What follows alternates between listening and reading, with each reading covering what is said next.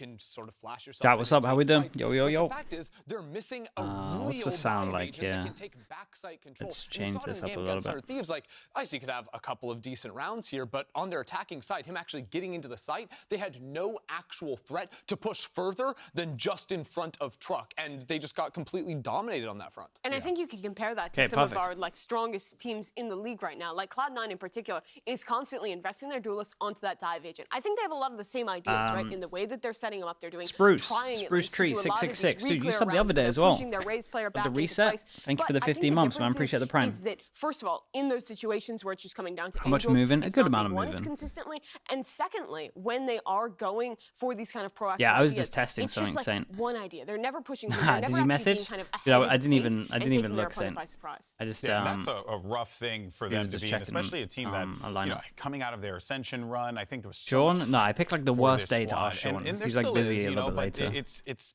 simmering down the only day a that little he's bit busy, more as of late, and they certainly need we'll to make it find happen at one point. That rejuvenation, and maybe this could be problem with the prime. Thank you so much for the 8 months. Thank you, thank you. That won Ascension anymore, right? Yeah, we'll do it on another day where we're both ready for like the whole team. This is a team that is now trying to swap things around, bring in a during guy the like second game, Icy, I and think. he was supposed to, we heard he's doing fantastic in scrims. He's supposed to be the dropping 7 that he 40 sent me? bombs No, and I didn't check whatnot, and Discord. we're not seeing that just yet. So was it the one today? I did some have horrendous lost ones today. The luster of that Ascension win, and now just need to see results from the new hire.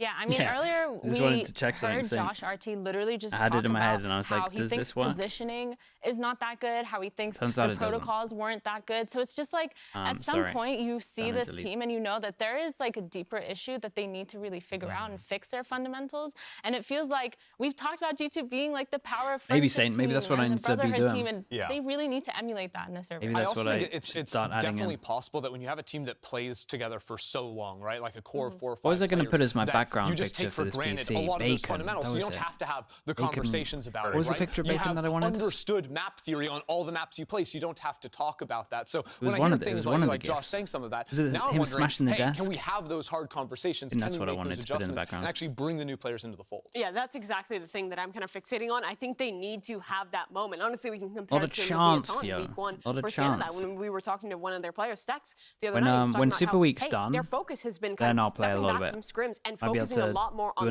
morning the theory, on having conversations about what's going wrong, what's going right. Maybe we do a whole day of TDM. Reviewing. Those hard conversations are what you have to turn around. Right, I want to play. Is a new team. I want a neon main TDM now after watching May. I was just gonna say, I feel like a big part of it too is when you do add that new role and that new player into a roster, it's really hard to kind of just be like, okay, this is what we normally do. Like, you can kind of just fit in. And I feel like that is kind of coming across right now where it's okay. You can play Sage. Trying to fit into this mold of what G2 has built, where it has been so effective, so structurally sound. Everyone knows what each other's thinking. To now, they're trying to kind of put down Icy, but it's just not going to happen. To a certain point, you need to kind of develop a new play style for this player to thrive in. Yeah, there have been a lot of changes for this Hello, G2 lineup, but thankfully, we have Elizabeth standing by with JoshRT to talk about just that. Elizabeth, what you got? Hi, Josh. I talked to you for a little bit. So, very simple question. Obviously, Icy has a couple games under his belt with G2. How would you say, as his coach, that he is performing with the team? I think he's still being integrated into the team, so that always takes some time. But I'm pretty hopeful that he'll show his true form this week. Not to be rude or disrespectful, but time is running out, Josh. So is today the day that Icy will, the Icy we've seen and known in qualifiers show himself? Damn. Yeah, I mean, we've practiced really hard this week to make sure he's in form. I think this is his time to shine. I look forward to it. Best of luck. They're hopeful heading into this matchup, and they certainly do have at least a few bright spots to lean on. One of them in particular was they probably shouldn't Trent, have said that he keeps dropping 30s in practice. He's not going always to do it in been kind of officials. a reliable hand for this team, and it's no shocker here, Mimi, that going into this match, chill, they're there was going to no be chill really there. leaning on him here to bring you join, you can play Sage. Okay, Fio's going to be angry that you take the Sage, but I think he you can stepped play. up and performed in a lot of the ways we expect from this guy, winning a lot of pivotal clutches. I think when they're setting maybe just do a IC 5-stack of for these TDM. plays, even if they're not all That even playing out, thing. it is Trent the guy to if he do 5-stacked in so. TDM, would it put you up against another 5-stack? He is still good to find that trait to sometimes take over and win some of these rounds with a multi-kill, with a clutch like we're watching here. I just feel like Trent is one of those players that ever since he sort of broke onto the stage, he is a guy that just has incredible game sense. And even in a very chaotic round where he's down in numbers. They was doing custom TDMs, invite only. Yeah, we should start leaning into that. He is the guy that is able to be aware of his surroundings and just anticipate where those players are going to be coming from. And that's why he looks so good in those clips. It's because he's almost he's aware, he's pressure, he's polytroidizing every single round. And I think he's also so aware. I don't know how to follow that. What were you going to say, Mimi? I have nothing to add to that. That's fair. All right, well, go ahead and call it there, and we'll move on over to their opponents for today. We got Furia. Now, this is a team that has been on the struggle bus, population 5. It's been very difficult. And, you know, on the Pansy tweet. Last match I mean, she's not NRG, wrong. Only 3 of the rounds that they were able to muster up were gun rounds in Athena. At some point, we have to ask, casting's difficult, and yeah, I mean, if you ask me to come on the desk and analyze that, she's pretty much everything she says is accurate. I have no clue what to talk about because it genuinely just felt like a demolish. It felt like Furia didn't really have a set plan going into it, or they did, and once they realized that it wasn't working, they didn't know how to adapt. NRG just had that little bit. I don't think she's furious. I think it's more just like not really going their way. food they for tried thought. Countering by having the and I same guess just being like, well, I think Sideshow does have the best mix in terms of like casting and then doing stream stuff as well. Double duelist, your raise comp, but it is true. It was such a stomp. We didn't even, I feel like, really get to see what the full definitely idea not they as were trying appealing to as it used to be like 5 years ago now. This is a team now who is winless thus far, who has been getting stomped in the majority of their games they're playing. Congo back honestly, with the Prime. Thank you for the 4 months. In the replays, dejected. That's exactly the word sorry. for it. It doesn't feel like the energy is there, the vibe took what is you there, said the and feeling ran that, with like, it, to be hey, we honest. can win this match. But I think G2 is a much more winnable game for them. It's a G2 that has been looking weak, that is also kind of downtrodden Prime right now. Congo back. If they could come out, get a strong start, feel that energy Well, again, how to they observe. do have Observing some fantastic so fun, players dude. on this team that I think could pull off an upset here. Sure. Yeah, I think the thing about Furia too really is cool. when you do I like it a lot. I didn't think I was going to have as much fun as I did observing. To just sit down and like focus on your fundamentals. I feel like at a certain point they have probably fixed a lot of the issues that we saw, even on their executes on that Breeze side. They didn't have enough layers. That once the first set of util, once the first set of entries were shut down, they could not get into the site. Like they had no how do you power. pivot? Exactly. How do you like come up with those like last second plans when things don't go your way the first time around? You always got to have a plan A, plan B, plan C.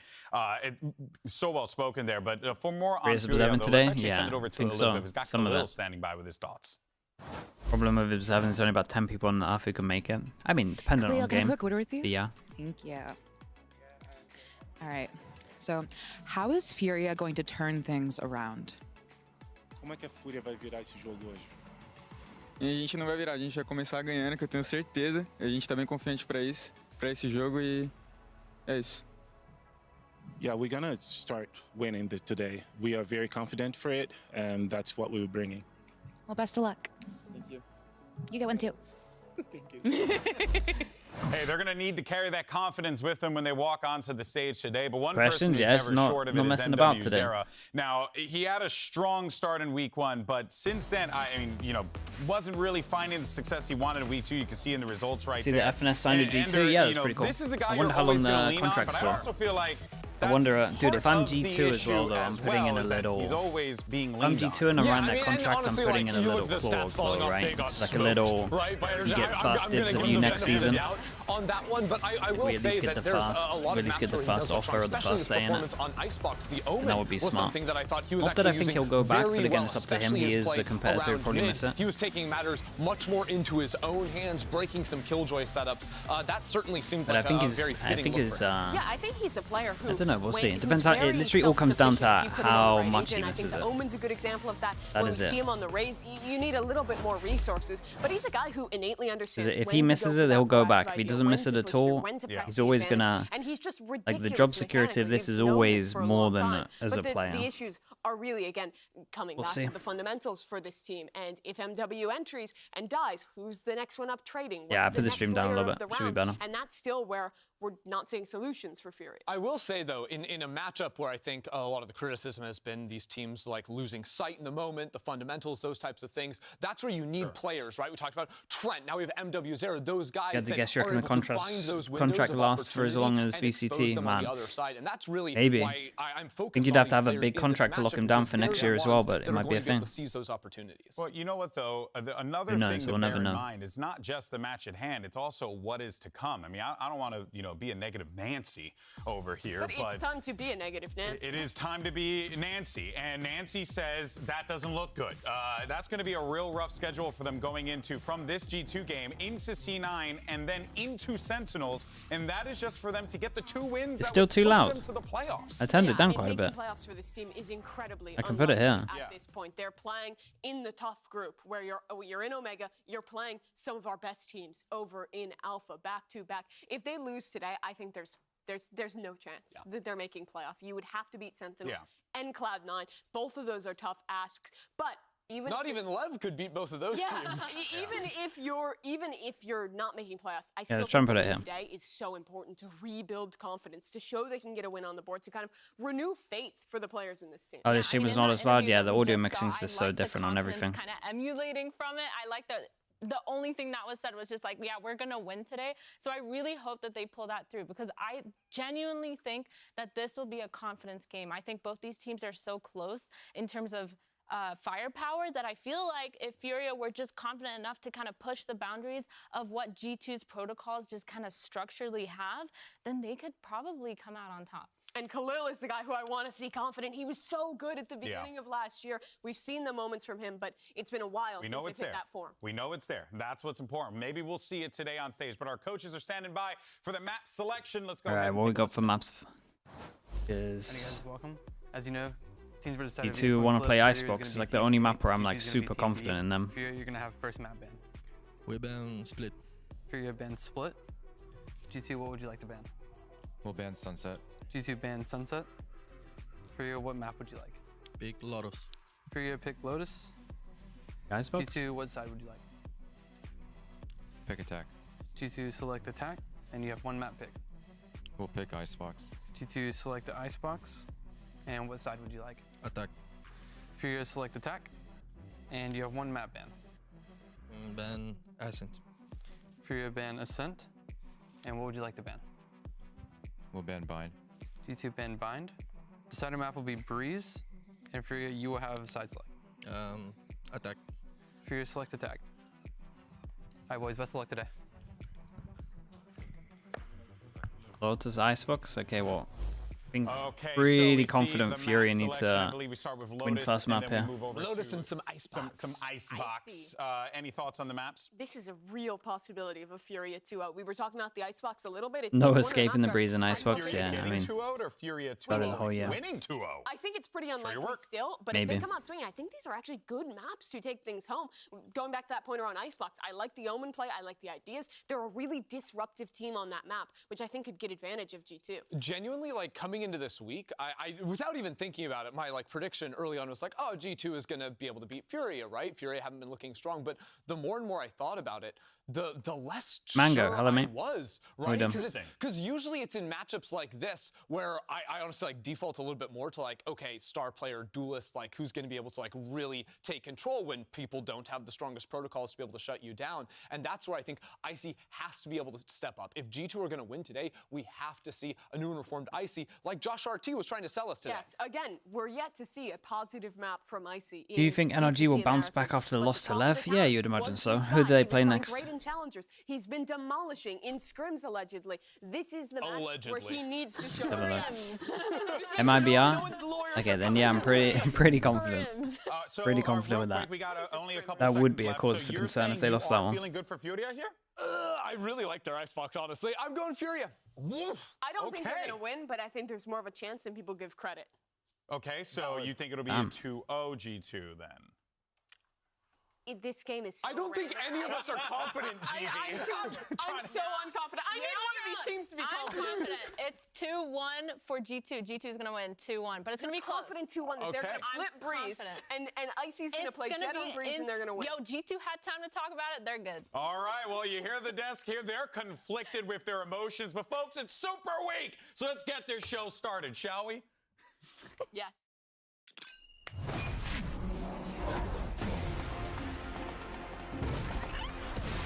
MV made his stuff about the, yeah, I managed to watch like a little bit of it. I managed to watch like 15 minutes. I skipped the sunset stuff because they didn't really mess up on sunset too much. But yeah, the bind stuff is, I mean, we were talking about it a lot on the stream. They messed up a lot.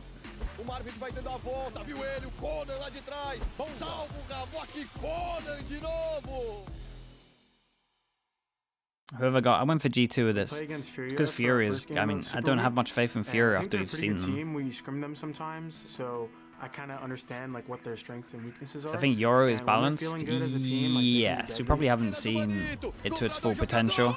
Maybe on some maps, like some teams, some maps, Heretics, maybe Breeze have used it like really well. But I think it's a balanced agent.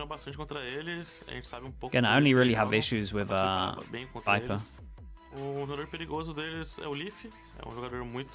Honestly, Gecko needs a plus ult. Gecko needs to be 8 ults.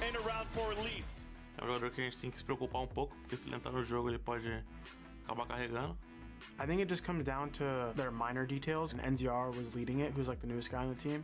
So it seems like he's trying to bring in that structure into Furia. So if they can figure out like a couple things, they'll be probably really solid. Your ult used well is uncounterable. Nah, I just think teams suck at playing against it. It's like when we had KO ult for the first month and teams didn't use anti-KO once. People haven't put enough thought process into it, I think. It is a very, very strong ult, don't get me wrong, but I feel like I think teams can play a lot better against it.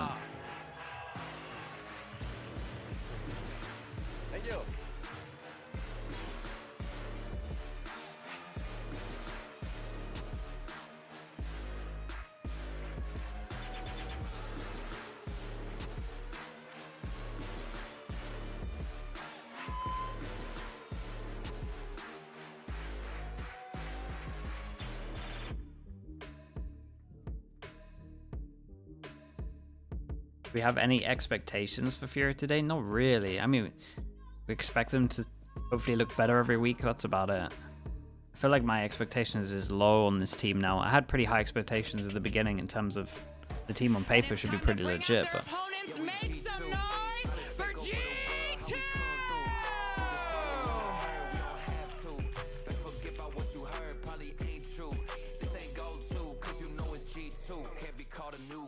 We've been up for several summers, seeking how to step in commas. If you with us, buy the bundle. Say you survive the bundle. Barely time to buy the bundle. For this ton of errors rumble. Cause you know we titans in this game, ain't no contest.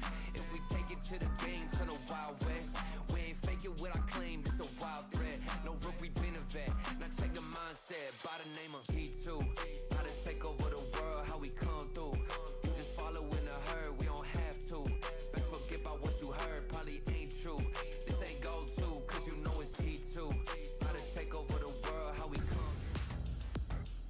when are we going to talk about the lack of good managers?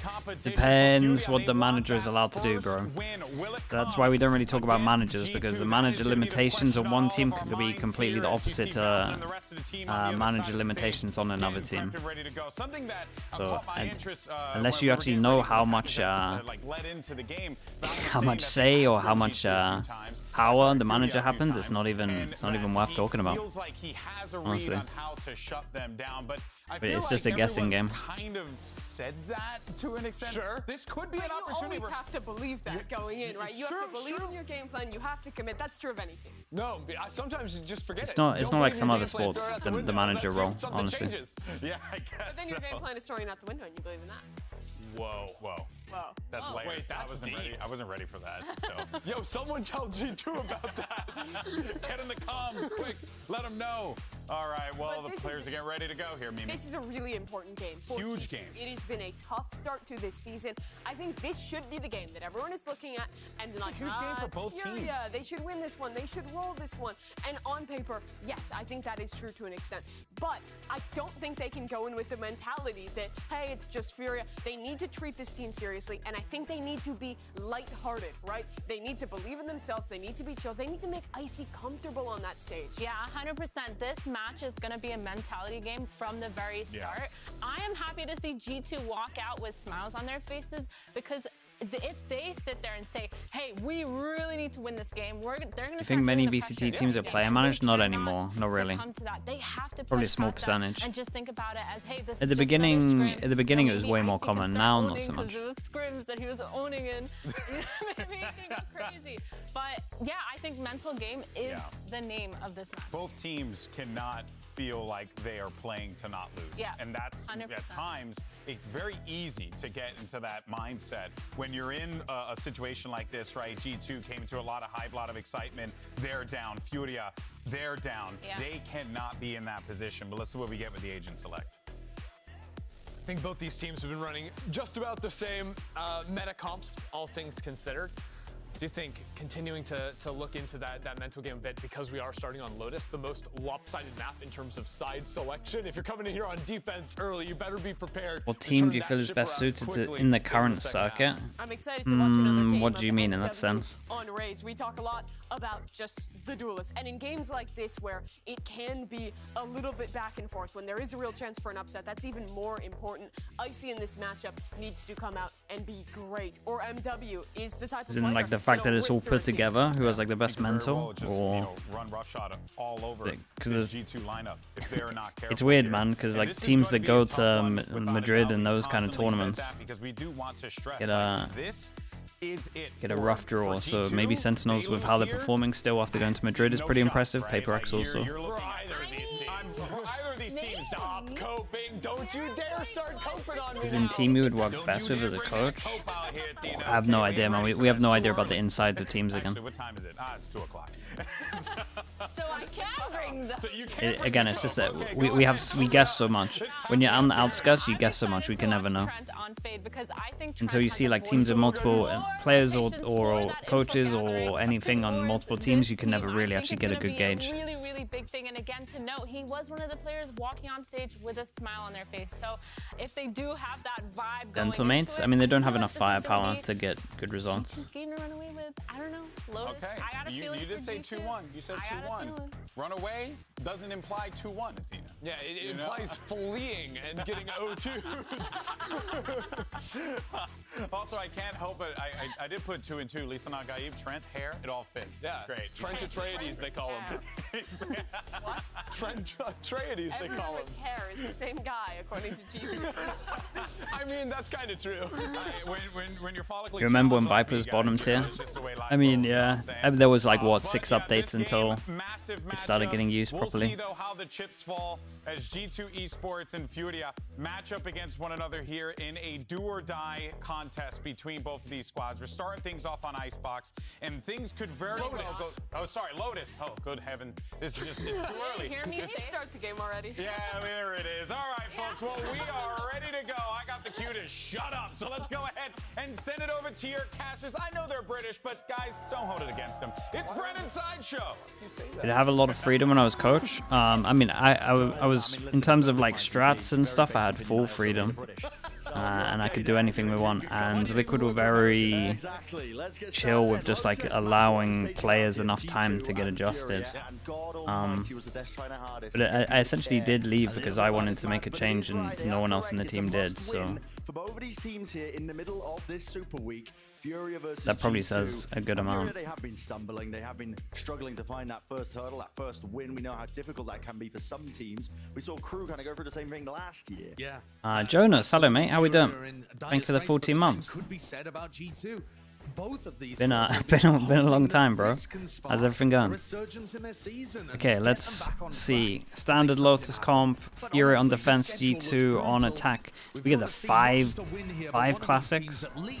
looking significantly better than what they've showcased so far. Yeah, certainly a lot of footsteps rumbling all the way towards Valen with the Prowler. Catching these two players. Gordon to the corner. Unfortunately, with the nade actually rebounds back into the doorway. Meanwhile, the whole of B has been taken. Do they have any idea about this guy? Because he has them all run away, and no one is expecting that he has a perfect timing. There is a chance that Leaf wins this round because they just don't expect this. Oh man. Okay, it's so bad. Dude, I was about to apologize because that would have been so on. Oh boy. Holy. Dude, and these guys didn't carry on pushing after he took the duel. Oh my god, what's going on here? Setting up for the paranoia. Didn't think anyone would be in that post-plant positioning. Getting muddy. It's getting muddy. Actually is though. Alright, God, I'm shooting fade ice. Nice shots from NZR. This is it was a scrappy pistol, yeah. At the beginning, allowing Leaf to survive. Oh, the mud match that was promised. We've got a missed Nana Swarm as well. Everything was off there. Multiple people getting shot in the back from Furia, just not anticipating the positioning of these G2 players. Wait, do you reckon you'll do it, Jonas? That's nuts. Furia come out on top on the pistol round. I think this game really is going to be brutish in some regards. Oh yeah, I'm taking the jacket off. There's going to be enough mistakes from both teams, you would imagine, for individuals to come alive and make the difference. Yeah, and maybe shine. Look at it. I mean, just we'll keep an eye on this one. Because they got the plant, they managed to buy a little bit into it. It gives you the freedom, obviously, in terms of the guns, because no one wants to buy with Outlaw if they don't get the plant. And Furia are allowed one death. We have the one death. Anything else is because he got the kill on the damage. Leaf, he could be anywhere around B main. He could connect with the player that was pushed out of Mound. I like this from them though. Right, they take over towards A. They cut. Well, I was enjoying it until this. And they cut sound like they could have gone back. And surely, dude doesn't want to give it to him. Jonah P's having none of it. With only a bulldog. Yeah, and he might overpush. Ace available here. Yes, it's an eco, but why not? This guy is jumping. This guy's jumping through the corner, right? But okay, they're playing it disciplined. They got the spike down. They realize it. Yeah, I don't think there's going to be any holes here for Jonah P to exploit. Okay, lovely. And it's relatively close to getting Havoc Sword. And again, they were allowed one death and they had it. Early on in the game, this is a player that's come up from that tier 2 level, as have a lot of the G2 squad. But Havoc has struggled, I think, to get his footing. What do you think the muddiest game is?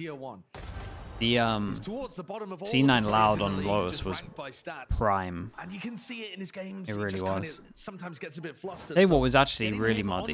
Was it kickoff? Or was that split game? Loud and was it Loud and Lev? That was mental. To see from him. They brought him up. Healed. Yeah, they did brought him up. Similar template being followed by a couple of players actually. I mean, he. I can't remember who it was in kickoff. Damage exchanged here, but this will be a good chance here for Furia on their bonus. They get some form of conversion online here on the defensive side as well of Lotus, which we know to be on the weaker side of the map if you end up starting off. Drago X, thank you so much. Thank you. With the Prime, appreciate the half a year, bro. Leaf's gonna get pressured here, pushed out by the paranoia. Thank you so much. But yeah, and they at least get a bit of this. We look over towards A, they go aggro A. We set up the judge over towards A, so stepping back towards A, especially if we start using these prowlers. Yeah, nice. Omen flashback. Question mark created, and they had the Omen close here as well, so they are going to go back over towards A. Good news is they have double prowler.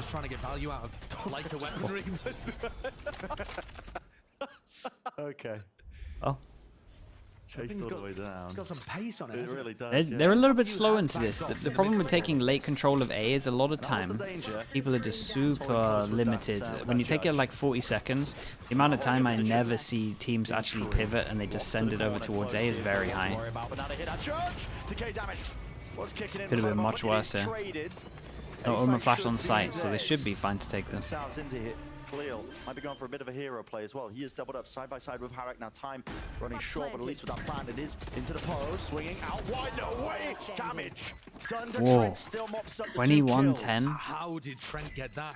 It's insanity. Furia had the jump on him and somehow still able to spray down 2 with the Phantom. He might have just saved his squad. Toxin screen down.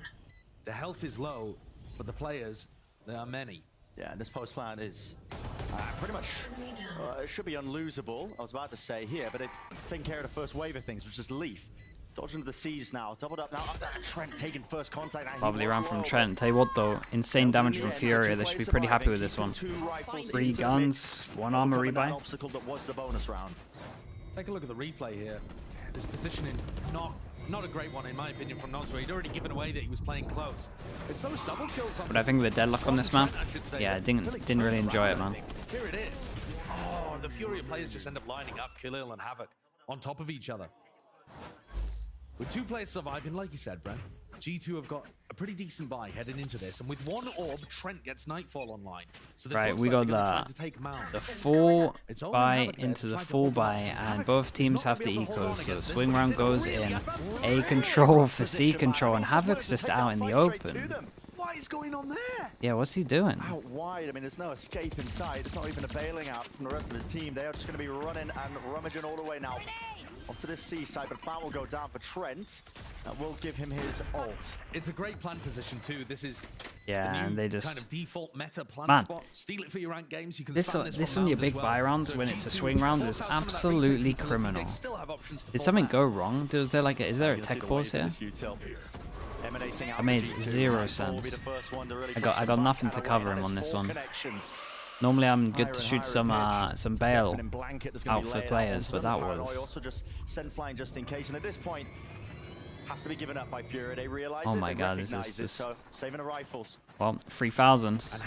We got a 1 armor rebuy. 7-0, I think, on the scoreboard, getting off to a hot start, getting some of those eco kills. I mean, he's just tossed that one away. There's no other way. Yeah, he just gave him so much money. This is like when one mistake snowballs into just the whole half. Yeah, I mean, this was potentially it. We see some teams put an alarm bot there or try to put a turret in that spot. Or sometimes you can have a duo play. Yeah, just setting up like a crossfire, somebody at the box. He's so far away from. Why would you play like this in your big buy rounds? G2 go for any kind of 3 players up to 5 player attack side default towards Mount. He is stuffed. Yeah. You can't afford to be losing. Best case scenario there, he gets traded. Like he just gets traded. Looks like a bit of a brawl occurring. No, we're about to. Now as the barriers drop, yeah, look at it. Util straight and over along with a nade. Icy looks to do this was lovely though. Yeah, once you know they're gonna bail out, just insta get the line. From Trent. This is great from IC. Good understanding of just like what the reactions are if they don't go heavy here, and maybe they wanted to go close, but they didn't use like the normal combos of actually wanting to fight it. It's prompted a bit of aggression from Havoc again, who this time is using information that there were attackers towards Rubble, so he knows it's a little safer to go and break that turret, finding value without being punished.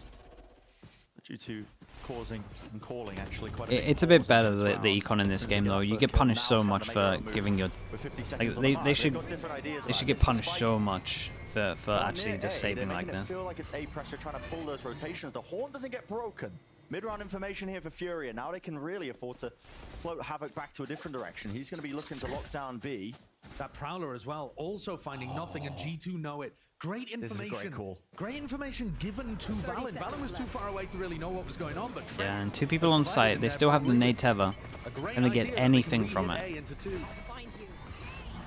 Look down here. Nade miss. Horns into the back had to be broken, and also just looking in completely the wrong direction. Even hearing their footsteps here. Tap tap with the rifles.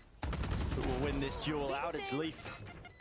And with that being said, only 2 left standing for Furia. Looks very unlikely to end up. Yeah, and this is going to be another round with. Oh, okay. Furia. MW trapped down to the lower section. A great round from him. Strategy in his mind. He is really just stuck there. MW got dropped down to 9 HP at the start of the round by Icy spamming. A lovely round. 4 people, maybe an armor rebuy. They might even have enough to warrant this one as well. After taking the pistol and the follow-up, they've just now been cascaded backwards over and over. Look at all of this. Yeah.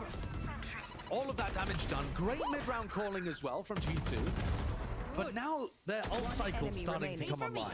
Icy got a showstopper up there with a couple of post-plant kills. Leaves one away from this all backfired so heavy. And yeah, Furia are starting to get some of their own, but it always favors the attack side, in my opinion, these kind of setups, because you just have more freedom to pick and choose your Like time. around like this, I would be so fine with Havoc playing that angle.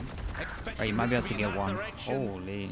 And they just leave one player on the other side, again, too exposed, a bit like we saw from Havoc. It's an eco, but Khalil just hoping that maybe he can just take a shot and back away there, but it's just the Furia are offering too many opportunities for G2 to create 3 versus 1 scenarios around the map. More save now. They'll at least go for this one. They don't want to save these guns. You get that first advantage, either kill or what, some space, and then they just take these pauses. They wait for Furia to make the next move. See if they slip up themselves. Haunt. No connections, no tags at all. Balls down, facing many players now, many chances. Yeah, this was lovely though. Everyone was so ready. I love. Who is this guy? And there's the value of that pause in the Who is this? Is this JoshRT? Just the whole time waiting for some kind of contact from these guys, and then he can swing because they're just heavy committed. It was a very nice setup from them. They were just so ready. Even just like, he's basically just playing anti-flash, right? It's either if there's a flash he can swing, if they take contact he can swing. They're great. What are you going to do with the rest? Yeah, flush with cash. Put it in the pension pot. Exactly, 401k type beat. All right, he falls. Wait, shot. Conan, looking real nice, flexing on him a little bit, but eventually okay. They do but that one up. So, does that? I mean, at least it was a little bit of damage, but honestly, with that run they gave them earlier, they're pretty much just buying for the whole of this half unless they win 3 in a row, which on defense just doesn't happen. Pistol round. Yeah, follow-up. That's it. That's it. Boy, he was so confident he was going to double satchel out. Look like a phenomenal peak from Icy. He just flies around the corner. Yeah, he was there fast, it's true. This is a must-win round for Furia here, just to try to get their feet underneath them. They have big ultimates, but if they lose the round, their economy is going to spiral out of control again.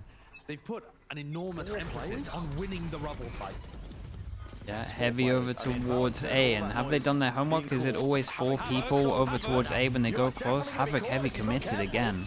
Has to pop the nanoswarms very, very early and prematurely. Killjoy up for Killjoy. They saved the nade. Icy's nade. Oh my god, where are we? Did the nade hit? The nade didn't hit, but shout out to Trent sending it. And these all have to go back and respect it. MW0 has his ult for retake. There goes the ult for retake. Fight them into their spawn. Icy. Take it out, MW. Love that aggression from G2, pushing into waterfall, huge amount of utility there, the C's, the nade, the paranoia, and then they pit on top of that and push out towards the spawn so that Trent can get plant. This is 4 players up, just seeing if they can do anything at all, but with the murky depths of the pit, lay it down onto the side. It comes down to RNG, it comes down to spam. You just gotta hope and pray that you get a kill. Yeah. And you gotta back away, you gotta save again. Does it matter at this point? Not even sure. I mean, they oh. These kills. These are devastating. Yeah, this is just like what you want. This is like when you go into practice and you ask if you can have full money. Like this is literally it. You look at MW who bought up. If they're not able to save rifles, then they're not going to be in a good spot again. So Leaf, he's going to keep going, but I don't think he's got the time to deny it. Hopping around. And that's important that Furia got away with 2. That's just going to give him a bit of a, you know, something. What a time to time out. Well, we got to win. We got to win 4 rounds in a row to break the recon, guys. It's pretty much impossible to come back at the moment, but still good. Let's maybe go aggro A with 3 people this time. In the first 3 seconds. Dude, going aggro with 4 is so outdated. I would love to know if I think the trap play with 4 is fine, but ever since, if you do that in past demos, people just look that if you go heavy A, and I don't know because I haven't been like trying to anti-strat any teams or anything like that, but if this is a common thing where they try and go 4 and that's when they make a lot of sound over towards A, it's the easiest call to just go send it C, and it did look like that. They were very convinced with it. It's like I don't remember what the LAN was, but that was how Paper Rex lost a couple of their Lotuses.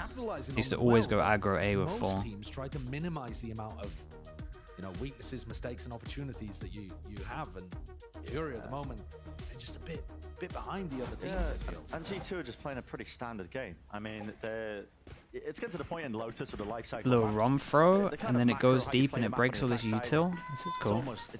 It's basically the same as they used to do with the Molly. With the Viper smoke.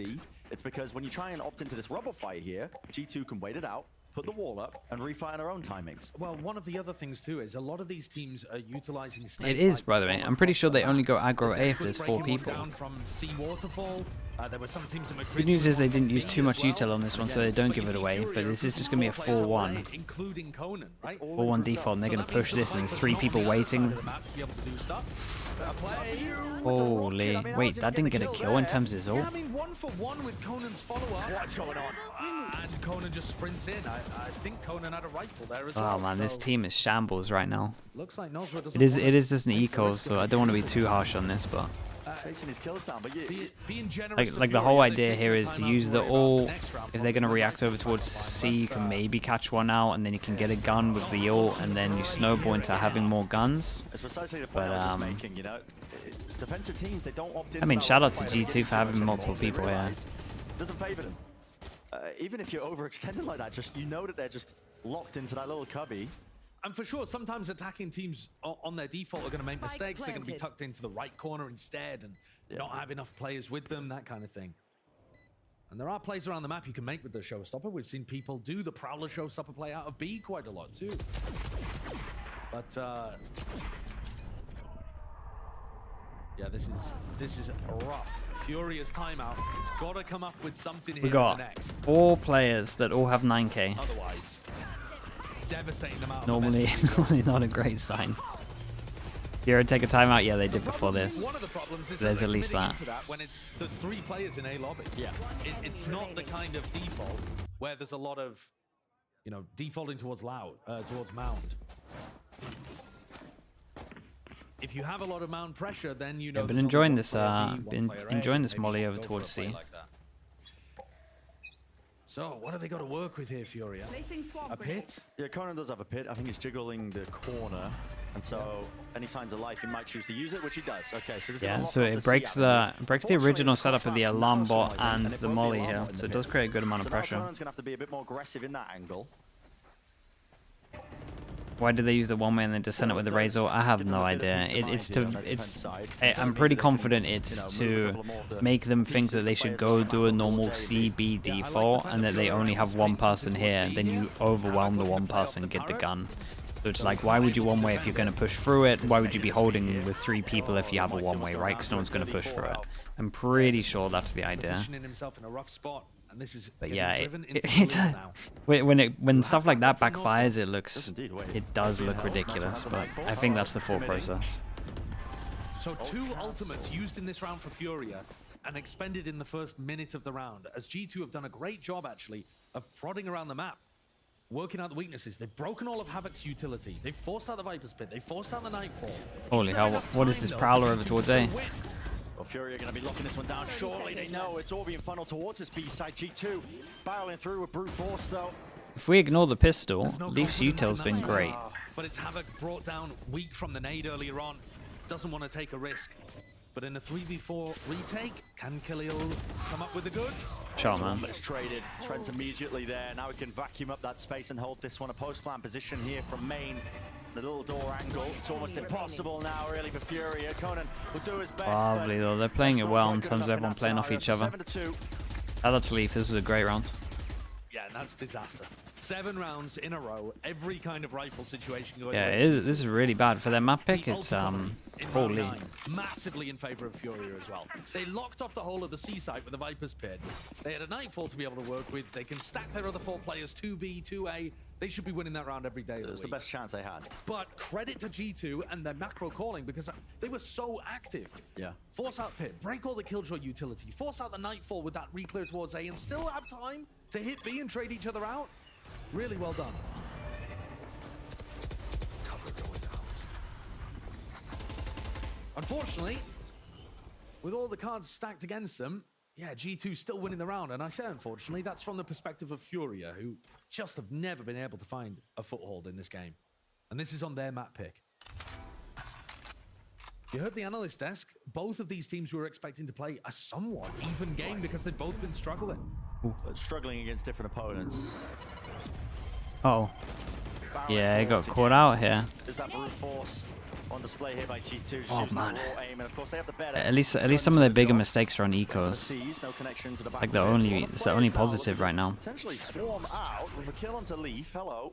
Yeah, Leaf just walked through the wall there into the turret had gone offline. Dude, even Sideshow's having a rough time not flaming, man. What's going on here? Essentially really holds on to this angle with the orb propped up, wants to play inside of it and just repositioning, but they are collecting all of them. Conan pick up the rifle from earlier, that was Leaf that went down, but what can you really do with it?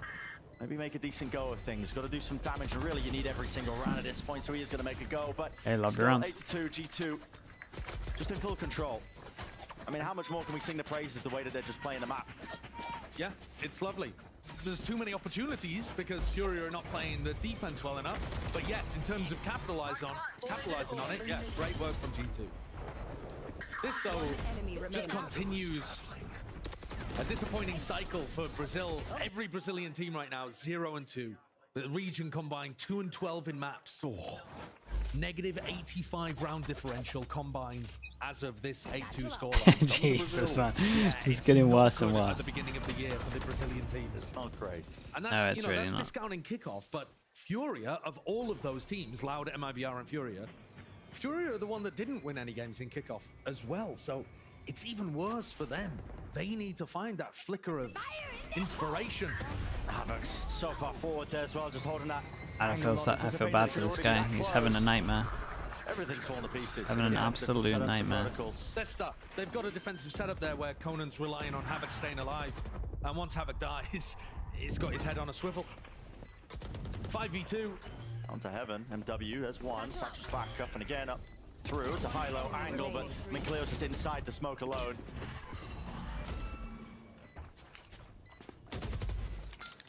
We'll go for this here with a nade.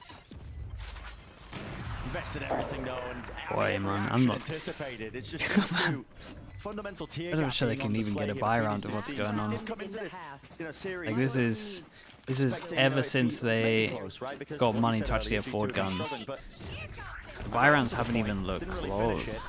Kind of difference in opponents. I mean, G2 struggled against. Good job they got pistol. Yeah, it might have been a 13-0. A lot of people do put. You know, there's disrespect on the name, I suppose. What's happening this week? Things in their group. They're actually not a pushover team by any stretch of the imagination. No, 100 Thieves have been doing all right, and I think G2 struggled in that match. But yeah, the thing is as well, you could have said the same thing about Furia. Furia played against NRG twice this year, right? And they got smoked both times. But we know the quality of player on NRG. That I think the difference is that they just got absolutely rinsed, and unfortunately. If you're a team that's already struggling to get that confidence up, really loving how they're using this. It just hurts right, the killjoy stuff to break the killjoy stuff. I feel like that is very underrated because it just frees up the raise a lot more to go everywhere else as well, and also just save the double satchels to send it in. I mean, the entry of G2. 2 extra players as well. This guy over towards Heaven. Ult goes in. It's a lovely ult. It does give him this path though. Honestly, Fade probably needs help on site. He's way ahead of the rest of his team, but he wants to try and make the most of it, but he doesn't know which way to turn and twist and look here into the back. Showstopper, and Rocket sent flying but brought down in response. There's only 2 left to stand. I mean, G2 perfect snowboard in a lot of these rounds, but this is Move on here. It's 2 versus 3. Make it 2 versus 2. Maybe. Best chance in a long while. Paranoia, blind and deafened. Oh, they really need this. 1v1. Noz was sticking onto. Damn. Okay. Solo. Solo play. Nice round from him. Okay, they got 3. This is their first buy rounds. No charges. Winnable. Okay. I mean, listen. Winnable. They are moving to the attack side of Lotus. Yeah, I mean, maybe it's just their worst side. It's just been so brutal. Good work there to still keep things together in a tough 3v3, 2v2 scenario, but that round is not how the whole half went. Hey, listen, stranger things have happened. We'll find out in the next half. But first, let's hear from Furia's Conan and get his, overall thoughts on the competition. A G2 é um time muito bom. Tem jogadores que tem muita mira lá, jogadores muito talentosos. Eu acho que a gente já treinou bastante contra eles, a gente sabe um pouco do jeito que eles jogam. Dá pra se preparar bem contra eles. O jogador perigoso deles é o Leaf. É um jogador muito agressivo. Ele tem muita mira. É um jogador que a gente tem que se preocupar um pouco, porque se ele entrar no jogo ele pode acabar carregando. Well, yeah, pretty much that sums it up, man. Well, I still kind of the kind of big positives I want to take, but just focus on G2 for a little bit again. A lot of how they're using Leaf at the moment is great. There's a good amount of freedom. I like the amount of pressure they're creating over towards C. Not that we saw Furia try and hold C much with numbers, like at all, but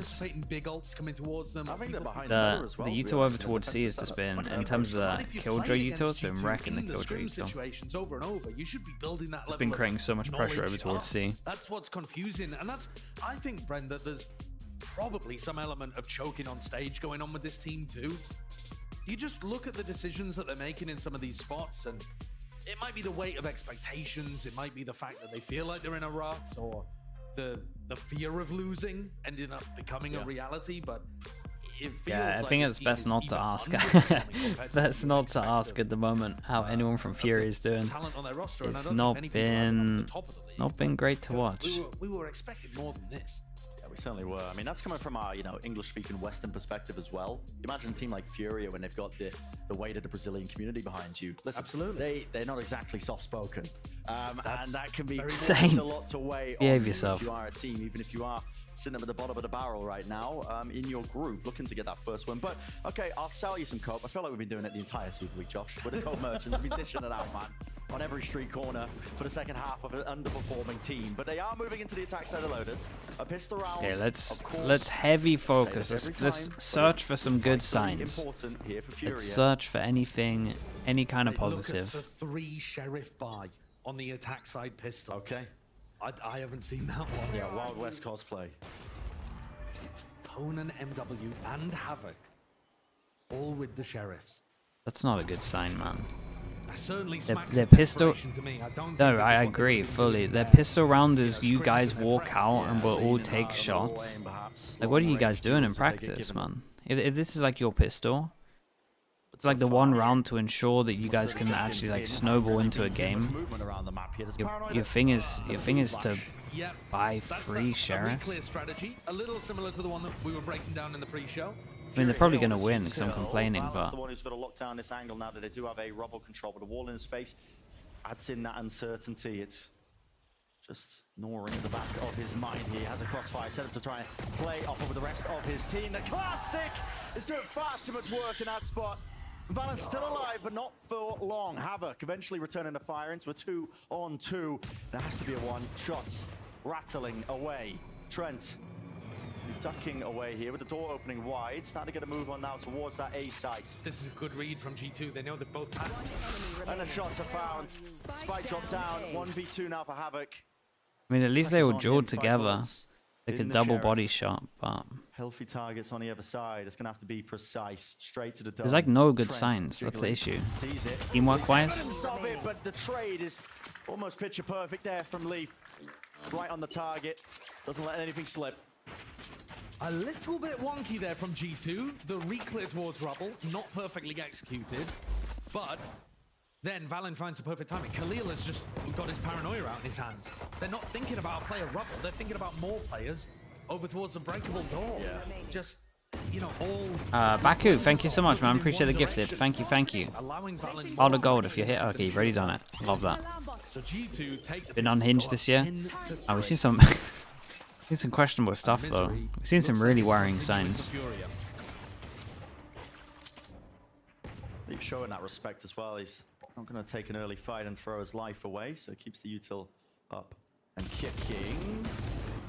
Watching for these two players as well, but at this point, Furia not running out of options. You do essentially need a thrifty win here. You'll be able to farm up somebody's orbs, MW, but with how little of a buffer they've got in terms of the round differential, is he even going to get a chance to build up to the ult? Yeah, they need a couple of players to just start hitting some unbelievable shots. And it's a pity because, to be honest, when Furia are picking Lotus, they're probably thinking... Generally, teams feel very confident on their attack side of Lotus. And they've barely had an opportunity to play it so far. Havoc is... I mean, he's way ahead of them, isn't he? What's going on? Why is this guy solo on A site? Caught by the horn, swinging back in. Easy pickings for G2. Players are just crumbling here. Yeah. G2, very good awareness. It's individual around the map. Furia, they look honestly like they've given up with this map, and they're just trying to make anything happen on an no, it is. Thinking about Icebox, maybe. Maybe, yeah. You know, I think this timeout's good, and it's just like, guys. Play a somewhat similar style. They played a lot of the double smokes kind of stuff. We saw MW having a lot of individualistic impact on the Omen. But one of my issues, Brent, is if, and I'm speculating here, I want to be very clear, if it is an issue with choking on stage and having that, like, unable to perform under pressure stuff for Furia, then losing a map like this sometimes it just booms you for map 2. Yeah, it doesn't matter how good your game plans would have been had you played it, you know, in a vacuum. It's within the mental context of the match you're playing. So I mean, you can't shake. What happened to the Brazilian teams? Yeah, they're having a rough split. Right? No doubt about that. Yeah, it can be very tough. Very tough. We'll see. I mean, the amount of adjustments you can really make if you are Furia, it's got to be mentality at this point. We haven't even seen enough of the one side to really make any calls. We literally haven't seen any attack side here, and they've taken a timeout. Yeah. So they haven't. I mean, but you could tell something internally is so wrong with what we've seen from the past 2 rounds. Like, there is no way that was their pistol round that they bought into the beginning of this game. I refuse to believe it. And then even if you have an eco, I don't know how far they plan ahead in terms of like rounds lost or rounds won. Surely that can't be your eco as well. Show me some firepower. Solo walking over towards A, over towards here. Then we have one here, here, and here. This is the round where you would expect them to show it. But they're coming in here with only one Prowler, no C's, no Boombot. Like, utility being optional, apparently.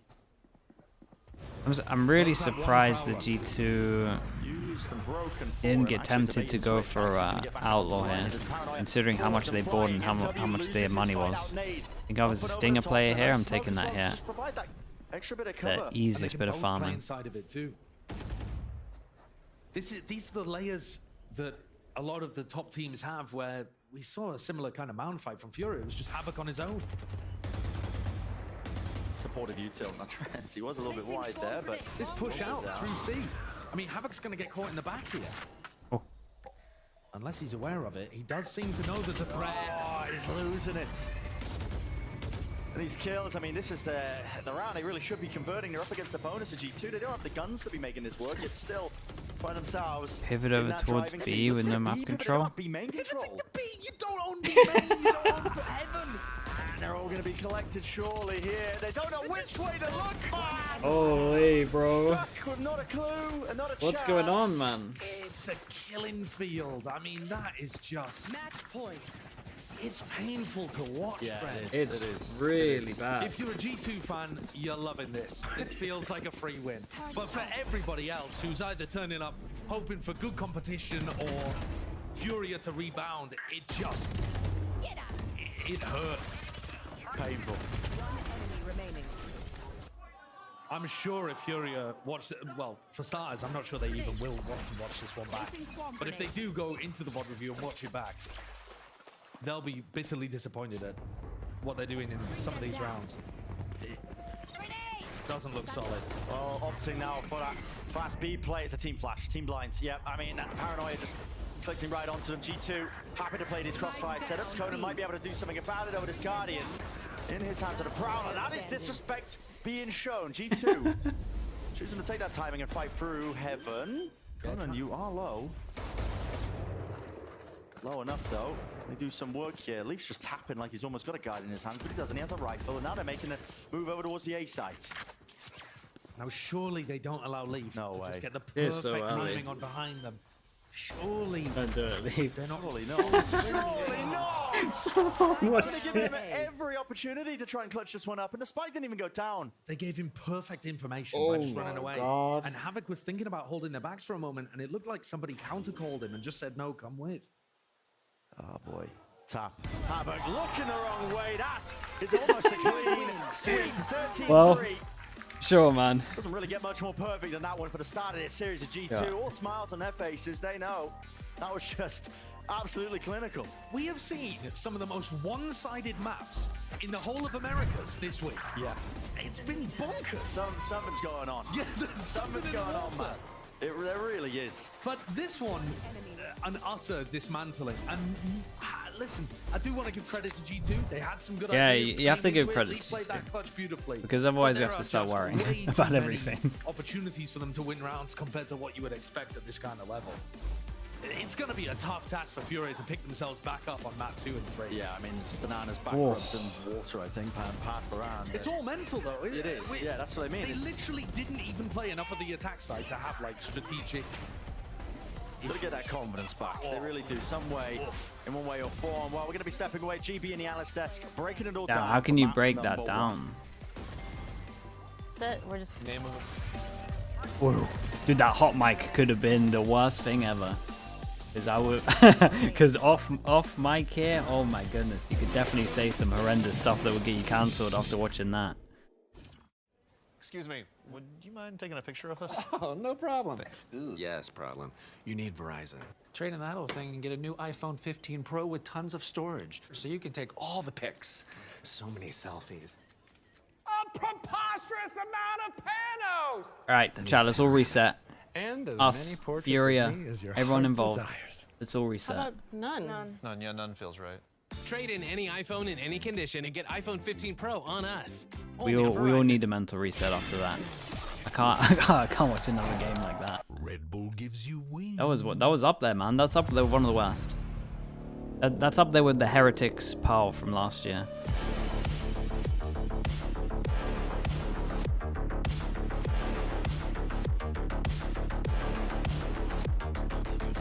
Okay. Let's all mental reset. All mental reset. Dude, why are the Americas teams just feeding TMV videos, man? Why are they feeding this guy videos? What's happening in Prague? Okay. Alright, we'll be right back. Snow Owl Bear. Thank you so much with the Prime. Thank you, Snow Owl Bear. Appreciate you. Okay, be back in a little bit.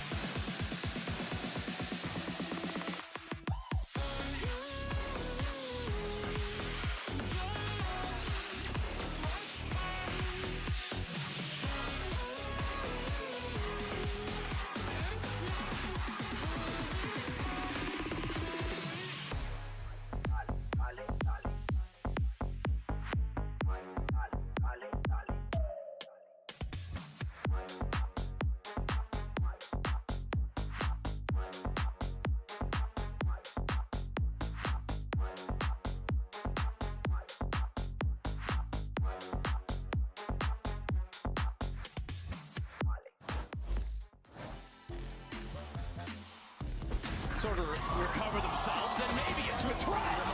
What is he doing? O Marvin vai tendo a volta, viu ele, o Conan lá de trás. Salva o Gavok, Conan de novo. Liz here with JoshRT, the coach of G2. A very convincing stolen Furia map pick. Now, we were just talking before this, and you said you were ready for it. What did you mean by that? Practice was hard this week. We made sure all of our maps are like at top form, and Lotus is one of our picks that like we actually like to pick. So, I mean, that's a little secret that we wanted to give away. Like we're ready for anything here. Let's look on your map. Welcome back, everyone. And look, let's not beat around the bush.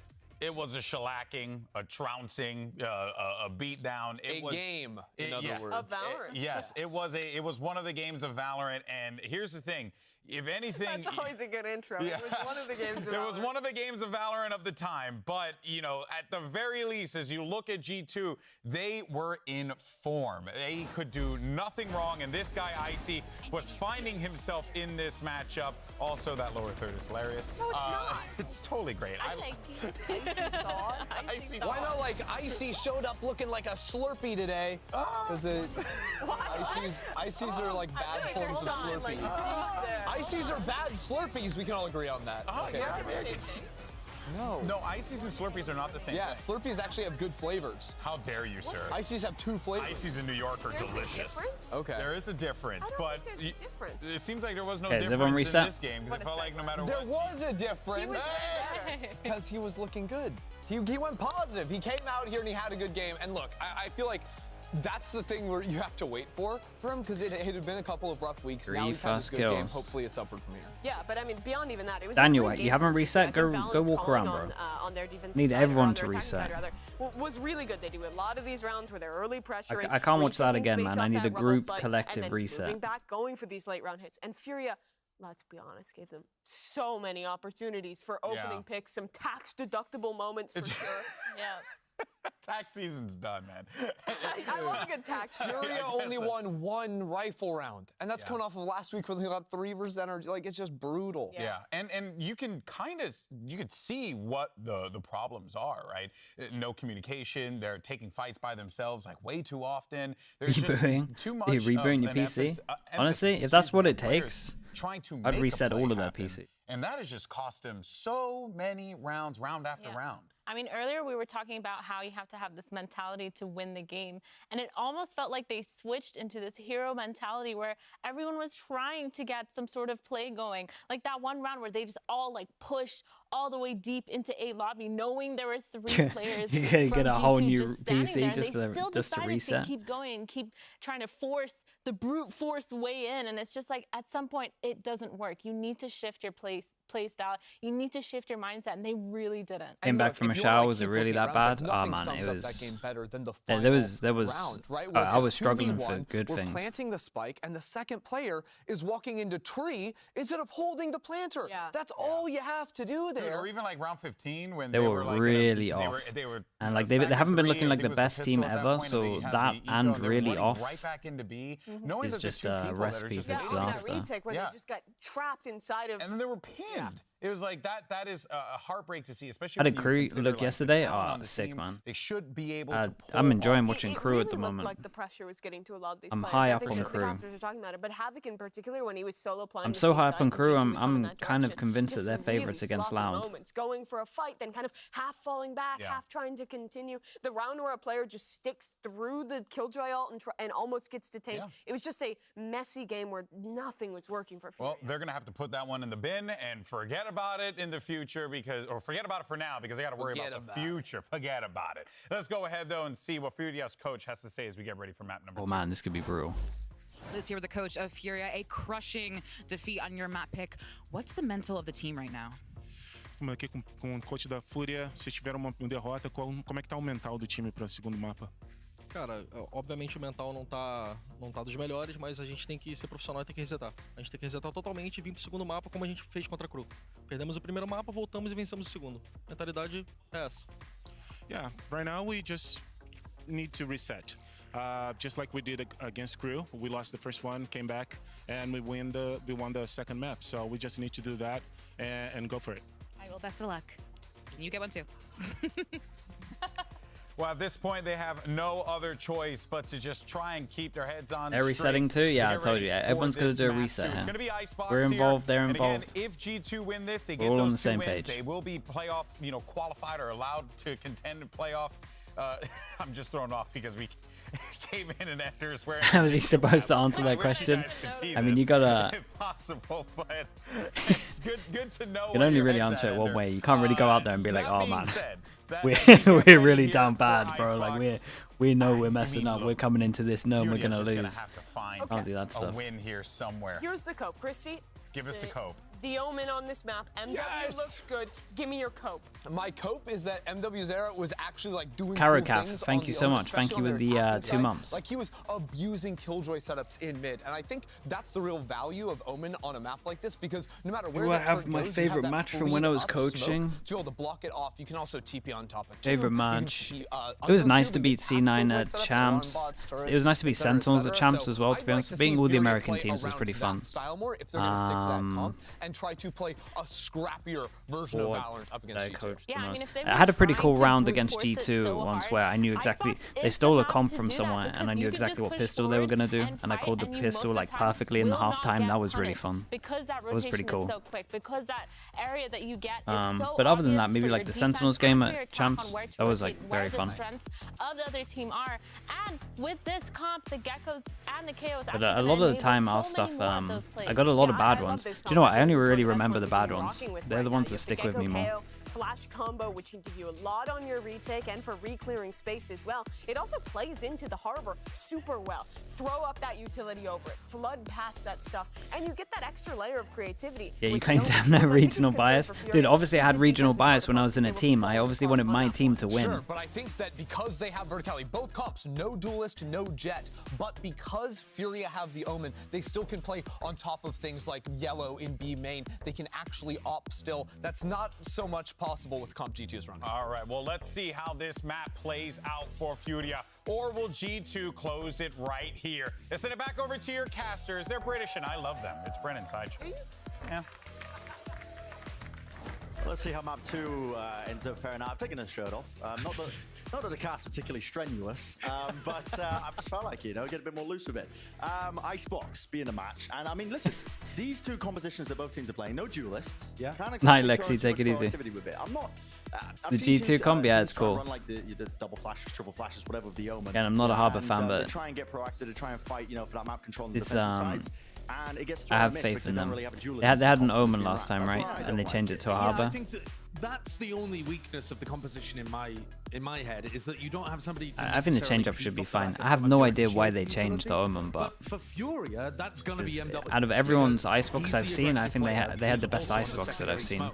So I think the change-up is bold, but I kind of got faith. Because it's actually going to be Icy that's peeking off the back of a lot of the double flash. Oh, not even double flash with their composition. Might be easier for Furia to play against, but maybe because they play the Omen, they think that playing the Harbor to get rid of some of the one-ways is going to work out. I'm not entirely sure. Compositional archetypes, but different styles and different agents being used and prioritized. But I agree with the Des that it has to be on MW.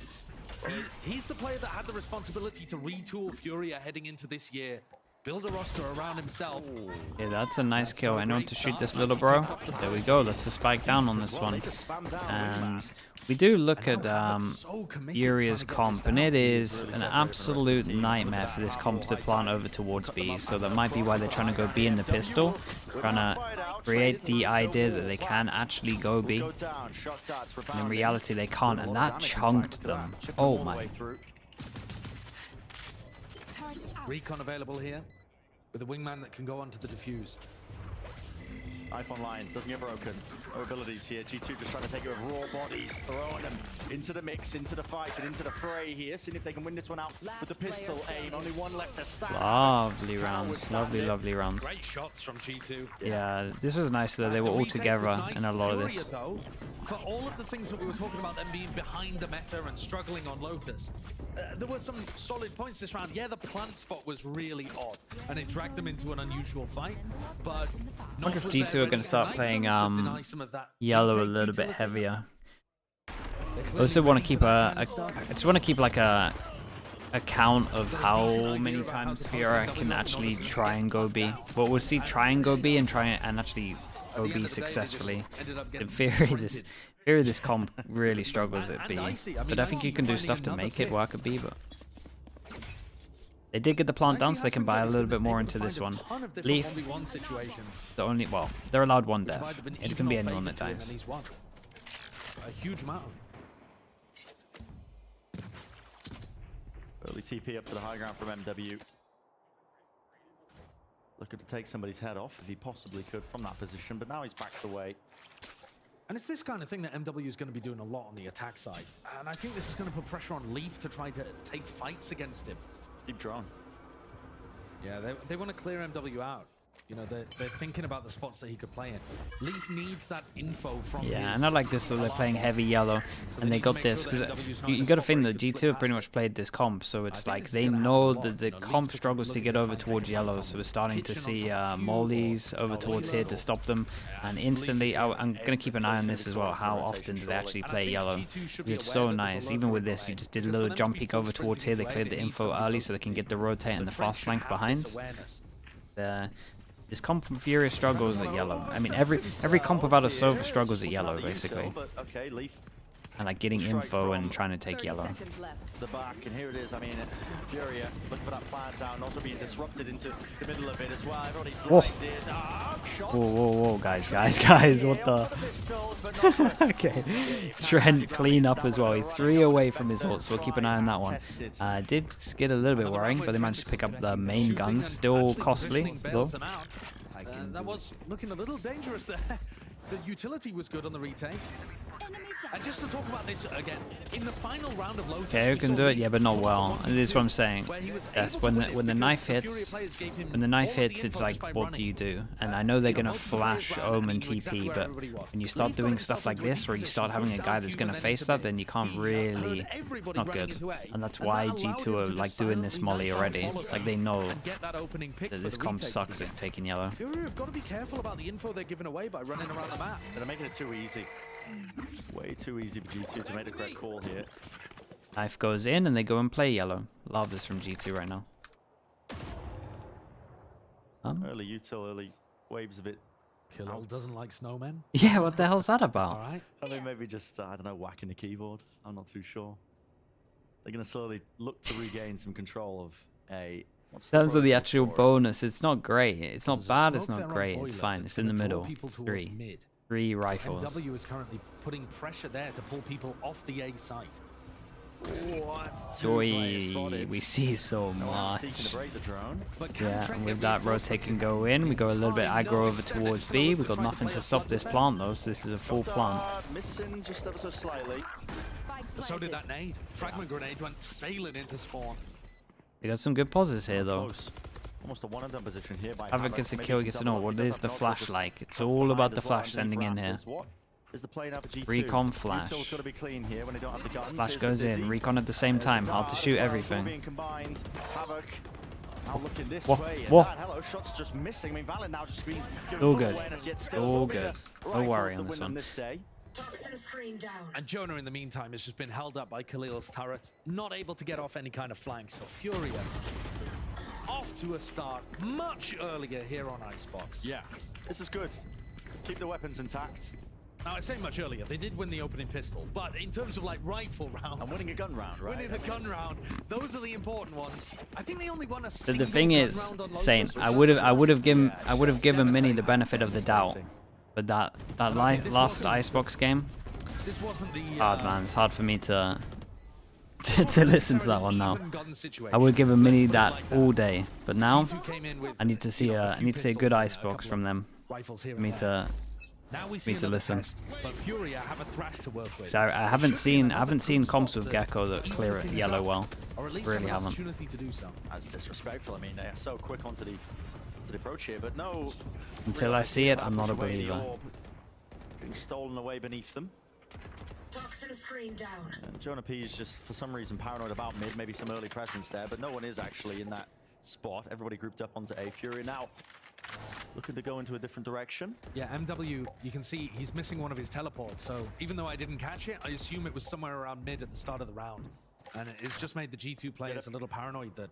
Pinging and tube, aren't they? Yeah, that Omen slipped through. And that's the value of having the Omen in this map, and it was something that Valen was previously playing on Icebox. Okay, inside 1, over towards A, kind of inside 2. Knife goes in, that doesn't hit anyone, so once they put the wall up, they're confirmed knowing that no one's going to actually get any info, so it might pull a rotate. You can only kind of avoid the knife in this area. But that ult can be pretty. Got to keep an eye on the official, and they're just giving them sight, and we've got to keep an eye on the Sova ult. We've got Mosh, got a lot of stuff to actually stop the plan in theory. Seconds earlier, now yeah. Flash to lead them into the site. TP. What is this Sova ult like? There's an open site for them. Have a plan down. Paranoia. It's good util. Stops them from really getting involved. And now Trent. Hunter's Fury. Did not hit the mark on this one, and 4 people over towards site. Massive duel. Any swingers? Being removed here, but there's plenty more targets. It's a rich environment for it. Here, MW just trying to dominate this smoke in this one angle. It's going to get spammed down here, down to Khalil. It's the last one alive. It's going to do so much here with the cove blocking the position. He can't even be spammed from it, so Valen's safe at the defuse and safety in numbers with the rest of his team covering it. And one of the things that Fury is missing there in the post plan is a concept of playing you know what I meant, yeah. A static post plan. There's a lot of teams, and kind of, if you think back earlier in Valorant, you just kind of have a default setup for your post plan. Yeah. I'll play here. How's this game only map 2? Bro, we're perfectly on time. If anything, map 1 was a stomp. If anything, we're ahead of time. Double faces. When Havoc swings there, why doesn't Noswa swing as well? Or try to set up some kind of combo with the utility? Instead, G2 are the team clumping up and isolating individuals on the other side. You need to see Furia still try to take initiative even when the spike's down. Hello. Can you help me out here? What's the point of having a Sova when you don't have a duelist capable of leveraging the range? Bro, Sova's so sick on this map when everyone's playing delay. Being able to shock all of these, both sides, is just insanely good. Drone to clear all of yellow when there's loads of positions here, early here, is incredible as well. Especially when they're on top of yellow, you can safely do it. Like, the hard info for all of B control is incredible. Then the recon back of yellow that clears all the yellow that can't be shot from sight, that's incredible as well. Following over towards here, drone to check all of these angles to hard clear, incredible. It's literally one of the best Sova maps. Don't have to get any map control from distance of duelist. It doesn't matter. Like, it's just all about how the map actually is and all the positions you can check. That was unreal on this map. Trent is really being quite disrespectful. Khalil, rapid on the ropes. Now with a no command. Pushing them back and away. This is Noz just trying to get some space for his team to get this plant down while Leaf is on the flank entirely. Was the turret down for a moment? It's the no command. Oh, okay. We'll see. Khalil. Yeah, I mean, just not calling that his turret was down for about a moment. Yeah. Leaf is able to just collect that one kill. Now they're going to be worrying about that thorn in their side. Molly's going a miss there with a snake bite, pushing it out, and that is a good swing and a trade. 2 versus 2. Wait, honestly? Taking initiative and taking that lead for the rest of his team. Leaf. Not another 1v2 though. A bit of a move on. He had this other guy. Needs to be played. Sticking this one, he's hearing it onto the ropes. I mean, Khalil is not obfuscating his position whatsoever. Can land it. Yeah, I got a little bit worried there. Honestly, Havoc hit a lot of nice shots. So another one for Furia to win this one. Yeah, and I've got to correct myself there. I was getting confused. The null command, no way it turns off their own team's turret, but somehow it was managing to slip around a bit. Yeah, just pushed a little further forward in that. But we didn't get to see Valen going down at the very beginning. G2 taking liberties, pushing. Why do you feel like you need a jet? They get Furia the opening they need. And this map already, you can see that Furia have some better ideas of how they want to approach things. Yeah. You know, they're actually you never really need a jet. Jet's easy and Jet's great for just holding a lot of these angles, especially like fighting here and here over towards it A. And it's like great for the clearing on top of yellow when you want to fight. It's good for pressure here.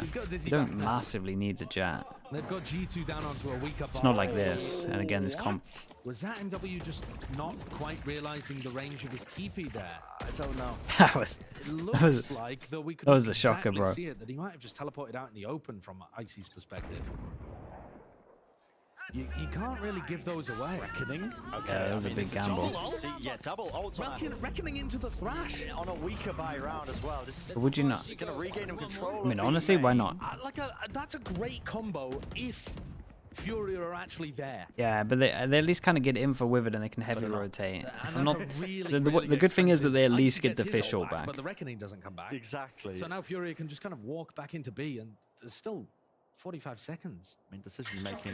They at least got info, I guess, and then because of the. As well, should save this one to clear yellow when they get close. Just contact. Honestly, I think the combo is pretty strong. If they were in this area a bit closer, I don't think you so question it. I'm gonna have that onto. Yeah, we're really using everything into this though. There's a lot of ults. They gotta kill Wingman. They gotta stop this plant. How many did that hit? 2 or 1? Just 1. Denied. Out through. Trying to take this one here. Lockdown being forced. Oh, they might have. Yeah, they might have messed up a little bit. G2. We'll go heavy on this. Everyone's gonna tank this. There's one person that doesn't. Another detainment onto 2 of these players. This time it's Furia.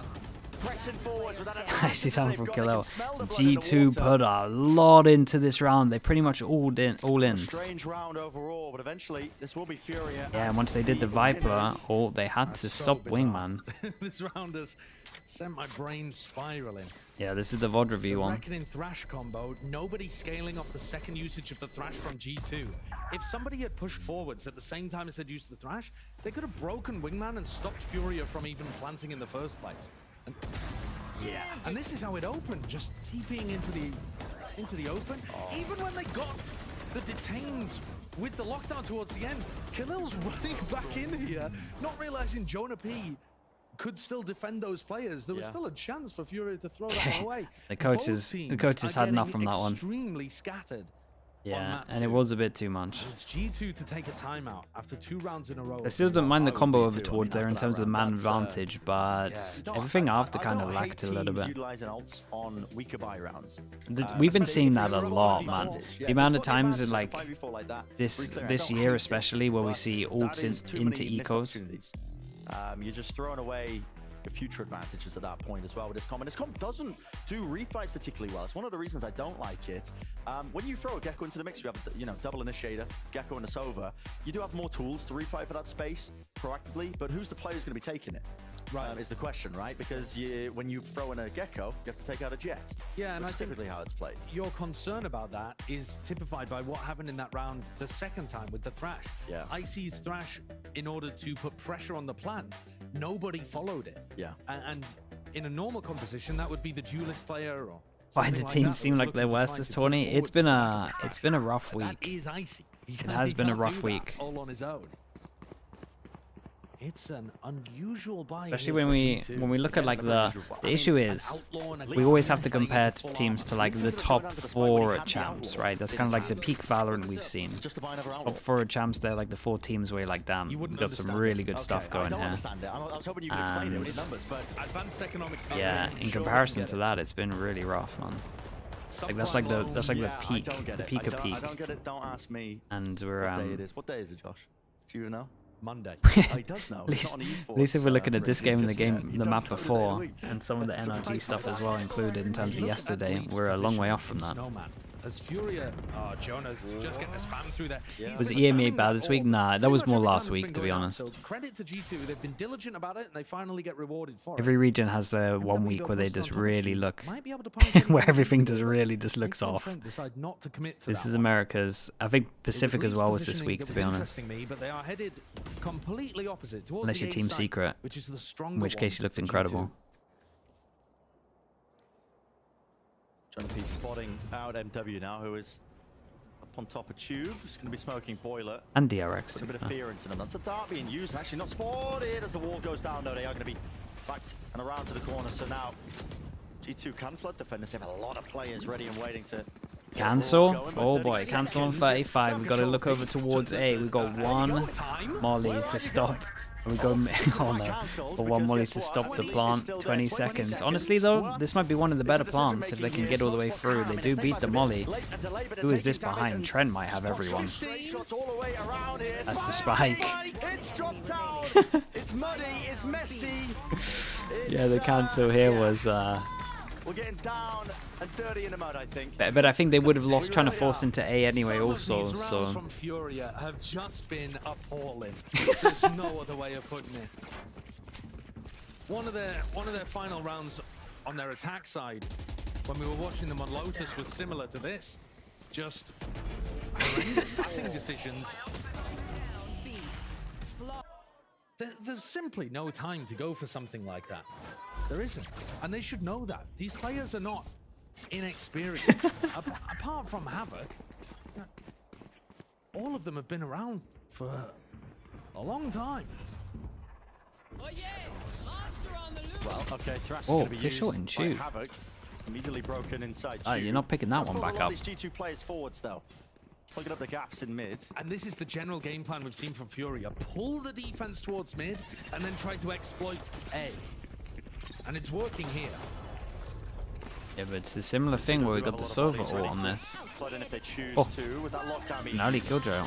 It's a pit. Forwards.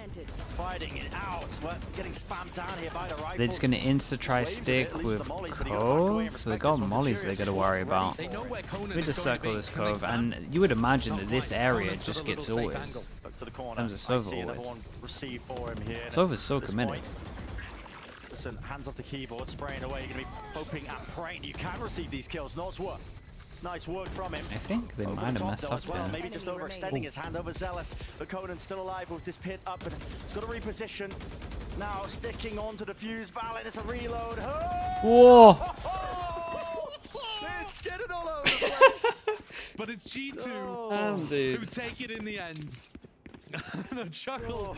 Yeah, Trent's just laughing to himself. Overall, that was quite a good Holy. retake setup from G2. They have the lockdown, and this pit, it's the meta pit that a lot of the attack side teams are doing. It allows the Viper to still get back into the pit. But G2 did a great job of pushing forwards with the lockdown and denying that space. Trent stayed on 1 HP, tucked in a corner for basically the whole round, trying to deny any of the Furia players that were trying to get back up. And I mean, at least he saved his Sova ult into this as well. G2 understanding the round dynamics really well, happy to give them control of A because they were very confident in using Leaf's ult to retake. They're not going to run a setup like that, I would imagine, without the lockdown. And Furia take a tactical timeout, but does Furia recognize that? Does Furia realize that if they do the same kind of macro again, pull people towards mid, hit A, that they're not just going to... Yeah, and we have C9 next as well. That's the funny thing. Sometimes you can lose a round and you're never going to see those same scenarios occur. It'll be one of those days. Because of the lockdown. Having said that, they're still going up against Trent. Guy has his sign upside down. Okay, timeout goes in. Hero gun. Plant down over towards A. Trent's normally going to be in a good position to put pressure on with that ult. And the economy's been knocked again for Furia. They were doing pretty well in round 5, round 6. It looked like they were in control of the game, but it only takes one slip up. Yeah. Round 7 disaster class, and suddenly. How do I feel about triple initiator Icebox, Gecko, KO, Sova, Killjoy, Viper, Gecko, KO, Sova? This map overall has Yeah, been looking I mean, I would be down for it. I think it would maybe struggle at planting B, but you have Wingman. I know they've still only got the same number of rounds, but it really has. Like the other one could be crazy. I mean, no disrespect as well to the makers of Icebox, but it is quite a simple map in terms of the way you play it. The macro isn't the I think this map's hardest open to a one, little so bit of you pressure one area, you pull rotators. I think it's just experiment at the moment on this map.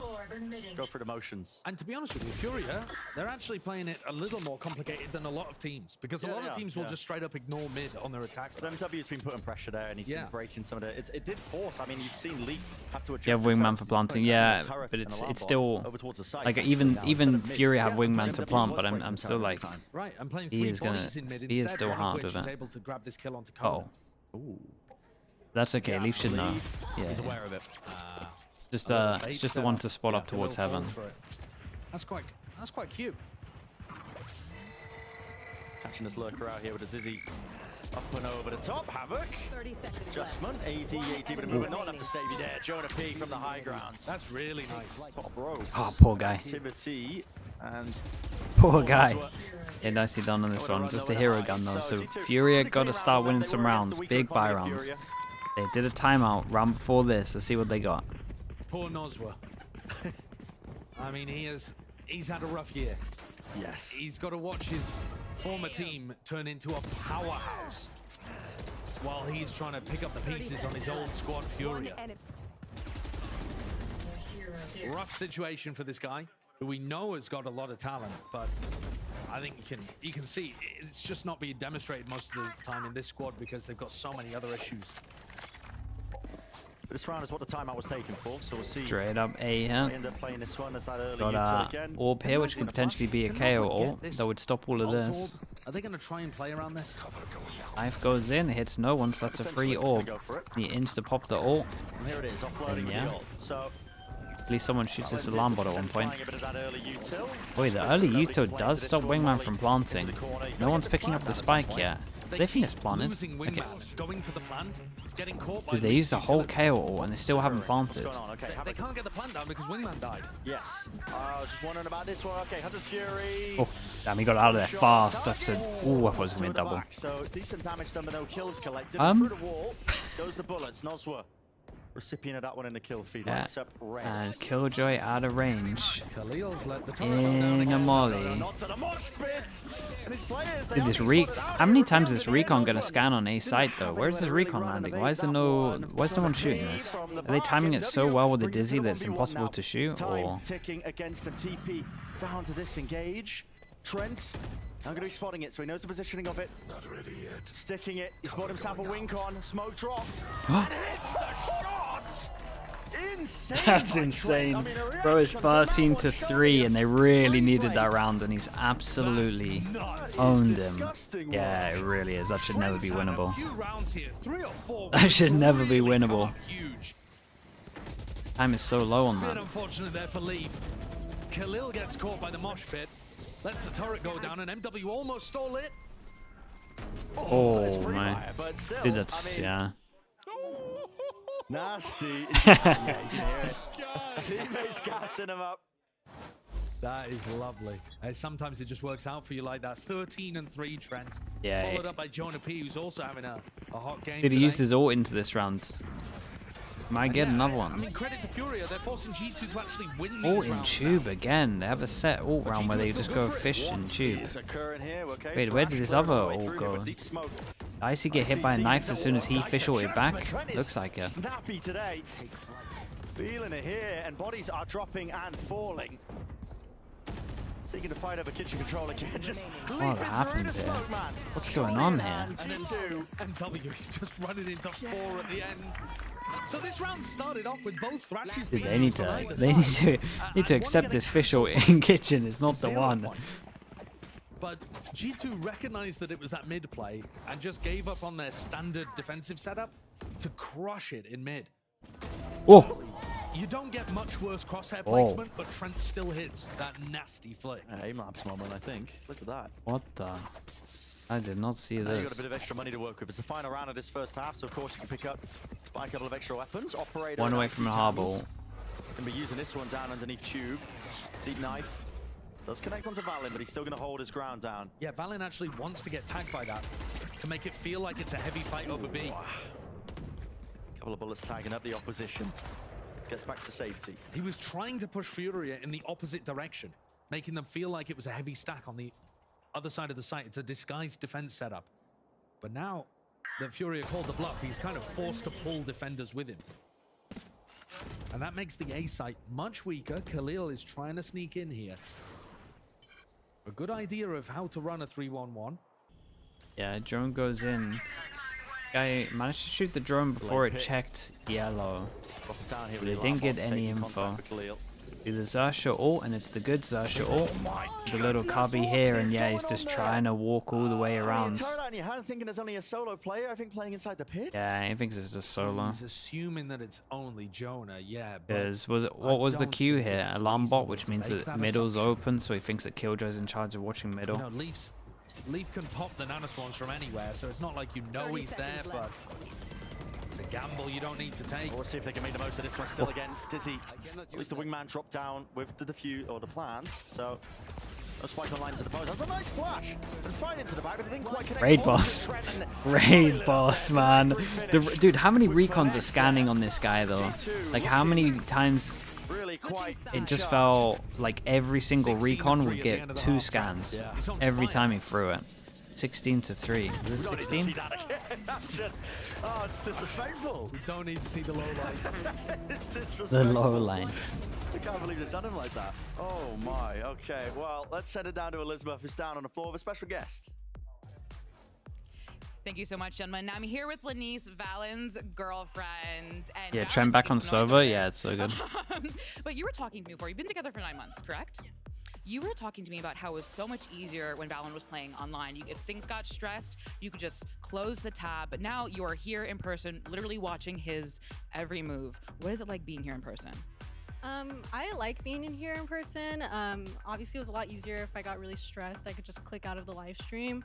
But it's great to be here and be able to support him. It's like been my dream for so long. We were long distance for a long time. So I'm just really glad to be here supporting him and the rest of the team. And being able to see what Valorant is about. I don't play personally, so I'm learning every single time I come here. And it's just a joy to be able to be a part of it. You say in supporting Valorant, I hear the yaws, I heard them.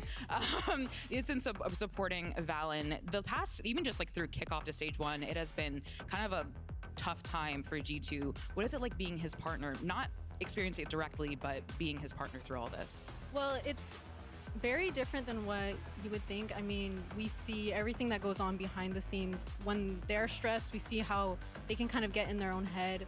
And it is hard to kind of see that happening to your partner, but like, I feel that it's my job to be there to sort of be the mediator and kind of calm him down when he needs, or kind of give him the hype that he needs, you know, give him just the love and support that he needs to perform at his best. And I think that just kind of does more good for him. It helps him to feel good for his team. And I think he can kind of spread that love within his group. Well, clearly so much love from you, but we have a game to get back to and support Valen. So casters, please take it away. Thank you very much, guys. Yeah, I mean, Valen, he's a very mature individual. I will say, you know, you have conversations with him. You think he would be older than he actually was. He's pretty young. Yeah, he is. In terms of being a pro player, and he's stepping up into that leadership role. But 3 pass and push mid. In terms of that kind of mental squeeze and the pressure and all of that kind of stuff, though, I think G2 have had it fairly easy today. It's Furia the ones that are feeling that stress. Certainly. I like this from Jonah. They clear middle, they create question mark middle, and he has insta-cleared this. He is here so fast. And as we can see, there is literally no util. Idea that after the Shot, man. early stuff, there would be an opening, and he's taken it and taken the head of Khalil. So does he replay here?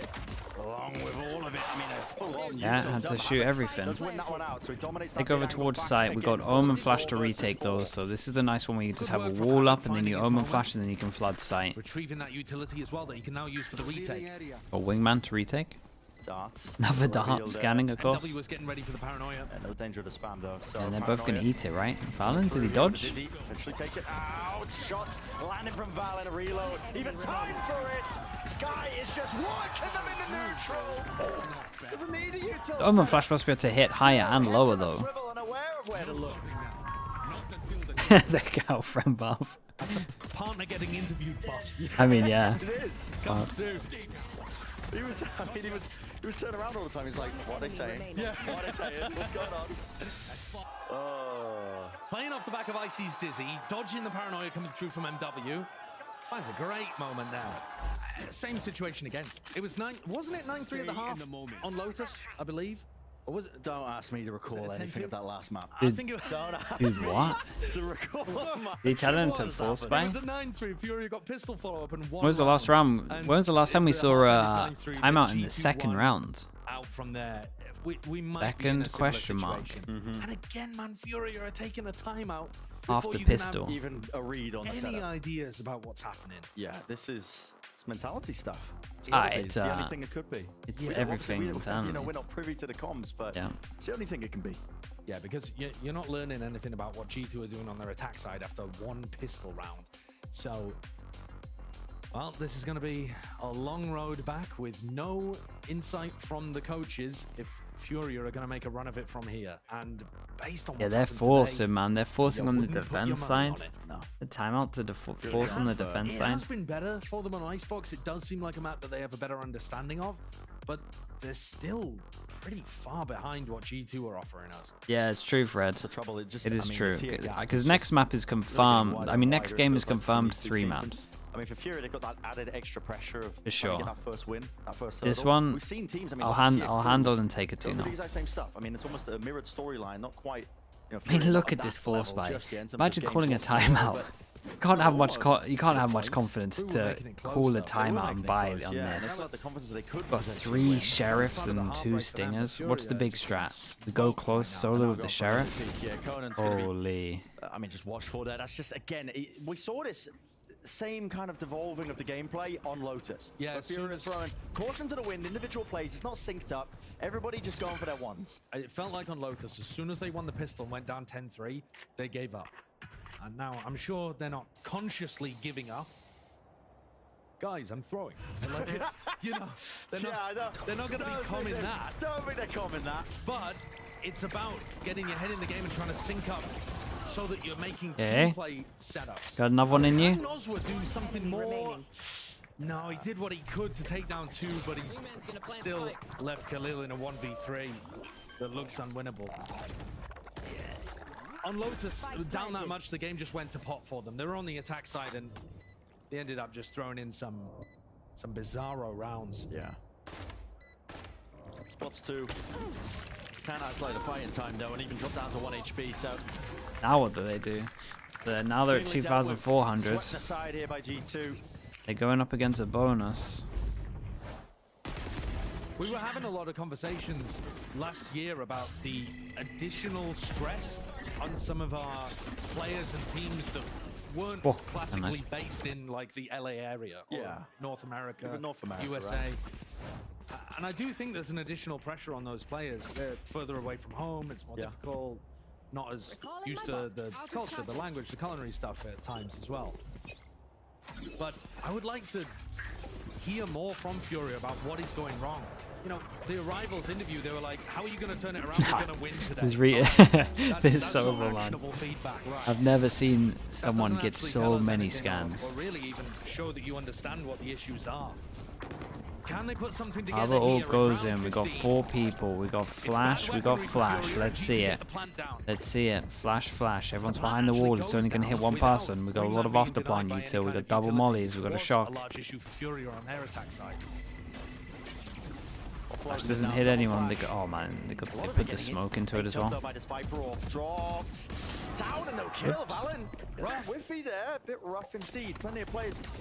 Oh no, not another recon. They would scanned. Oh, they shot it. With the rifles alongside it, great crosshair placement. Yeah, here comes another molly. Great awareness on exactly the avenues of which he could be approached upon, but now they're finally coordinating it and sticking it together. But from that bell position, time ticking away, and it's 12 rounds now for G2. Yeah, I mean, this was nicely played from G2 though. Feeling like they're in control, even after that slip up from this was actually hard for them. Like, it's hard for them with their buy, like straight up. They give them a full buy here, and maybe you got something into this, but once they've used all their util to get into sight, and they kind of have to give up sight because they've only got 1 flash and 1 gecko flash to actually fight with. They have to force up because they forced it in this round. Even that one way that MW threw actually ended up hurting Khalil. Right, 9 chances, and this number is. Do we even see 8? 13-3 on both maps. Well, MW goes down very early. I mean, no dart breakers. Was he revealed? Probably. Really not too Probably sure. with how this game's going. Not as easy to tell from his POV. I wasn't watching, but it's hard to see. I saw the assist light up from Trent, but I'm not sure if that was from additional spam. Now we're going to see it. Thrash used to clear it away. Knows that there's no corners or avenues, sends it flying as well. And Leaf, look at that, he's immediately taken up the position of it with the high tide. Conan seeking to get ahead of it, but just ends up falling and paying with his life. Absolutely speedrun. Retake with only 3 of these players left alive. Noswa, he lets loose. No command. The Furia speedrun. Was this one done faster than the NRG game, or must have been? It feels more just like the death throws. Dizzy. actually is like the America's little mini game, isn't it? The rest of his team, and just like that, it's all top orders, all crumble. That is one of the cleanest matches we've seen in quite some time. I mean, G2 just dealing with them handedly. How many speedrun memes do these orgs have? Yes, I mean, are we going to see this week? That was outrageous. Only 6 rounds dropped across 2 maps for G2. Furia looking lost. At least the upload's nice and at the bottom of the table, 0-3. And another match where the Alpha team turns the Omega team into an Omega LOL team. Just brutalizing. Oh man, yeah, it looks really rough, bro. So for the Fury players, like you're saying, I mean, these guys are playing thousands of miles away from home, and when you don't have that first win as a hurdle, they look so dumb. But it's one that they've got to fix, and they've got to start making steps to fix that as well. We're not seeing any forward momentum. G2, though, will be very happy about their performances today. People were having doubts about it. Icy online, he looked individually really good today. The theory of how they want to play and how these comps work, you got to see a lot of it. Because there wasn't that level of resistance, you got to see all of the fleshed out ways in which G2 like to approach the map, just as they drew it up. Just as they drew it up, and a winner for them.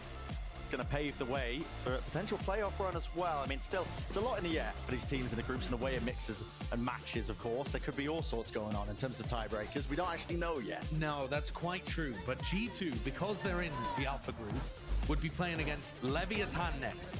That's a tough game based on how Levi's been performing. Lever in monstrous form. But then their next 2 matches against 2 more Brazilian squads, MIBR and Loud.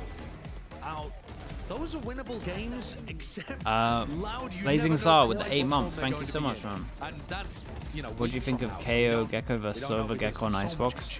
Yeah, dude, I'm happy with either of them. That's the thing. I really don't mind either of them.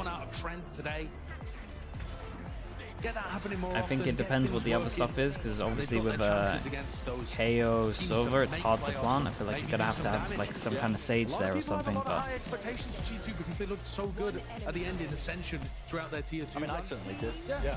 High expectations for all the Ascension teams. Yeah, and I think they've failed to live up to that at the moment. Furia has better games after this. Yeah, me too, man. There's plenty of time for them to grow from here. It looks like this. Seeing the team at the end there, man, that was not nice, bro. Did not look like a great situation. Actually, Elizabeth is ready down on the stage for the Verizon post-match interview. So there you go. Happy timing. We'll send it down now.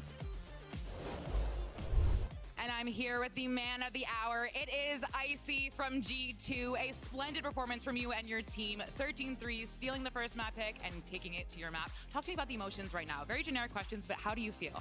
I'm feeling good. It was a big win to start our Super Week. You know, we have Lev next, and I'm looking forward to our next games. So talk to me about Lev, because they were talking at the caster desk. Like, that is a very daunting, big opponent to play against. How do you feel about facing Lev? They've been looking good, but, you know, like, we're going to play our own game. We're going to come out, and we're going to, you know, do our thing. You're going to do your thing. Well, I wanted to ask you about, I talked to Josh, and I said, you know, Icy, he said that Icy needs time to kind of acclimate and warm up. After this performance, do you think it is fair to say that you have acclimated quite well to G2? I think I'm like integrated well into the system, and like slowly, like we're getting there, like game by game, we're like progressing and we're doing better and better as a team. Now, this might be the first time some people are meeting you on the VCT stage. Would you like to say anything to anyone, whether it be fans, loved ones? You know, like just shout out to my family, my girlfriend, everybody who supports me, like my team. We've been, you know, working hard at this, and yeah. Well, congratulations again. Everyone give it up for Icy one more time. We're going to go to a break, but stay tuned because you know what game that's next. It's 100 Thieves versus Cloud9. Speed running the interview too. Yeah, they're just trying to do the record of get it done in the fastest possible time.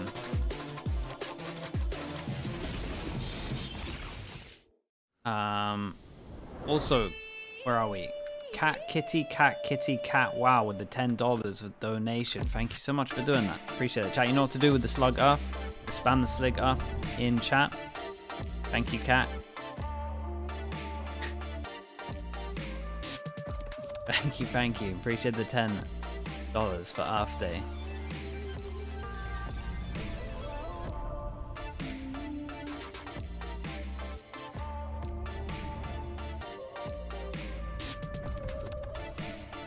What's that? Liquid are doing a campaign for. I mean, we've been running it this whole weekend. essentially getting plastics out of the ocean, and Liquid are basically doing 5,000 as well up until 5,000 is raised, and we managed to hit the 5,000 mark like as a campaign together.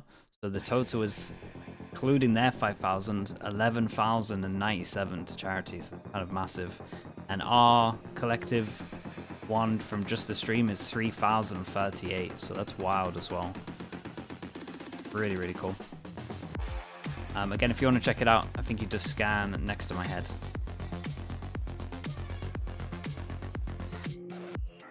Okay, let's hope for a better game, chat. Let's hope for a better game.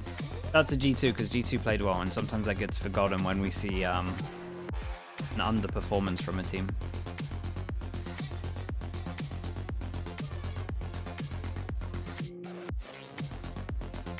I'm not even sure balloons, man. I don't know how bad it is. That's the issue. Desp, I don't want to be the one to break it to you, man. I don't want to. Can't read that donation again.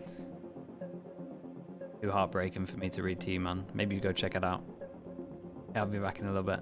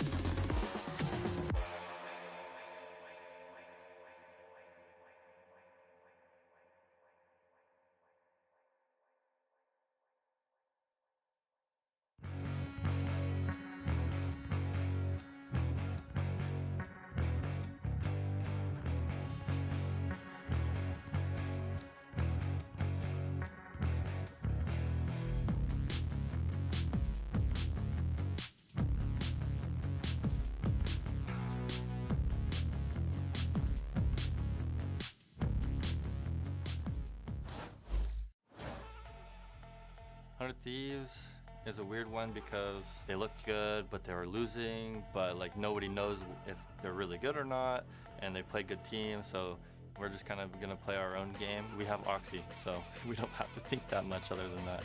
EG is seeming content in these first couple of rounds just to play front B into C, but the Marshal coming around the corner. Oxy is gonna be frying with that one. Easy shots. Oh, the guy's gonna double satchel into the okay, Oxy. I'm actually just the best player in Valorant. I don't know. I think C9's a pretty aggressive team, especially with Oxy being their duelist. He's super good and just thriving in the chaos, just kind of entering, so nothing really surprising for me. Through the smoke onto Trent, and Icy has no way to trade that one on out. It is attrition for 100 Thieves as they slowly flood back in. The util setup for Cryo is lovely. 1v1, Icy! He wins the clutch! 100 Thieves win a series! Welcome back to day 3 of Super Week, and we are officially at that halfway point. There's 5 matches left, and our next one is going to be a fun NA showdown. You got Cloud9 versus 100 Thieves. Of course, I'm Golden Boy. You got Athena. You got me. You got Ender. We're all here. Yo, why'd you get less enthusiastic about it? What's going on? You know, I'm just running down the list. I'm just saying, you guys know your names, right? Golden Boy and friends at the desk. Yeah.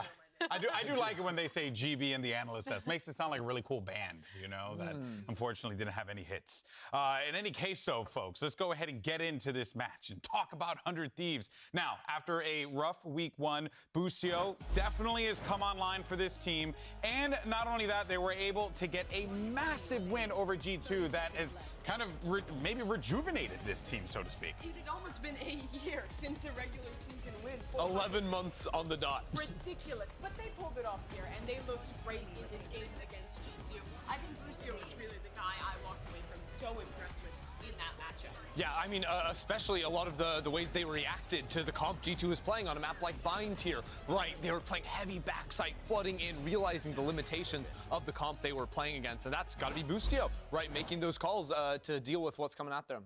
Yeah, I'm just going to address the elephant in the room. Mimi's got a mic now. They didn't want to hear from me. She's been censored. I was just bad chelsea about Busio. The calls in that match. No more Busio. We've had enough Busio. All right, well, you know what? Let's focus on another player from 100 Thieves. How about that? Let's talk about EU, because, and I'm not talking about the region. In any case, I just had to get that one in there. Give it to me, please. One a week, all right? But in any case, so, folks, played Fade, dominated, looked really good, Athena, and honestly, like, seeing EU pop off here, I've been casting this dude forever. It's just nice to see him finally find that success. Yeah, it feels like he's finally found his spot on this team where he can prove himself to be such a big addition. Not only does he know how to communicate those rotations and talk about the information that he's found, he takes a lot of the alpha leading scenarios where he does push in to take that information. He uses his info utility really well to find out and deliver what the team needs to do, their rotations, the adaptations, how the other team is playing, and I feel like that's what 100 Thieves really did well against G2. Yeah, and the team identity right now for 100 Thieves seems to be playing a lot of these comps where you're running the Fade and that Gecko at the same time. Most teams are playing the Gecko KO where you have that flash combo. They have this different approach where you have the scans from the Fade, you're flooding back in, combined with that Gecko utility, and it's really cool. It gives you a lot of options, especially at being proactive in these set plays in the reclear, and I think that EU does a great job of balancing when he's using that utility, especially those dogs that aren't recharging on when you're committing that stuff in. He has a really great understanding of the timings on the agent and combos so well with the rest of the squad. And it makes sense too, because he's been an elite Fade player for years now. Long time. Right? I think that it makes sense that 100 Thieves are building their comps in a way like this. Ever since the Sky nerfs came through, they have shifted over to playing a lot of Fade, even on maps like Split, which not a lot of teams are really doing in the current meta. So I think that just the fact that they've got this guy on the roster, it makes sense how they have shifted their read on the meta since those changes. Yeah, well, let's actually go ahead and hear from the man himself. We got EU standing by with Elizabeth to get his thoughts ahead of this matchup. EU, can I talk to you really quickly? Thank you. All right, very quick question. What are the vibes of the team after getting that win over G2? I mean, honestly, the one thing that surprised me the most is after we won, Boosty said that that win felt better than winning champs, so I'd say pretty good. All right, well, best of luck today. That was fascinating. Better than winning champs. I didn't expect that. I think that's cap, folks. but here's the thing. Busio is such a vibes guy, right? Yeah. Even if that's not totally true. That's not vibes. That's snake oil, Mimi. Like, what? No, that's not I think real. you're wrong. I think the energy, the hype, that's exactly what 100 Thieves needed. We've known this team is good. They've had good ideas. The players have looked great, but they haven't been winning matches. See, this is he's done them a disservice because now none of them want to win champs because they know what it's like. I don't know if that's how that works. It's the snake oil they needed. Yes. They were following the cart. They wanted the snake oil so bad. Now the team believes behind him. This is the only time I've ever heard snake oil be used in a positive manner. I'm a big fan of snake oil. He's a big fan. We found the salesman here, everyone. All right, folks. Well, look, 100 Thieves could be back, but, you know, I got maybe some bad news because they're going to have to play against C9 today. And this is a squad coming off of a win over Loud. You even heard Rooney in the piece ahead of this. They don't know what to expect from 100 Thieves. They're not sure where they fall in the pecking order, Athena. And for C9, That just sounds like confidence, especially when you have Oxy just leveling up every time out there. Yeah, for sure. I mean, every single time that you have a star player that you know will consistently perform, especially as well as Oxy has, you're going to be confident going into it. And I really feel like the past few weeks, talk to me. What happened? C9 has found some sort of identity. They flaming me? I do think they like to be kind of wild with it, but I think they're playing great. And this win meant so much to Vanity. You see it here in his tweet. He's saying that he's only been hearing that he didn't deserve to be in partnership for so long. So many guys doubted this team, right? Doubted this project, doubted Vanity as I definitely leader, didn't think but it was he's going to look come this out good. and I'll led say that his much. team to a 3-0 start. And I mean, you saw it on the stage. He said he's almost doing a liar. He was. He tearing was. up It on the happened. stage. Caught in And it's just 'cause 4K. a game like that means so much for this team. It's been an incredible Yeah. run for them this far. I mean, All right, Mimi, which win pretty meant much, more? yeah. I Beating think I was a lot G2 better at or being beating able to Loud? ignore There a it lot of the is. bad. Not even a split second of hesitation.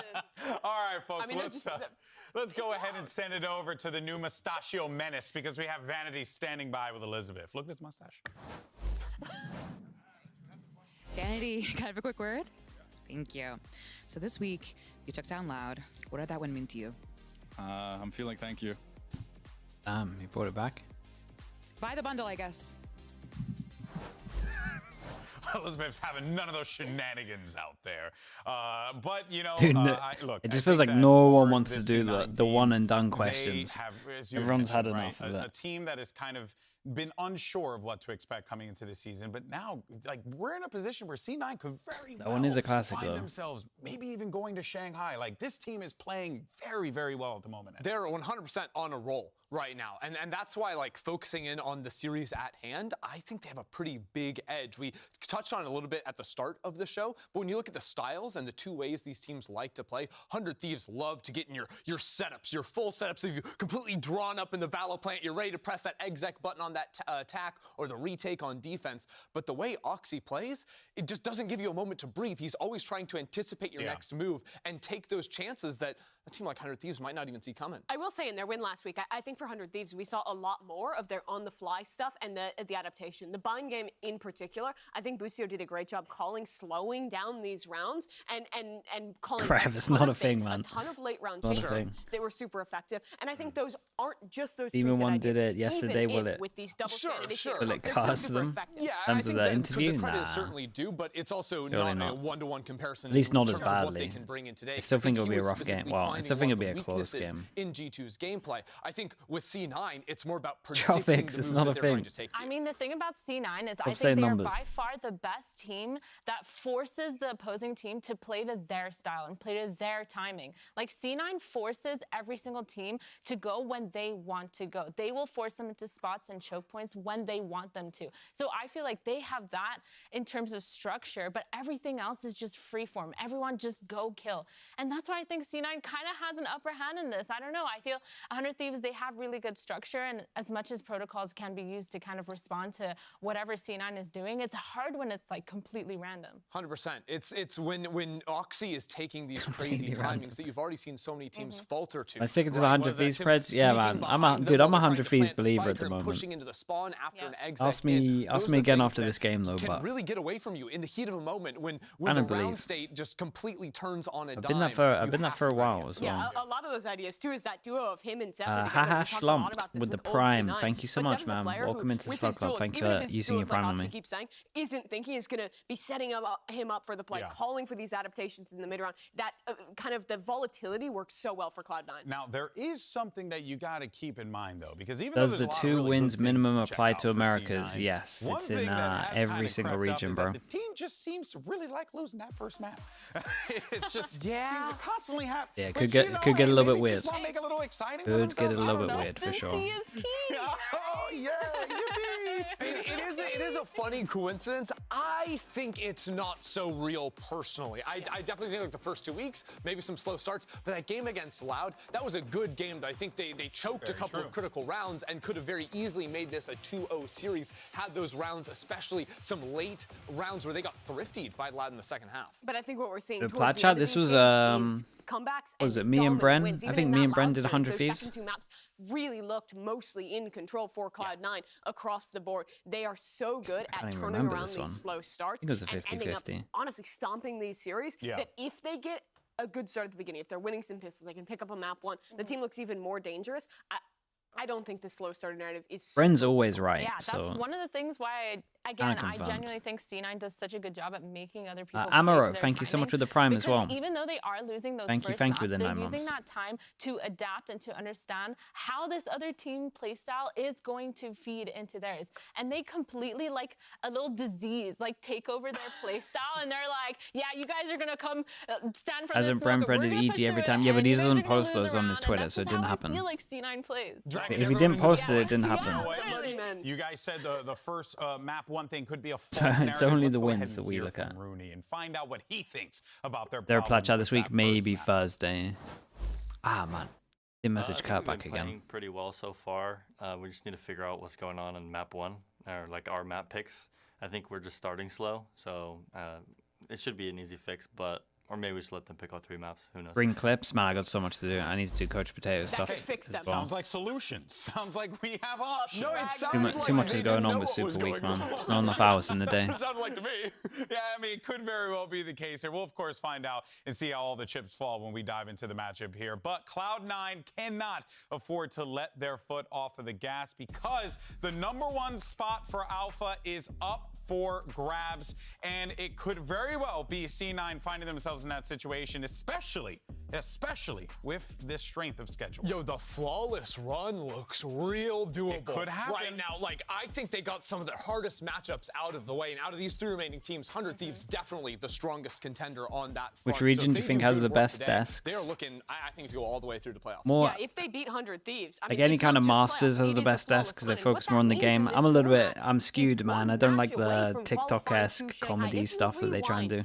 To the beginning of this to kick off. Sometimes it's of this Cloud9 I just prefer the game stuff, man. I'm just gonna ignore that. So I prefer when it's like Masters and it's heavy game based, which is normally what it's like at Masters. Where they made a roster change to surprise people at the beginning of the year, where stocks completely fell, and then they have just come out and impressed. And for me, it is just about closing the deal at this point for Cloud9. Yeah, I mean, when I first saw the additions of Rooney and Moose, like, I wasn't convinced. You weren't convinced by minus Rooney plus Rooney?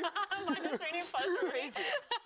I feel like C9 made a lot of these choices that were questionable for me, and I'll be honest, I was a C9 doubter, but when you look at how they've been playing, and I have no idea how they got here, but they've been playing so well. They've established this sort of play style around them, and I don't really understand exactly how they've done it, and I don't understand the eras of Valorant. I don't know. I like how it is at the moment. I like the meta at the moment. It's pretty good. It's almost perfect. You're a fraud. Okay, well, I didn't get to say what I was going to say. But it does kind of fun to watch. Feel a little bit like EG from last year. Not in exactly the same way, but a scrappy team that's just like figuring it out, that continues to power through. And obviously the results aren't 1-to-1, but it does feel like this is a squad that is kind of like just got bonded over their defeats, their losses, took that personally, and then put that time in, just like the way EG did last year. In making rookies work and kind of making a miracle happen from low expectations, I agree. But where I disagree is I don't think there's a match in style at all. I think these teams could not be more different. Best meta, worst maps, yeah, that's very accurate. By their excellent counter stratting and how adaptable they were in their comps. Cloud9 is a team that's defined by how damn good they are at adapting in a match, at going for plays that really take hold of that tempo, like you were saying. It's a very unique style, but they execute on it so well. It's the chaos style. It truly, but you know what? Another thing too, though, and you mentioned it before, but Moose has been a massive addition to this team, and it's been great to see the contributions that this guy has brought to C9, because it feels like on the lurk he's a problem. It feels like he's in those ones. He always comes up clutch, like Ender, or rather Athena. This is a guy who knows how to come up clutch. Still think 100 Thieves will beat C9 after Saturday's games? Yeah. Lurking is the highest skill still confident in this one. The only America's pick I'm not confident with after watching the game so far is I'm pretty sure I went for Loud over Crew. You need to fully be aware of your game sense. You need to fully I'm not be aware confident of in the that one that are anymore. happening all around you. Other and than be that, able to everything have I'm that push-pull scenario in happy your head with. playing at all times. You need to be able to be a playmaker and be insane with timings in order to be good. And for Moose to be this good, this fast in this team is insane to me. Because what you're saying, it's not just about walking forward and winning your 1v1, right? It's about connecting your timings to how your team is playing around the map, right? When they show larger presence. And how the other team is Exactly. But like, can they pull a player off the site that lets you creep up 4 more steps? And that changes the fight you're taking. That's what has been so impressive to see, is that linkage between the new player in Moose and his squad and the IGLing behind it. Yeah, and it's not just the synergy with the team, it's the level he's doing it at. This is a guy who was always great when he was playing in Tier 2, but he's never taken to a LAN stage like this of this size, playing against teams of this caliber. He was pulling off lurks like this against a squad like Loud, one of the most experienced teams we have here, which is why his growth so quick has been so incredibly impressive. Yeah, it truly has been. I mean, it goes to say that the entirety of this C9 roster has found themselves a rhythm that they just need to continue to build upon. Whereas on the other side, for 100 Thieves, look, a lot of these teams aren't sure what 100 Thieves brings to the table, but I think we're about to find out here today. This matchup is going to be awesome. I'm pumped. I'm excited. So let's go ahead and get ready for it, because we're going to send it down to the stage to our announcers so we could bring out hello, bro. teams. How we Let's doing? do this. I was watching some VODs today, and all the teams that went to Madrid, except the Chinese teams, are struggling since they came back from Madrid. Yeah. I mean, I said it pretty early. When I was talking about, I had a few YouTube videos when I was talking about the format. I said that really early. I was like, man, the teams that go to some of these events just get wrecked. No, you're good. It was always going to happen. Like, going to Shanghai is not great if you want to go to champs, I'll be honest.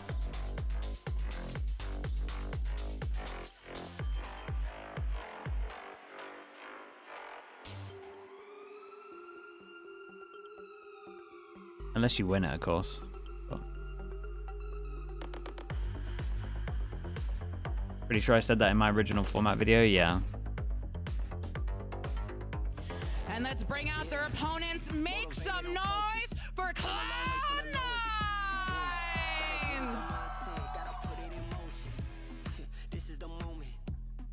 Going to Madrid 4 days before Masters, and you did 3 days of 7-hour media days. Really did 3 days of media days. Yeah, it used to be 2. I didn't realize it's now 3.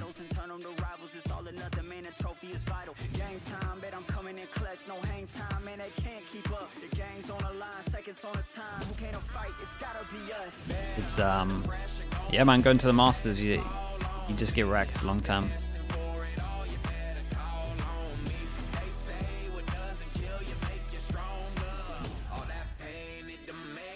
Imagine being Heretics going all the way to Madrid, getting second at lock-in to get 0 points. Yeah. I mean, the good news is that they get Woot in, so I guess they're getting like a big change up. They can kind of start fresh, but it is that. You got to get more for going to Masters, man. They got to give you something else.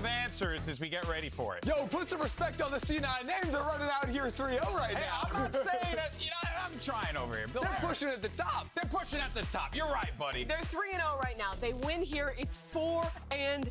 It doesn't lock them playoffs, but it all but does so. This team is looking It's the last year though. Next year's the golden year where everything's perfect. Okay, Bind, Ascent, Icebox. And 100 Thieves pick Bind, C9 pick Ascent. Short looked phenomenal. I think this team really understands the map in itself, and this is going to be a really tough challenge for C9 out of the gate. I feel like they set themselves up for success on every single one of their. You remember me saying that last year? No, that guy didn't know what he was talking about, man. That guy was talking about this year. They leave not a single loophole open in order for that to get abused. However, I feel like if there was a team to kind of figure out a little way. Radicals Max has donated to the charity. Chat, you know what to do? Let's get some Slig Ups spam going for the $10. Thank you for doing that, Radicals Max. Appreciate you. And we've got Ascent and Icebox as the next two big jet Thank you so much. That is the Oxy domination. That's where 100 100 Thieves are going to be way more pressed to deal with them. Yeah, but I mean, I'll be honest with you. Oxy on Raze is fine. No, for sure. For sure. I got clapped, bro. He's good no matter what. From the tape, 100 Thieves have looked so incredibly solid on bind, and I feel way less blind, I can't see in it, their dude. other maps compared to that one. The question of this matchup is when 100 Thieves get smacked in the face by the muddiest men in the business, by the wild, chaotic A team. giant brown handprint on their cheek. When Oxy is sprinting into their spawn in a post plant, how do they deal with it? Oh, man. All right, well, the agent select starting to come through here. Nothing really all that crazy to box standard, but... It's a standard 400 Thieves, For but 100 for Thieves. basically no one else. They play this you guys are too much, man. We talked about it some, but their set plays, their combos, Alec, re-clear thank you so much, man. space, Alec. and fight forward off those initiator timings are excellent. Nah, I mean, maybe when I'm older, They don't have Alec, to, but for the waste any time moment... with Sentinel gameplay, right? They have so much utility to overload into the sites. All right, well, this is it. We're ready to go, folks. Let's send it over to your casters, and one of All them, it took was one I hear, button is to an say undercover Clover, cop. then everyone believed it. I'm not too sure. Either way, they're an arc. Probably Doug. I'm not a narc. I'm not a snitch. I'm not going to say who the undercover cop is. Snitches get stitches. So I promise I'm not the feds, bro. I promise I'm not the and feds. you don't even look like an undercover cop right now, so I don't know where these allegations are coming from. I think the allegations that are serious and must be considered are that Cloud9 are the truth. And they have the opportunity, Dre, to go 4-0, a team that people didn't expect very much from to begin with. Who picked what? 100 Thieves picked Binds, C9 picked Ascent, and then Icebox is last. Did a massacre against NRG yesterday, kind of putting them at the top, and the team to take them out was C9. So you gotta give them praise, man. They're not getting it, but I think that's Okay, what do we got for Binds? We got pretty more hungry to win. Oh, for pretty much normal comms. I say normal. Right? You want to shut up the haters. You want to This is prove people becoming wrong. relatively common in terms of A little more motivation. Cloud9 starting off on the attacking Gecko. side. And I think for 100 Thieves, there are a lot of expectations too. A team that finally feels like they're starting to come together. Boostio's returning back to form. Sure. He's fragging. Okay, 100 Thieves on And that's defense always and been the case. So C9 this on feels like attack. a team that's starting to peak at the right time. And something really cool for 100 Thieves is they actually got to watch C9. Yeah, play and this it's map a lot of already work for this Zephyr, week. especially on defense in terms of So managing to save all maybe your we'll see some util. kind of prep and some kind of But counters. we on how C9 likes to play, we but also Vanity is no slouch to have how the he likes to IGL Cypher, and attack. which I'm can sure kind he's of gonna free put up or give good infos on the sides as well. Presence has already been We'll spotted. keep an eye on a lot of that. Full swing. And Looked like it was gonna be geez, that's a trouble from the double very beginning. dink. Cryo's going to join in on the fun. I have the spike. And numbers in favor of the defense. The spike gets scooped up. And this will give Cloud9 a moment to pause, collect their thoughts, and see Big what they fan want of to do with the this rest of the though. round. Question mark was created. It's so interesting to see how the Insta meta fade around eye to changes clear week this. by week, you know. I feel like a couple weeks ago it was just retake, post plant simulator, and now you're seeing teams just Boostia be with a so shorty proactive with the double swings and bang everything like that off of with the utility and classic. whatnot. There is a nade and a boom bot here. Oh, You would imagine it gets used, but they also walked up, so they kind of don't want to give their position away. Shorty's too good. No way. He manages to stay alive. He's got his backup. He's got the security guard with him. Shorties, you only get 2 shots. All good. But he lived through all of that. Yeah, and they're just trying to shoot him as he's just jumping and dodging, ducking and weaving. Extra firing shots. He would have gotten it. Look at this. Toxic that he's still maniac. right? He was so close. Dude, I actually thought he got it. Oh. Dude, you could tell. He thought he was going to get it too. Dude, they're already standing up in their chairs. Yeah, they're giving it. 49 shots with the prime. Thank you so much, man. Thank you, thank you. And Complex, sorry, Complex Val. A Phantom and a Vandal. Thank you for sending that as well, dude. Appreciate the kind words. Thank you for the 4 months. A sheriff in the hands Appreciate of the Oxy. This prime is usage a each little year. different from what we normally see. Oftentimes they give him the Guardian. Yeah, and we it's just full this buy was- into this time one, just and it's a sheriff. heavy Still no buy. damage done. 5 rifles, no deaths allowed. Let's see if C9 can get Shot any of it. there on the angle that Boostia was holding, and now he's going to reposition. Little jump out to make sure. That was a lovely bait on this one, and that is a good amount of damage done. The best. And he's right. Could be more. It's a gun that's relatively Flash out of showers. retrievable. Cryo's playing in the smoke. It's just set up. Vanity with a really good trade there. That's down to another 30 gun HP. that might be able to be They have upgraded retrieved. a weapon. It's gotten into hands this episode. So this is, well, never mind. I was gonna say this has the potential, but it seems like Any it's extra stabilized. kill Loose here in a from Moose would 1v3 be great. classic Okay, will not too bad. be able to Double deliver. gun has to be rebought. And C, well, let's see. I'm not entirely sure what 100 Thieves normally do in this situation. If they're like gun We've already rebuyers seen the or if energy that Boostio and if they're Cryo just were giving off, bonus and rounds. I feel like I don't know if I've ever seen Cryo get out of his chair ever. Should just be bonus rounds, especially we'll for a see. pistol round that he went one and done for, but Definitely so Miss hyped for his Messia with the gifted sub to Doom Bros. dialed in. Nicely done. Thank you for the gifted. Doom Bros, make sure you say crispy with it. thank you. Where are you? Scan in chat for it. Into the gun round we go. We see Okay, 100 they Thieves just get a take sheriff. couple of those rifles over. Still two sheriffs. It gets so dropped we're a already sheriff, starting buys to heavy see armor, the gets financial dropped approach a to what they're sheriff, taking no to this armor half, on right? this They can one. balance things out. You don't really hurt yourself too much. You're setting yourself up well for the future. Thank you for that, Doom Bros. Very much. So far, C9 just trying to show some early B-long presence with that Sky Flash, but the up-down here, 400 Thieves is actually going to buy the rotate of Asuna. Nobody walked up with that utility that C9 threw, and they're aware of that. So Asuna will be here with a Vandal and a Nade. for his actual A-hit. 3-person stack. Full util. Yeah. EU to play contact.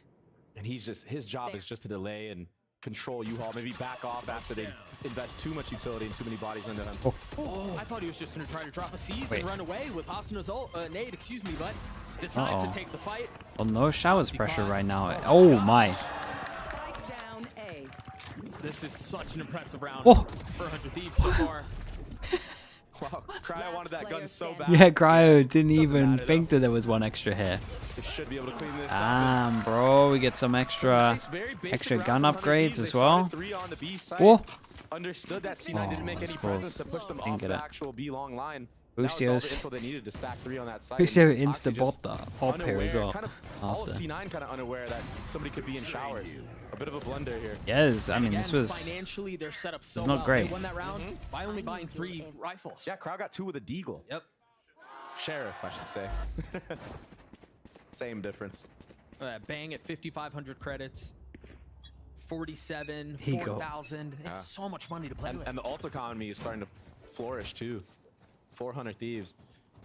Yeah, I was gonna make a NRG reference as well, Doom Bros, but I decided to let him be. Still recovering from the TMV video. Control of any orbs here. Just, I think they understand that C9 are kind of wild cards when it comes to these eco rounds that they have. So they just want to play really safe, play together, not give anything away for free. Besides an orb or 2. Lucio should be hearing a lot of what's going on around him here. Yeah. Off of the comms, the rotates come through. Bang has joined the fray along with EU. The question now is for Cloud9, what do you do? Here we go, You've showers gotten this control. far up, you have split B. Can't be too angry anymore. Don't really Double have side the control. weaponry, but they're gonna And try there to push goes the it anyway. Vanity smokes. falls.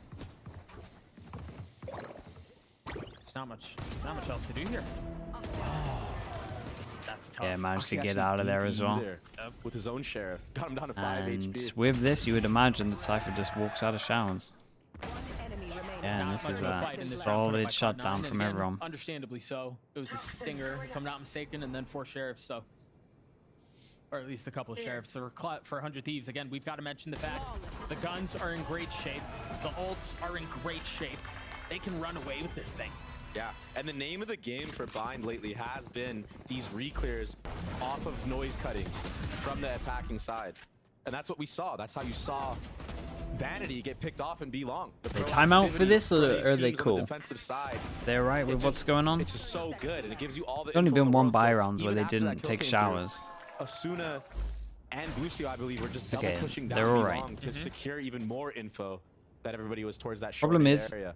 second buy round goes in, 4 rounds and in a row. this Asuna with is ult, what happens Cryo when you don't as win that well. third round or More 2 in a proactivity row. here with a Don't smoke get it this to time, so it should be 2-2. obvious. Don't And get there it is to the 2-1. slam from This Rudy. stuff happens. No And that's- showstopper this time. He will not be taken for a fool with that smoke. That Boostio already trying to even out the numbers. Damn, the boombot speed boost. Problem is there is Cypher trips up because this is a full gun round. So that is the benefit. Yeah, and here of comes the C9 double running molly. the This is going to be the Cypher site here. As compared we to can see, the another 1-3 initiator or gamble over something towards else. B pays Rudy off. can actually lean Cryo over and be with the feels team at like times. Doesn't he always could have use to his work ult and if he watch wants the this, and play. he's not going to be pressured. And he's just going to hit everyone along, but he's just going to... What a tether! No way. And the spam through. They invest the ult. It's a great kill from Moxie. through all of it. Still 2 more people here. Damn, look at this guy go. And they're continuing to trouble. Does Cryo try and walk out? Playing on the other side of the map. Cryo with so much to do. And no targets found. Oxy with 3 on the round. Shout out to Oxy for this one. Flirting with getting there first. Planted. Oxy just doing Oxy things. He understood the timing there that the Viper wouldn't have his gun pulled out in time. Well, he should be going down here because of this mosh pit. Ooh. Bustio got his. He got his 1. 2 kills though, so 2 kills is enough to make sure that they have to buy and then potential reset. So you could still keep the snowball going. I feel like they went a little bit aggro considering they had the ones with the ults. Really south for them. Had this tether hit more players. Yeah, I like the idea of it. Yeah, it was a cool idea. And for Bang, he just got caught lacking, wasn't aware of the timing that Oxy was gonna take, but he's a player that takes those timings and it wins them so many rounds. So let's see if 100 Thieves try to punish him for taking timings like that from now on out. And oh, there's Gap. Oh, that Gap was in their smoke. They did that on purpose. Wait, is that even their smoke? Boostie's often good for those too. I mean, it has to be, right? Yeah, it is their smoke. Pretty cool. Series, you probably just need to get a little bit more. And that kind of stuff's good because like you see it first from the left, then you don't really realize. It's like the Sage wall, right? If you approach it and you can see it clearly from the left, then you don't realize there's a gap. So nice idea, the miss of the shot. And he wanted to pull this out earlier, right? Because he wanted to buy an up on the 4th round. Was it 4th round? Yeah, it was 4th round. They at least had this planned. They wanted to do this relatively early. Expect Asuna to pop this rocket. 4 people. Cryo falls. Asuna goes up top. Spots 1. Landed it on Rui and got info that there was 1 closer. It's going to be traded out by Oxys. Little raise on raise. This time Bustio finding value with the op. But Oxy pushing forward. Cloud9 with an advantage and a considerable one too because the spike has been planted with it. Such a decisive exec from Cloud9. Yeah, Oxy has no hesitation right now. And he's going for these aggro plays. What do they do, Hicks? The op is in front of them, so they could be tempted to do this in terms of save it, but... Which is really when Oxy's been at his best, right? When he's not really thinking about it, when he's just pushing forward. Hang on, 100 Thieves may have a shot at this thing. 2v2, Vanity holds the line, or at least attempts to. It drops to 1. Moose has a cam. Far away, it's planted for him too. He just spotted the tail. Played it well. Falls, Cloud9 get their 2nd. Wow. Money's pretty good. We've got 2 people, 2-4 on top of it. Yeah, they'll buy into this. We're in for get some light armors maybe on 1. A hell of a match right now. I think it's going to be another one of those teams that win a series of rounds and then the other one comes back and whatnot. Yeah, this miss, that miss kind of cost him a little bit. Bustio wishes he got that kill because Oxy, who ended up taking 2 players out, would have gone down early on. Yeah, for sure. No rocket in that round. Economy still good though. A full buy.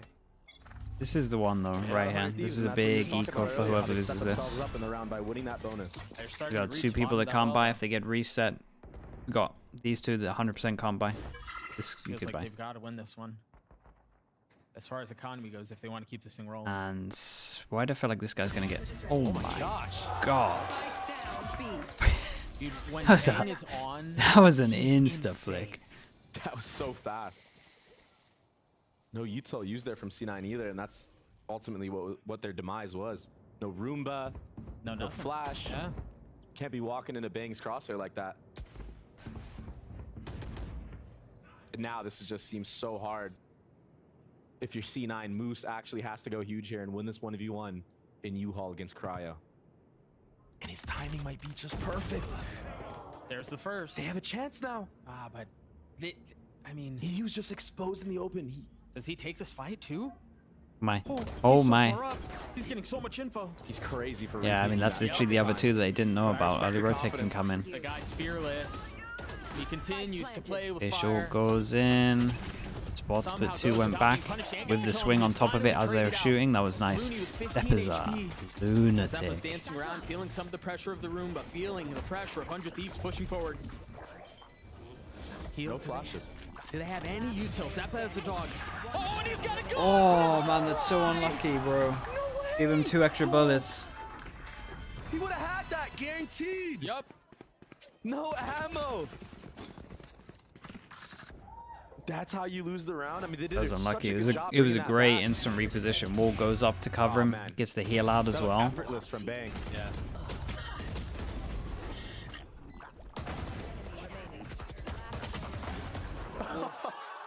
So close. Medesk was talking about Moose. I mean, they give that a good go in the He's been 3v5 so here, but good on this roster since joining. I want to kind of see a And little it's bit because of more things like that. util instead of His some of team's the down in a contact 3v5 stuff. And he knows that he needs to make a play. Has that lurk in short. Takes the 1v1, wins it cleanly. That's what gave them all the space to almost bring back that round. Yeah, I mean, if it's not for Zeppa's clip being empty, they probably do. Yeah. And Amy right now is probably telling The white his bar. team of C9, all right, the contact See if this walk-in changes it. plays aren't working that There you much. Maybe we should change something up. Use a little bit more utility to set up Oxy and enable him a bit more.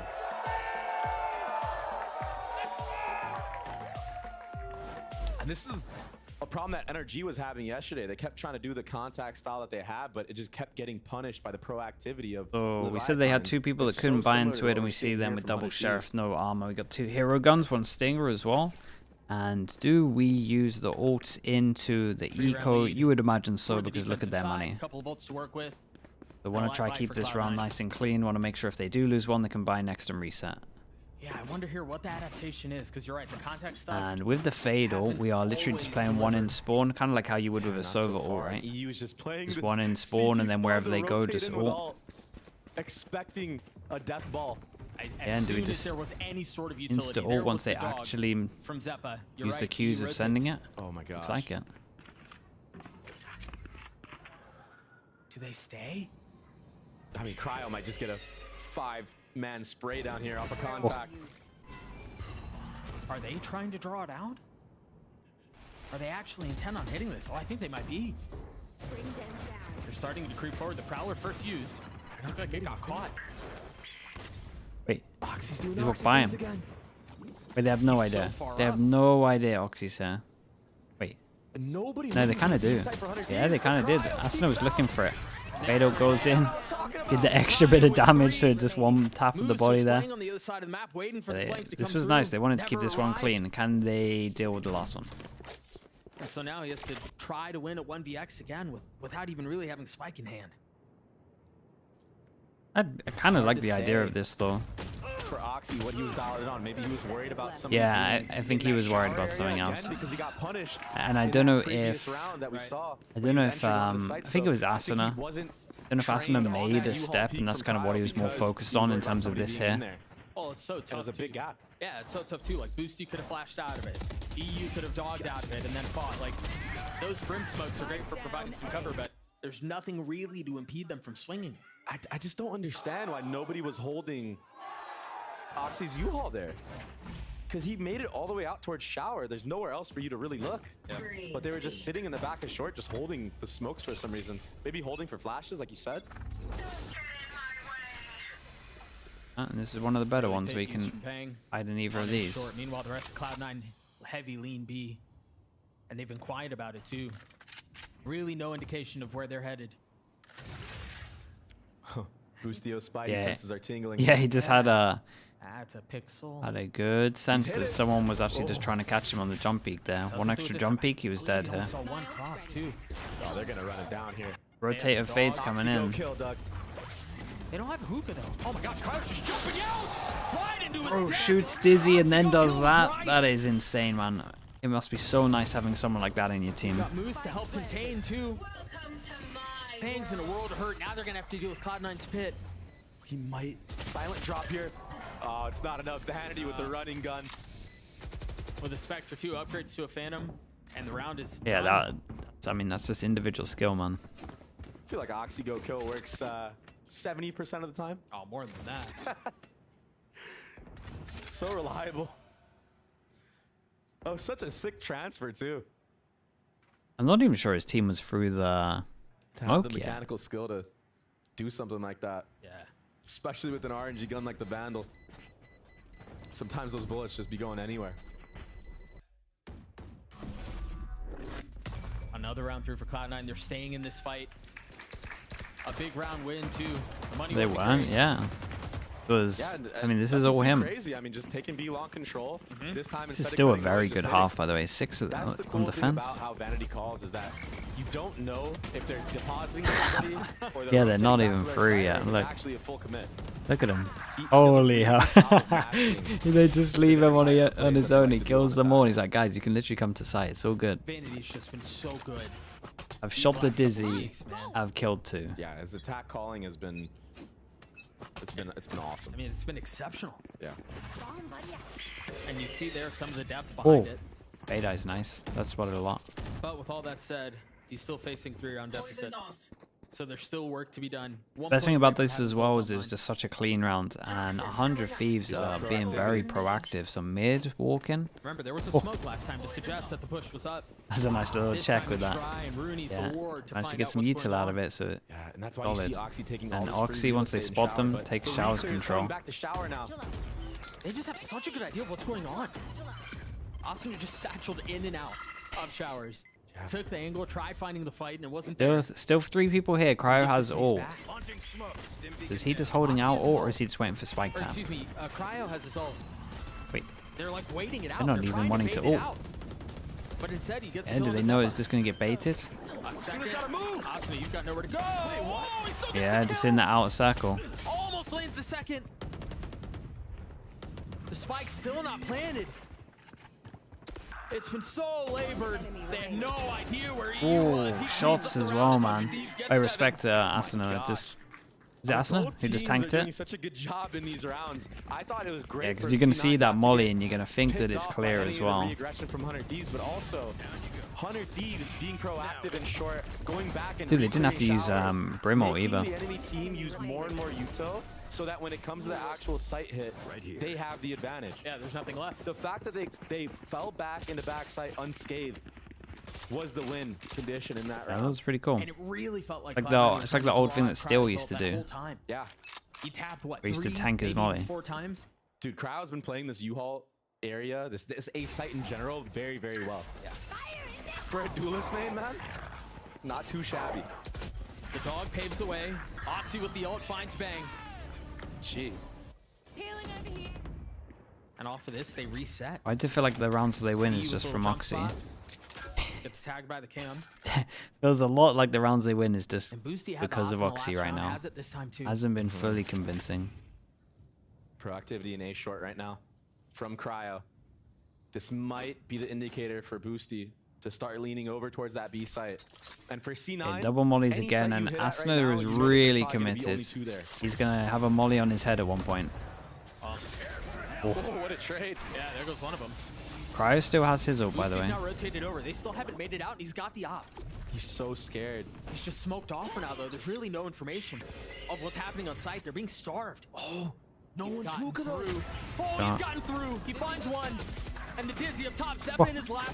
Wait. And he's gonna be punished. What is this, They're Joel? not connecting. He's not gonna do it either. Cryo's left in a 1v2 position now, given away. He's guessing, trying to find where the challenge will come from. Anyone who dares Has swing this a guy moose not killed him ball, on Zeppo sight? left alone. Oh my goodness. I was waiting for Zeppa just to spam him at one point. Never came in. Played it calm. That got scary for Cloud9 for a second. That got terrifying. Boosty was actually so scared to walk through that smoke because there could have been a guy in hookah holding him, right? But he understands he has to take that gamble if they want any chance of winning the round. And it got really close. Good from Zeppa there to close this round out, because Cryo, who's been on a heater, I felt like one more bullet would have been right on target. Yeah. Okay, last round. I gotta see this ult. It's been saving it for the perfect moment. Last round of the half. Cloud9 looking to get their 5th light armor on a couple of members. And the ults again, favoring 100 Thieves. Asuna's 1 away from his. Cryo has his Yeah, own. and Asuna goes and gets the free orb over towards showers. Space up. And they freeze. Yeah. Oxy Double not going too rotate. crazy No, this okay. time. Probably wise of him. That stinger can be so deadly with these close range battles. Same Almost thing. feels like you just get Same thing, shredded but in we a have the second if you rotate don't coming get in. the headshot. Asuna, and he can just pop ult. He hasn't gone crazy yet. When they see the mollies, does he just insta Asuna pop is the here ult? now though with Boosty. And here comes the rocket. There was the C's. Asuna buys his time. Does he just throw it to the left? Just a couple of moments now before the rocket's fired. Oxy falls. Still good. Boosty stole the kill. Oh. Whoa! Damn! Boostio.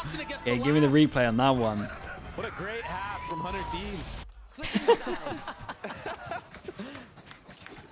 Dude, 100 Thieves have been improving so much. And it's showing. I mean, they're taking these spikes together. Oh, I thought he had that, to be honest.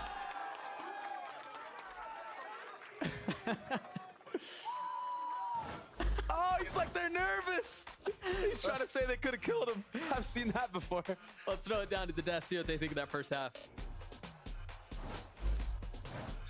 100 Thieves looking good here at the start, but there were definitely a lot of really cool ideas from both sides. Both teams trying their hardest to try and get the one up over one another, but 100 Thieves with that round advantage looking solid. Yeah, again, with this double initiator comp, I think we saw some incredible ideas for mid-round reclears and proactivity out of 100 Thieves. This round in particular was one of them, right? Where they're setting up this set play back towards long. The Molly goes deep, then you have a Prowler combined with the Dizzy. Even though you don't have that normal KO Gecko flash combo, you still have a lot of tools to put together to have these really oppressive kind of spurts of mid-round aggression, and I think they threw that into these rounds really well. On top of some teams play Gecko so often, but other teams don't play him. I mean, we're in a point where teams are still like this whole season really teams didn't really know what exactly the meta was, I guess. I'm not saying that it's hard meta. I do think it's very, very strong, and it looks like it is kind of double initiated, pretty heavy base.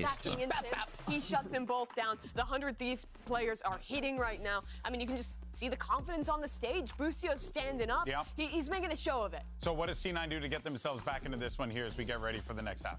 Again, I think it has to be about setting up Oxy and attacking 100 Thieves. 100 Thieves love to go for their side. All I'm saying is, Baku, I get nothing from the other one. That's all I'm saying. While they're in motion. Otherwise, their setups are really hard to break. Yeah, those flood retakes have to be the key. And in depends particular, if you prefer me or Yampi. A few of the rounds Cloud9 were winning were from Oxy. He's not having a bad game by any means, but we need more from him in the second half. Well, let's see how everything plays out as we get ready for that next half. We'll send it right back over to your casters. Thank you so much, the host, for the throw. Does that sign say, I pay for Oxy Spotify? Do you actually pay for Oxy Spotify? That's amazing. The thing is, you get nothing for the one, and you get a lot from the other. That's also the thing. Yeah, and this 100 Thieves comp on attack, it's so annoying to hold sights against. Okay, so I think we got C9's four really ghosts against that. Wait, we get the frenzy out. Molly, the Viper Mollies, the Raisonade, everything that comes out on these executes. This is a strong B hold in theory. You can't even play in the site at all. They go pushing double showers, and we are holding this. So it's bang. Look at how aggressive they've gone A. Okay, and now what's the reaction? Insta group. From 100 Thieves. They insta group I like that they're not straight up speeding into the B site. The problem for C9 is, and I think it happened, right? He walled and smoked up. They should be really scared of Lamps right now, and you can tell they are. He's just watching it the whole time. Control and held CT for the rotate because most teams, when they get checked How in they shower, follow it up as well. Boombot just cleared her as well. They flip the map. Now we're going to see how they deal with all of these trips, all this utility. Whoa, so the double dink. Suffocating to try to get through. Okay, 3-on-3 with the double dink as well. Everyone's, I mean, pretty much same HP on this. Oxy still has nade. Well, they might get the spike down. That nade does not hit the mark on this. Vanity has one smoke Molly. Let's see where smoke goes. Probably Vanity has Hookah. one smoke left, just got used, still has his Molly. Bang trying to hold the line. It looks Yeah, like and he's it's a weird situation now because EU kind of can't help his team with this smoke. Takes a step back. All while the spike ticks away. Bang snapping on the boost. One falls, looking for the second. A little bit of damage done. Oh, I was going to say, imagine he managed to get out of there on this. Yeah, nicely done. And the smoke was in the most perfect position. Really sick retake from C9 there. And EU kind of just got stuck in that hookah area because they have no sentinel. He was so worried about the flank coming in. That's why he actually went for the 5. Respect, man. Chat, you know what to do. Let's get some slug oilers in for Baku. Thank you, man. I appreciate that. If you got gifted from him, make sure you say thank you as well, for sure. He has to jump out of a smoke dry because his I appreciate you doing that, man. Thank you very much, mate. The mind games already from C9. And that's why they're going to be pushing these extremities and going for plays like that. A striker as well with the 41 months. Checks them on that. They have all that free long time. space. 41. Thank you for the tier 1, man. Thank you for that. Constant support, bro. I want to really keep an eye on what Moose is doing with his utility round Yeah, because they got the plant, they managed to get sheriffs. They get 3 sheriffs out, and this round has rotated over to A. He's got love the change up from C9 in terms of the. Judge, you're right.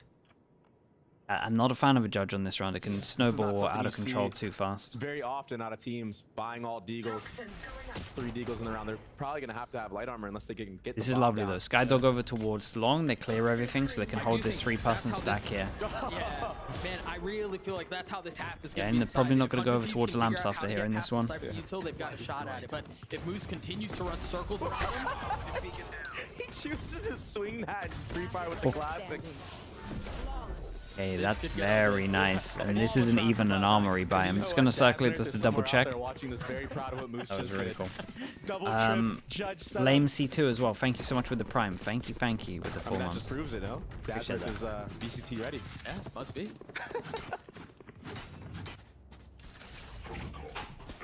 Have a game on our hands? Yeah, the 1-1 pistol is always my favorite games. Lucio's got to get a good read on what Moose is doing, where his setups have been. They change it up again? Yeah, and that's what makes it so difficult, right? If the objective is to find where Moose and his setups are and then kind of play around it, it becomes borderline impossible. And the crazy thing is he has his cam on A, so it's masking it even further. Look at this. If 100 Thieves decide to pop their Viper wall up, and I don't think I've ever seen anyone this far back from a passive default. And 100 Thieves see that, they're going to think that he's playing that A side again. Right. And that might funnel them into this hookah control. So the mind games. So yeah, smoke wall, like crazy smoke wall goes up. They go and check it out in terms of clearing lamps. Dog goes out over towards long. They break the dog. Close with the judge in hand again. Yeah. And yeah, this setup is just the 1 man. And lo and behold, this with a trip. And a cage as well. Really nothing to contact. Pretty much can't get in here. Off of somebody top site. Oh yeah, it is. It's off for Rooney, isn't it? Ooh. And he lands the shots onto Boosty. He's too good at holding angles. And trip. The tricks are here. He gets caught. But he's alive. That's because there was no way for him for Moose to swing out from hookah, but he holds his space. They have to understand that he's here. But they know that they haven't taken any map control here. I love this from Bang. Big Jewel. Wait, that was nice from him. He took this very fast as well. The spike has been planted. 4v4, how many smokes we got? Double smoke from Vanity as well. We could save 1 for the spike if Rooney stays alive. Asuna up close. Rooney waiting on the other side. He's been steady. He gets a second, but ultimately falls. Zappa's not going to be able to do it. Does have smoke, so smoke on the spike here creates a lot of pressure. Both weak. Some damage has been dealt, but so much left to do. Yeah, he just saw him before he swung in. Okay, I'll tell you what though, enough damage done from C9 to make this one a massive round here. Bang, just checking it. Doesn't care that he could be in there with a judge. And you were right the entire time. They were so aware of Moose being just in there. It's a shame that Moose had the judge here, really, because honestly, that trip over towards the front there, I don't know, in a different position, probably gets a few kills off that, or at least a kill on that raise. Yeah, that was a 4v5. But it has judge, goes hookah, can't get a kill off it. They double up the trip. Double up the trip on short, and we have 3 people playing behind it. And a slow round for 100 Thieves. So convinced. Yeah, we get no ults into this round unless we get a double kill. Yeah, and it's a little headshot angle, a little head glitch, but the double trips on short. It's the counter Asuna from entering in. But he's not even near that side of the map. Not yet. They're playing super far back. They sky flash over towards here to hear the infos. They know that he's really far back, but now he goes and starts jump spotting. And Raze is kind of close. I wonder if he hears the jump spotting. It really puts doubt in the defenders. Okay, and they dizzy out. Dude, why is Boostio standing still? Trying to expose themselves for info. They did just Kaido goes over towards long, so 1. Jiggle down B long. So they know there's some presence. Yeah, Zeppa just spotted the raise too. I wonder if that is this a timeout? What's happening here? 100 Thieves to go towards the A site, but I think Boostio's mouse just died. Nope. This is important stuff. Observers go back. 30 seconds left. I saw a referee just trying to help him out right now. So something's wrong with Boostio's setup for sure. That's why he's not moving. And there's been damage done. Exec without him here. And this is tough. Maybe you just go for a save? I feel controversy afoot. Yeah, this is tough. Find you. Well, he's on the move now. Dude, it's the most important buy round. He can't move his mouse. Yeah, he's just looking forward. But C9 don't know that. Something's not quite right. C9 don't know that though, so they might think he's lurking, and that's why you see Zeppa still by the B site. He's just holding W. Yeah, he's just trying to Dude, be a he's body out bag here for them just trade trying to off stay of. alive. This is the weirdest round I've ever seen. He can't even switch his gun. It's an IGL masterclass right now. Go, swing with me. We need to leave it on POV, unfortunately. Oh my god, he actually got him 2 kills. No joke. No way.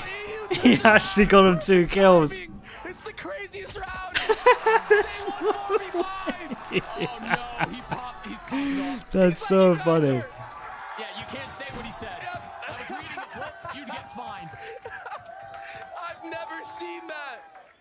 He's like, bro, I got another one backstage. Yeah, something's happened to his mouse. Yo, what if we just watched? What a W. That's so funny, man. They actually traded out. They managed to organize a double swing off of the jump. Dude, I don't think we're ever gonna see a scenario like this again in the match. That is the sickest round ever. Define the meta before our very eyes. Oh my god, the reactions from the players, even now, they can't believe it. They're laughing so hard. And for those of you who can read lips, there was a lot of positive words of encouragement going across the stage. That was so good. From Boosty. That's crazy, man. I mean, that was one of the rounds. That was one of the wildest rounds of all time. That's I love so how we're just funny. watching him just with his knife out, it's not stopping at all. Yep. Right. It's okay. We got the officials to check him PC. What an absolute beast. That is one for the books. That was sick. I mean, it was clearly a mouse. A mouse? Yeah, a mouse diff. Clearly. It just dies on him. Still for C9, I mean, there's no way for them to know that, right? So they're still playing the round like like it's a 5v5, and then Zeppa was so late because Boostio didn't show anywhere on the map the entire round. It actually worked out into Hunter Thieves' favor there. Reddit is gonna have a field day with this. Yeah. They gotta wait to let it charge. Or at least just play with it plugged in or something. They're figuring it out. I mean, even the C9 players are like, wait, what? Yeah, What's it's going gonna on? go. This guy didn't even have Go get another mouse. This guy didn't even have a mouse that round? That's why he just jumped at us like an idiot?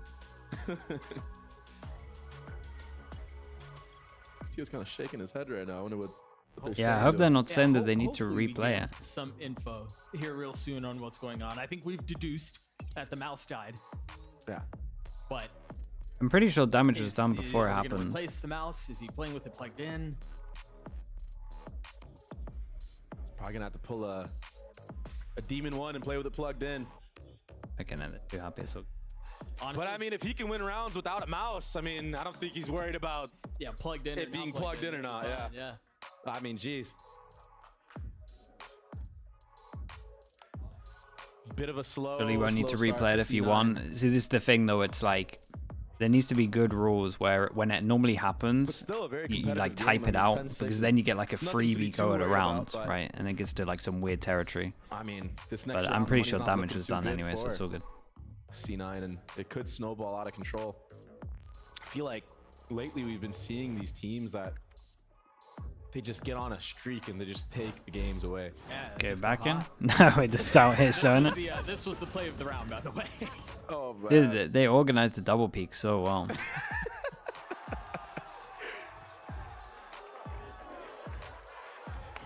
Oh, no. Again, what he said there was, you're all lovely players on the other side of the stage. They said you guys are all very, very good. You played a great round. Yeah, exactly. The other team. Damage is done. Yeah. I think that's what they were trying to confirm at the beginning. Yeah. Jokes aside, like, you know, when they had like 3 people and they're having a conversation. Cloud9 timeout right after that. Little pause. Yeah.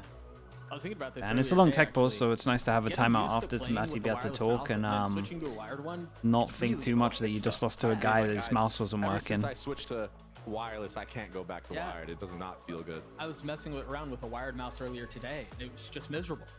Having to worry about where the court is and it getting in the way. But again, Dexter Ideal, thank you so much, man. Appreciate the 3 months. And Horizon, I don't think I said that earlier. Thank you for the Prime as well. Thank you for the 7 months. Yeah, what do you think Zix is saying in this situation? Thank you, both of you, for the Prime. Okay, back into this one, and we got a Triple Stinger. Haven't really had to do that Triple Stinger much with a... in terms of like intricacy in the rounds. They're just And man, playing a style. we got where 5 people that are 1 anti-egos, away they from an ult. So the next back buy and wait. round for C9, which is going to be must win, because in theory it's going to be 11-6. Oh yeah. Thieves is 1 away from Yeah, we're going to have 5 ults that they have to And go up that's why you against. see this deep trip into showers from So Moose. what, do they consider using Trying to their get that ults into early it? info. Because that next round is pretty much If they done. decide to grab that orb. Look, Vanity But the will have an guns are ult just as well. not there for C9 to really punish much of anything. If they can manage to scrap a couple kills, that could be an opening for Oxy to pop his ult. And maybe secure the round win, and that would be huge. Oh, it'd be massive. If they can steal this round away, that would be great. But the Digi goes over the top. It's so hard to hold in sight. Remember what I said earlier? These mollies are gonna come out with the fade util. Is there anything to clear Zeppa here close? You think it'd be EU's dogs. Yeah, and the first has been used. You see all of but that how do they get utility. through this? Look at that tether. Vanity Mollies caught, everywhere. but he's gonna survive. They have nobody on the other side of the map. Fatal though. into So they wingman? can't really go back and take the TP without it being a Yeah, risk. and they only get the hit Rifle's like only really typing one. They late. have to understand that Hookah's a weakness, that they This don't have is that nice. space. And they got to take some kind of map control, but Fatal didn't go over towards elbow, so they got to be concerned about elbow. They're gonna try to take elbow here to equalize things a little bit and alleviate the Yeah, pressure and I that's wonder how coming many from ults they want to try and use into this. But Busio's gonna be stuck. Because, In a bad, oh bad boy, place. He needs help. we He are falls. really going for There was this one. Oxy's ult instantly traded. Shots. But Cloud9 are making a run at this. They have numbers advantage, but they don't have Yeah, run and can advantage, and Viper that stay might be the alive? difference maker. You cry with that kill gets ult as well, so you can just ult Zeppa's Spike. ulting, doesn't get the kill. Both ults used. He's gotta know. There it No, Vanity. is. Rooney and his sheriff. He was getting tagged from long as well, so he thought he could tank more of the hits. And you set that up perfectly. Okay, I'll tell you what though, Once that C9 fade got a came lot of through and ults they out realized of it only them tagged one there, so they person, might be a and it tagged little them bit that happier, late, even though they understood used that one there's ult. nobody actually on the site, and that they're probably stuck in hookah, and that And they used a causes Cypher Cryo ult, to but they smoke also, off I mean, they hookah, used and they 3 just play ults, their man. gun They're advantage. not gonna be They happy knew that with it. C9 didn't have any rifles going into this round. And They're still not gonna almost be got happy with it. dicey. That's a really nice trade from Vanity.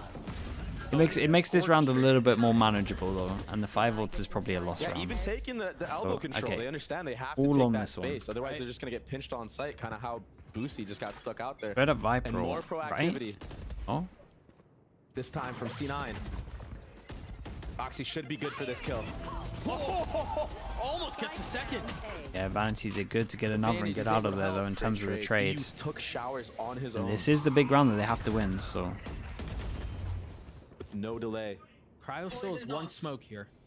Poison's off. Between that and Bang's util. Dude, they 100 should Thieves really have just some room forced to their way work. through into sites. Guess who's waiting Go on on. the other side? Not a judge this time. It's a Phantom.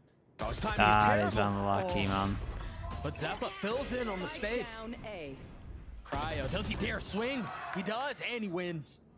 That's a big, big kill. With 56 seconds left, they have some time. They actually have an outrageous abundance of time. The thing is, Cryo's already in Yeah, I U-Haul. like this, and the guy at They feel like spawn they're was the committed person that shot this. So they Don't have no really idea. have a choice. They had Rooney no finds idea the about space, Rooney. finds the timing, almost snaps. Here's Onto two. Cryo too, but somehow Cryo Impact? gets away. Cam is still here though, and Trips. Come on. That's such a miserable feeling. Oh, he's about to get tagged as well. It's just going to be straight up aim duels from this point on. Oh, he got And they tagged. know where he is. And the molly's on his head. Oh, he's going to run into the trip. Oh. Holy smokes, Cryo! How? Unbelievable! There's no way that that should ever be happening. Look at some of the rounds they're winning. If you're C9, Bro's nearly laughing to himself, man. it's tough. There's not much you can really do. Yeah, You I did mean, they almost lined everything up. Right. You wanted to peek together, but the angle just was perfect for Cryo in the moment. I mean, Rooney got wallbang headshot. I didn't even see him on a screen when he peeked. I guarantee it. That's tragic. What can you do about that? There's nothing you can do about that. No, there is. Yeah, it's pretty unlucky, man. They didn't even play it that bad. Like the molly was there. They pinged him. Like what else are they meant to do here? Spacing was good. They just fired that extra bullet. Hello. B-long default. As I say that, Moose does the funny again on short. And that trip did not get broken. No. Bro, he's such low HP. Was he 32 HP as well? He's gonna get so much info off of this. 1, 2 spotted. In 4K. Look at this. Somebody peek the guy top truck, please. Dude, this is one of the silliest games I think I've ever seen. Oh, now he drops. And then Vanity dies like that. Right there. Boosty with 14 HP commits to getting the spike down. I'll win this one. Cloud9 with numbers and health to try to fight this thing, but the judge from a distance What will is not do this, that. man? Oxy tries to find high ground, gives it right back. And Zeppa's on the flank. Picks up the charge.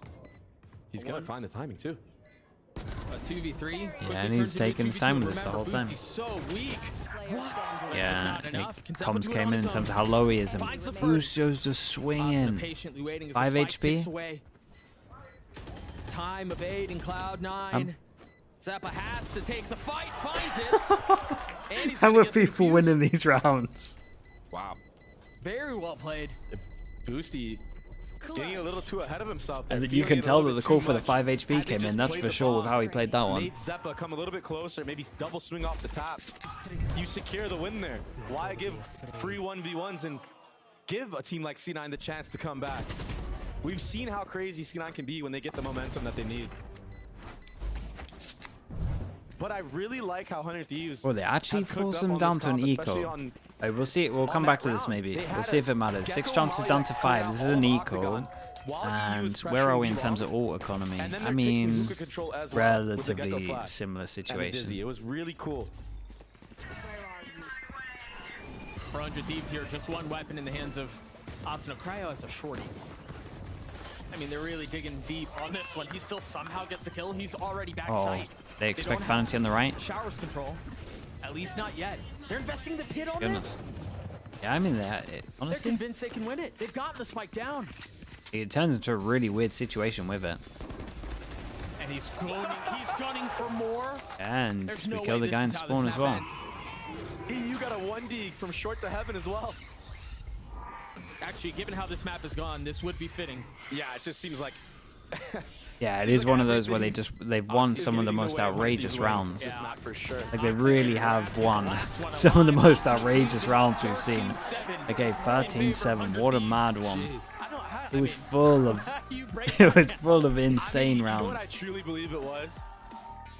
The mouse? The mouse. No, I'm kidding. I think that a lot of this match going the way of 100 Thieves had to do with the fact that C9 had played this map already this week. And I think they prepped very well. And I think when you play against this comp, it's kind of tough because like I said, if you stay in sights, you're just going to get owned by all the utility that 100 Thieves have.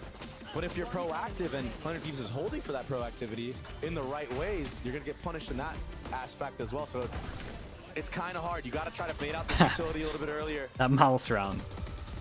That's still one of the best things ever. Not an easy thing to do. No. It also doesn't help that, I mean, Asuna started the game 10-2. He finished like 22-11. Cryo also popped off. And then there was all of the silliness, the whimsy, if you will. There's a lot of silly things that happen in this map. Goodness. In this map. Yeah. And we wouldn't have it any other way. A break and then map 2. We'll see you guys on the other side.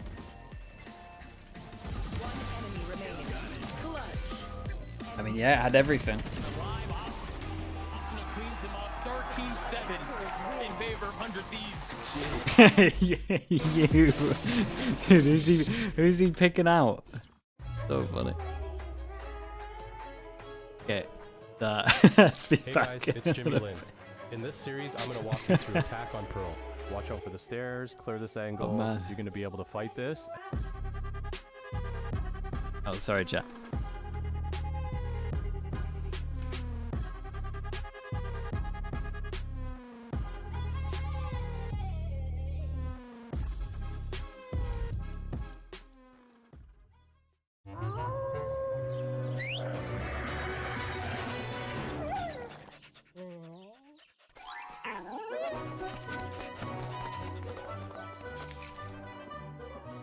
Red Bull gives you wings.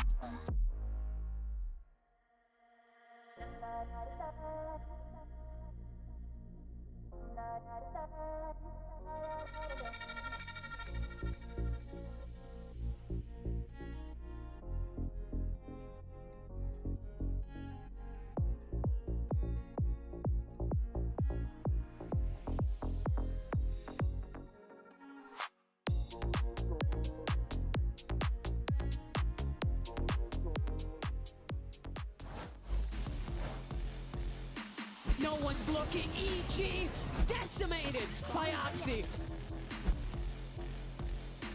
Can't hear a damn thing, but Trent swings at the right time. Boostio! He rings it in. Liz here with Coach Zix from 100 Thieves, the team that can win a round with a improper working mouse. Now, I'd love to ask you about that. I'm actually going to ask you about the vibe of the team. It seems like the momentum really comes from the energy of the team led by Boostio. If you could describe what the vibe has been like since the win from last week, how would you describe it? I would definitely say we're a lot more confident, a lot more positive. I mean, I will say we have some of the best aimers in the game on this team. And a lot of that was, you know, kind of hidden by the fact that they were playing low risk, I guess, last year. But this year we've kind of embraced taking a lot more risk, being a lot more aggressive, taking individual fights. If you think you have a good timing, like, we have to be able to capitalize on it. And that's been the focus of the last 2 weeks, and we've been killing it. So it's been very good. Let's look them up too. Confidence is high in 100 Thieves camp, and they have plenty reason to be because they look fantastic in that closeout on Bind. And let's just go ahead and dive into what we saw in that round, because maybe there were a lot of really cool things that we got out of that game. Yeah, there absolutely were. I first don't want to pick on something he was saying in that interview. I feel like the issue perennially for 100 Thieves has been when they're in advantages, when they're in up positions, playing scared, not going for a proactive play, not fighting together, just trying to bunker down and survive till the next moment. But with this team, with this addition, and in these last few matches, they've done such a good job at having proactive ideas. And I think their defense was such a great example of it. Yeah. Not just in the forward plays, but the way they shut down these plays. Honestly, they shut down see if site completely. Ascent can continue the madness. pulling that silly little pistol round. Or also in later rounds, this is what I'm talking about, pushing through those smokes, right? Taking that opportunity as the spike is trying to be planted and taking those. Tell you what, that you know that mouse round. And so well. I wonder if it had gone the other way, like what would have happened to this map. Because it was a big buy round. It would have been the biggest demoralizer you could imagine. Job towards that long B.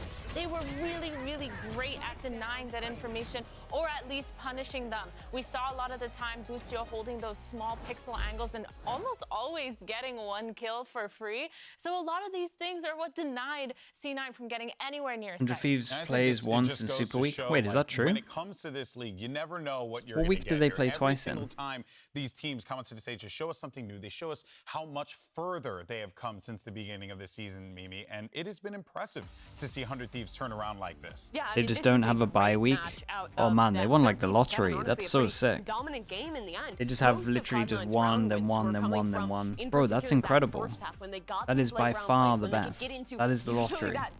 What other team gets that? Is it just them?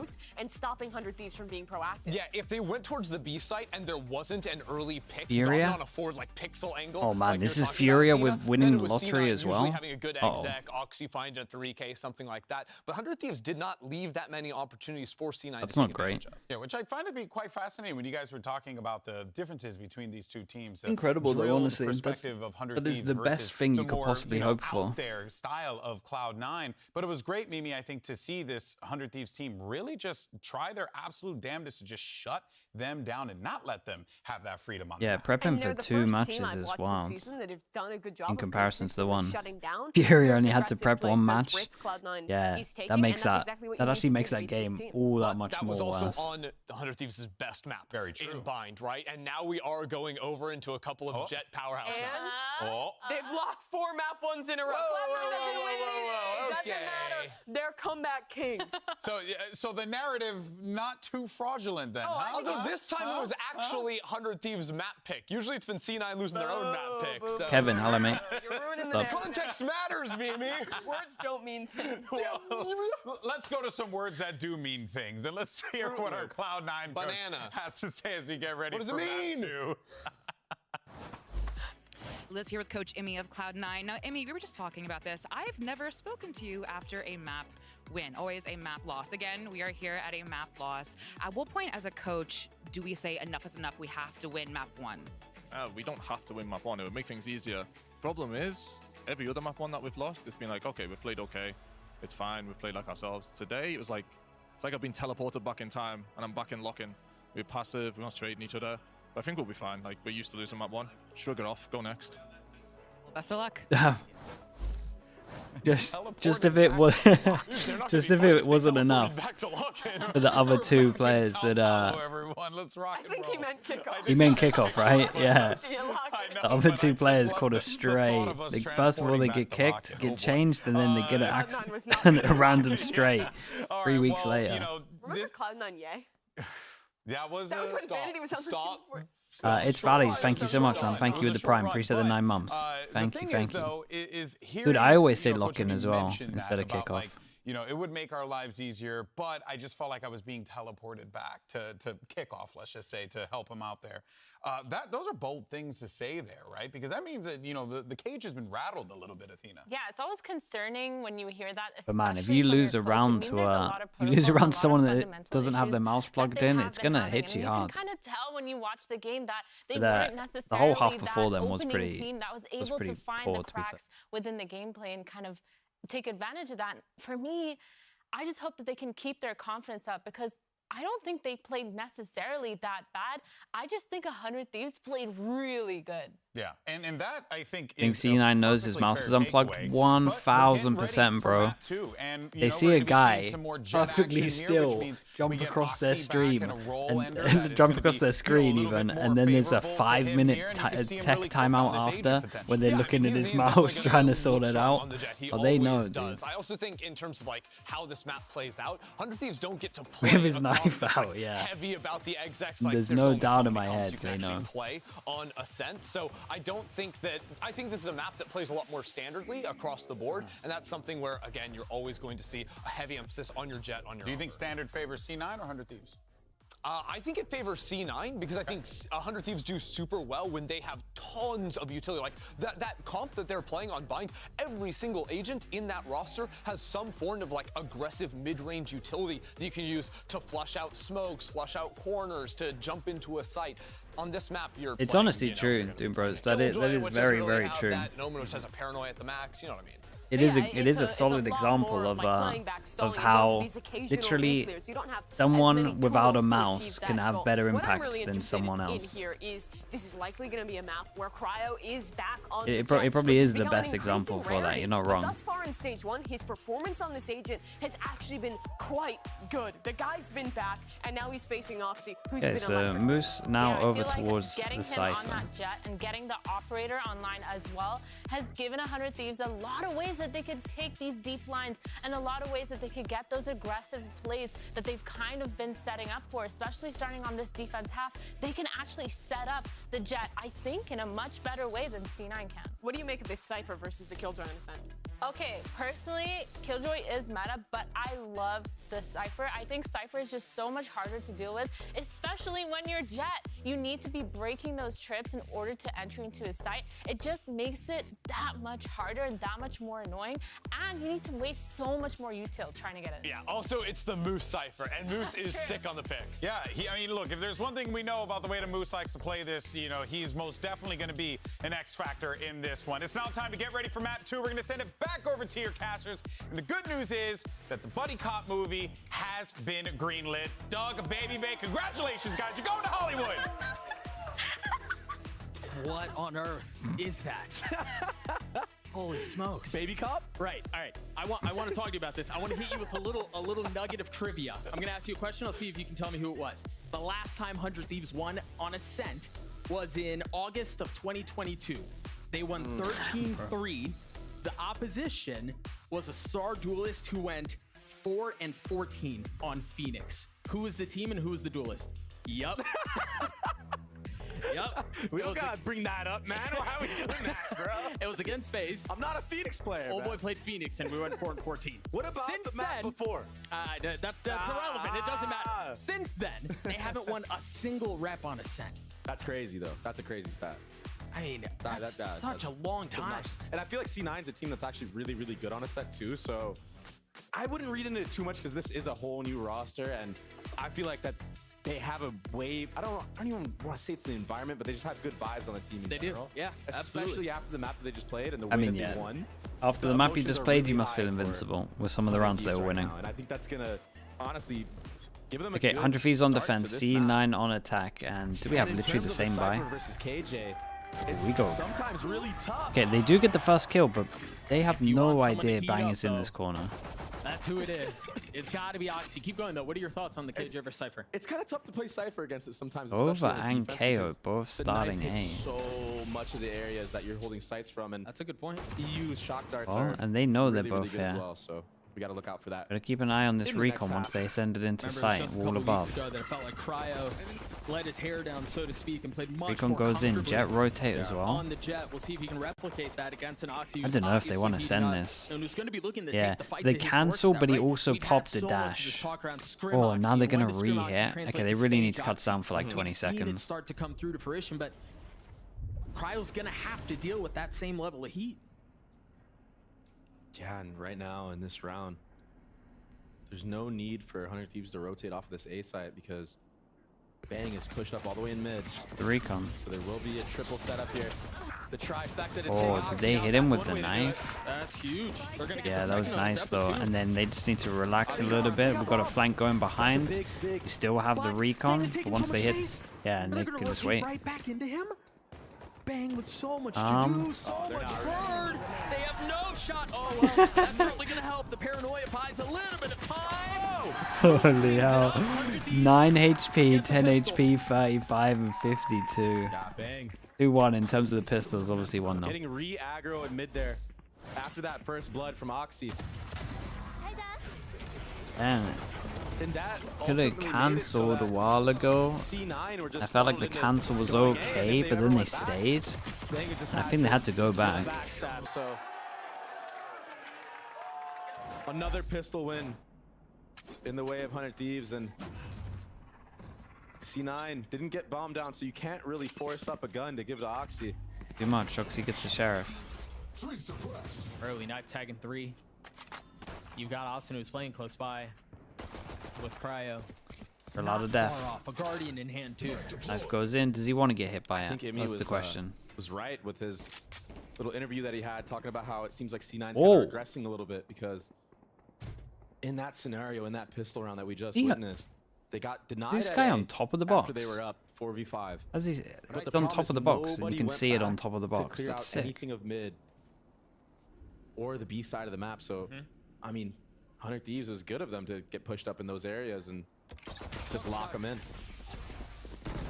EU trying to take an angle with the Bulldog. Oh, he's stuck. Oh wait, he tanked He's this. got the weaponry for it. That dash should not go as intended. Lucio is an absolute savior.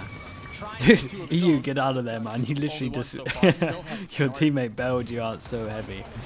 And they're just sitting ducks now. Nowhere to run, nowhere to hide. Zeppa with 2 HP as he gets swarmed, surrounded. Okay, one little bit of damage done. Very, very convincing. We can make sure that this gun is... Does he want to op? And then throw the Guardian over? He's going to op, right? He was flashed. I mean, you saw how convinced Moose was there. He was the first one to swing out. He was ready to take out EU.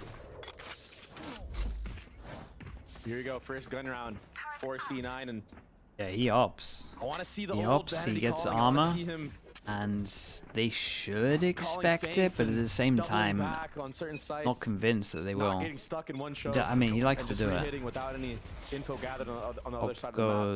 Smoke goes middle. Knife goes short, so they know he's not over towards short. So you would expect that he started over towards middle, or he's B main. And it's concealed so far. Hasn't been spotted, hasn't been shot. So no way to have an understanding of the threat that's waiting on the other side. Seems like Boostio is so committed. Here's that. The flash in his face, not able to get the kills. Not the aim that he was hoping for on this one. And taking down the Killjoy is lovely. It seems like Boostio does have a hard read on playing this middle area of the map. I mean, 9 times out of 10, he probably gets that kill on Oxy. He didn't get hard cleared. And that flash actually didn't full blind him either. Oh, this timing. Oh, the timing, man. Yeah, I just wanted to do a smoke. The nade is perfect. As soon as he feels the knife coming, understands there's pressure, likely waiting on the other side, bang with a big kill. Bang's gonna save them, and that might deter them. They go over towards middle. No cage for Moose. Did it ever get blocked? He's gonna have free line with his op. This should get smoked They want to smoke spawn, right? Yeah, they got no smoke on spawn. Oh, this is a lovely call, man. No smoke on spawn, so they actually go back up towards short. I love this. How much can Bang do? One found the second. Almost gets the third. Moose it's so much 35. Okay, massive 2-on-2. Recon goes in, obviously clears sight, and Moose on the low HP decides to go aggro. Tries to play for one. Does he switch weapons and try to secure the round because he's about to face check Moose very up close. Lovely ends. You would just imagine that they stick together, so this was a great decision from Moose. And he's hunting him. This guy has drone and recon. Is in abundance right now. It's not planted for Rooney though. And Rooney has no utility. Maybe his dart will come back up soon. The door is clear. Oh, he's about to be found out from this drone. Lovely. Doesn't get tagged. My God. And now the dart buys a little bit of time. It's cleared. Rooney's gonna have to go all the way around Jenny if he wants to stop this. Gets it to half. There's the drop. The mind games begin. Oh, I did all the convincing, man. The confidence is not there from C9. Yeah, I thought he was going to win that duel after the original. Yeah, he's got it. Definitely. Original fluff, yeah. Wow. He was the difference maker. It was actually great calling from Vanity. Orange Hood, thank you so much for the 6 months, man. Thank you. Getting what, two kills there and then a dink? I appreciate you saying that, bro. Thanks very much, If he has a Vandal there or a Phantom, he probably kills him. Man, another bonus. 1. And that round right there, especially on a map like Ascent, when you're on the attacking side, man, it could feel like... Oh, it feels terrible. And he picks up the op at the end as well. But they will try to get these knives up for Oxy in this B main area. And they're going to run into Cryos off. Whoa. My God. Wait, the turret's out here dinking people, yeah, and they might be a little bit wrecked on this. The flash to try and get out, the smoke comes in, and Asanas just saved him a little bit. Oh my. And there he goes. Oxy falls. But he tunnel visioned so heavy on the guy getting the orb, and then managed to recover, hit the shot, which is impressive. Space that Bang is taken again. The guy is everywhere. Wow, that's bombed down too. No space is safe, and he hurt him. Not when Bang Damn, is nice round, 4 people. What a start for 100 Thieves. What's going on in the crowd? Boxy there, just run out the smoke dry. And they pick up the op again on this one, so Cryo gets dropped the op back. Money's really good, and this is an early timeout. And yeah, what a disaster for C9.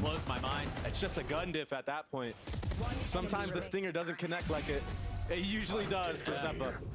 I mean, sometimes it's laser beams, and other times it's like that. Just like, it felt like Cryo just tanked like 10 shots before he got that kill.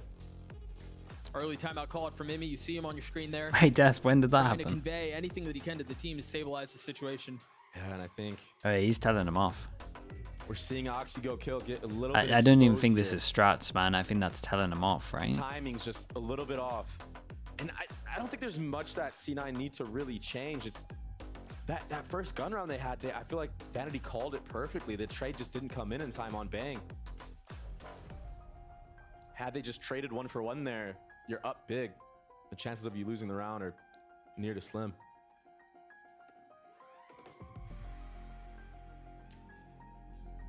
Round 3, was that not the dash cancel cut sound round? Full weaponry.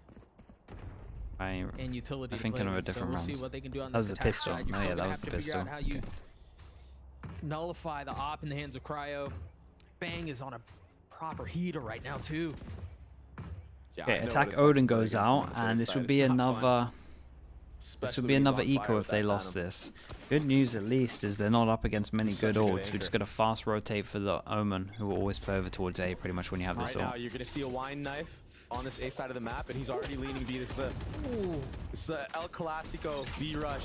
Oh, he's flat. She has to give the space back. Now the dash has been used. Oxy with no real way to go forward. Just kind of has to walk his way out. And he's playing this perfectly. Holy smokes. But the nade might be the problem. Boosie with too many targets to deal with finally settles on Rooney. I don't know how Oxy's still alive. He's such a nuisance.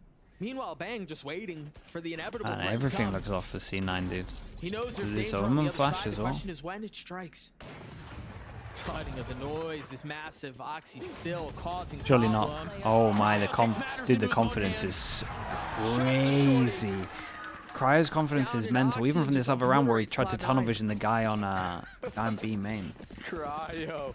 Yeah, and the most criticism he normally gets is that he's like a little bit too chill when he's on duelist, but he is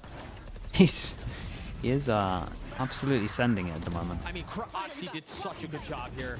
He really played that as best as he could. Yeah, and it still looked off in the site hit because I'm pretty sure someone was about to get a kill. Maybe it was Oxy and they got Team Omen flashed. You heard Boosty. Let's bleep and go. Yeah, you're the best. Eye for knife info, and they hit 2 for Oxy 1. does have that Guardian. What is the timing like on this one? Let's take on Cryo here. Up close, not gonna connect. But again, he considers going in. A shorty. Dude, his confidence. Getting the best of Oxy once more. He played this so well, though. Fashion, no less. And you saw C9 tried to set him up. Literally headbutted. He literally headbutted him. The yumpy dash. I haven't seen that for a while. Fighting fire with fire. Oh my. Weird leg shot there, but pops the knife. Don't overheat. Don't give him a gun. You're all good. I think we've had so many conversations around Cryo as a duelist and his style and how he delivers when he needs to. Okay, at least the team were there together. Yeah, everyone here. Right? Is he going to continue to be the type of Jet who holds a lane, who locks things down, or is he going to be aggressive and Like take the high space? smoke to potentially see if they're trying to take a timing and just show legs. Stage. We've seen him get more and more comfortable. Those two plays, particularly the one in the previous round where he pops the shorty, goes into the smoke, that's a loose Cryo. That's a comfortable Cryo. The ult there, I think he thought there were multiple people short. Yeah. And you are playing this character that has so much ability to just get in, get out really fast. Trying to use the crowd. Players that are trying to, He's trying to use the crowd. Sites or even just walk I thought he was there a little bit. And he's playing it perfectly right now. Yep. I like the cryo that plays aggressive. I like that he does this because he has the mechanical skill to back it up. He's always had that. I think, you know, Chamber. What is that? Why does Jet's neck look like that, bruh? That was creepy, man. Stuff nightmares made out of. Uncanny Valley right there. That was very interesting. But yeah, like he has the mechanical skill to make plays and go for it. I'm happy that now, even on the defensive Right, a lot of ults, big buy rounds. What do they got? Money, I don't even want to look at 100 fees money. It's too much. It's too much money. Okay, straight up A hit. And it's arriving at just the right time. Omen flash goes in, only hits the Omen back of sight. Double. It's a weird smoke on sight to play around, by the way. Already creeping up into hell. Bang waiting on the other side, spams onto him. He was lit up like a tree. Yeah. Oh man, no one. What is going on here? Why we got 2 A main? The potential. Why is no one else in sight? Very quickly. Some might argue it already has. 7-0 for 100 Thieves. What have I missed here? Why is no one else on sight? Working for C9 right now. Any dart shooters? Dude, there's too many people A main, so they can't even shoot the dart. Maybe a little bit of frustration on that side. Because they wanted to res. This entire map series. Where's the KO dueling in main? Ultimately, the deciding factor there, in my opinion, he got that smoke off in time before the KO. They're confused. Shouldn't the KO be sending it? That really early on? Oh man, I need to watch that again. This smoke at the back is interesting though. It kind of works like the one here, but maybe you have more room. I'm not sure. Looking to get a tag. Get into an eco. Oh man, they're so desperate. Whoa. Oh boy. Whoa. Throw that thing in reverse. Oh boy, we don't check it. Guys, come on, guys. They need another timeout. He's already gotten It's an absolute melt. An 8-0 start for 100 Thieves. I was gonna say this before all of that mess happened. This feels like a Bang who's currently 12-1 right now, who felt like the Bang who really took the world by storm when 100 Thieves was on their LCQ run. Where he was an anchor on A. They already timed out? Yeah, they used one earlier. They need another one. We saw Bang really show up and really come into his own, and we've seen hints of that. If he dashes in there, you have to check the main corner. Where's he checking if he dashes in here? I feel like He means going to be losing his mind. The last time they won the map against me specifically. What are you even checking if you're dashing into this corner if you're not checking this? I'm C9 right now. I've been there, man. All of this, but it's not check fun both, getting surely. instant everywhere you go and running into a 3-man crossfire. Asuna, Cryo, and Bang on this A side of the map playing off of each other so well. You know what the kicker is too? The last time they won, you know, that 2022 or whatever, Bang went 27-11. I know, bro. On Omen. He's doing it again. You're preaching, brother. Why did they use so many ults? I got so many questions, man. What did Cloud9 do? Why is everyone using so many ults recently into rounds where like they're kind of running their head into the wall. They have the worst buy. Have anything work? Why does it keep happening? And sometimes 5-manning and stacking. Been the theme of this year. Just going for sight hits can actually work on a map like this. Oh yeah, for sure. If you get those entries, it is GG for the enemy team trying to retake. And Cryo has been so mobile with this op. He's already setting up for this B split hit. He should be good for multiple here. Spike Barely whiffs on Oxy, but again, you see how they play off of each other. It's all a setup. There's the multiple you were looking for. He gets another. He gets another there. Dude, they're not going to get around. These like triangle setups to a T. Yeah, the setups are nice though. Don't get me wrong. And it feels like Cryo is always in the right position. I mean, he has to. This is I mean, yeah, he literally has to. They're not going to get around. Get 3 on this half if you want any chance. I feel like. But you see the crossfires that they have. He should never be getting that third kill. Off of each other, right? Whether it's at the A site, Bang is sitting in the corner of Cat. Asuna's in door, Cryo's heaven, and they all peek off of each other. Yeah. Once Bang makes contact, Asuna peeks door now. Then somebody comes out A main. It's still the same op that he bought in the bonus. Everyone's just been saving it. That's mad. On stairs. Boostio sitting logs. As soon as Cryo gets the first kill, everyone that's running out of market is going to be staring at stairs, trying to wait for that This was a guaranteed third map. Dude, it should have been. Boostio. Then you have but C9 are not here. From EU back site. There's so many things going going 100 Thieves' way right now, and it's just the setups that they're Yeah, putting this has to be themselves in, frustrating. they're working flawlessly against C9. Give him something, man. Just run into spawn or something. Run into attack spawn. About how it feels like, Try and something for a long random. time it was. Ascent was very heavy defense sided, including kickoff. Yeah. It's like 50-50. It hasn't been a heavy defensive sided map if you consider kickoff and now stage 1. So this isn't like oh, well, you know, it's attack side Ascent, you know, whatever. Yeah. At least as far as the 9 reps that we've seen on Ascent since the beginning of the year, it's been a 50-50 split. So at Cloud9 have their work cut out for them. Yeah, this is going to be tough, especially when you're playing against the default comp that's just so versatile. A split B on this one, and find out where the op is. And they at least found out where it is, and he's still sending it over towards middle. And the smoke. Smoked off the alarm bot and then cleared it out. Oh. You see this hesitation though. I guess take it away. because the mollies. Yeah. I mean, Oxy can't go right now. He also used his dash and Boostio uses ult. Yeah, his job he's too committed, I imagine. Of C9. And that dagger just hit him, no? But honestly, he's been that for many rounds. They just haven't really Attacking been able to convert around KO flash. An KO flash. to do it once again. EU waiting. KO flash goes in. Swing. Him, this would be insane. Oh man, he got another one off the KO flash. Boostio's doing bits back of sight. Just on the other side. That was the safety valve. Ultimately falls. Oxy's gonna have to pull off another ridiculous moment, and he can't. Oh my gosh. Yeah, Boostio did great. I think the first 2 kills were without util. There's a chance it was first kill was on his own, second kill was Omen Flash, and third kill was Cryo. I mean, yeah, you see the highlight there. Boosty gets a that's couple the of really good that's kills the there, KO flash. We've got to talk about Bang. We've got to talk about Cryo. Yeah, this is a complete dismantling of the C9 roster. And it does very much look like. Dude, he's just wondering what the hell they're doing. C9 right now. Bang's died once. Get out of my way. It doesn't always have to be Oxy go kill. But right now, C9 just doesn't have an answer for that not working, specifically on this map.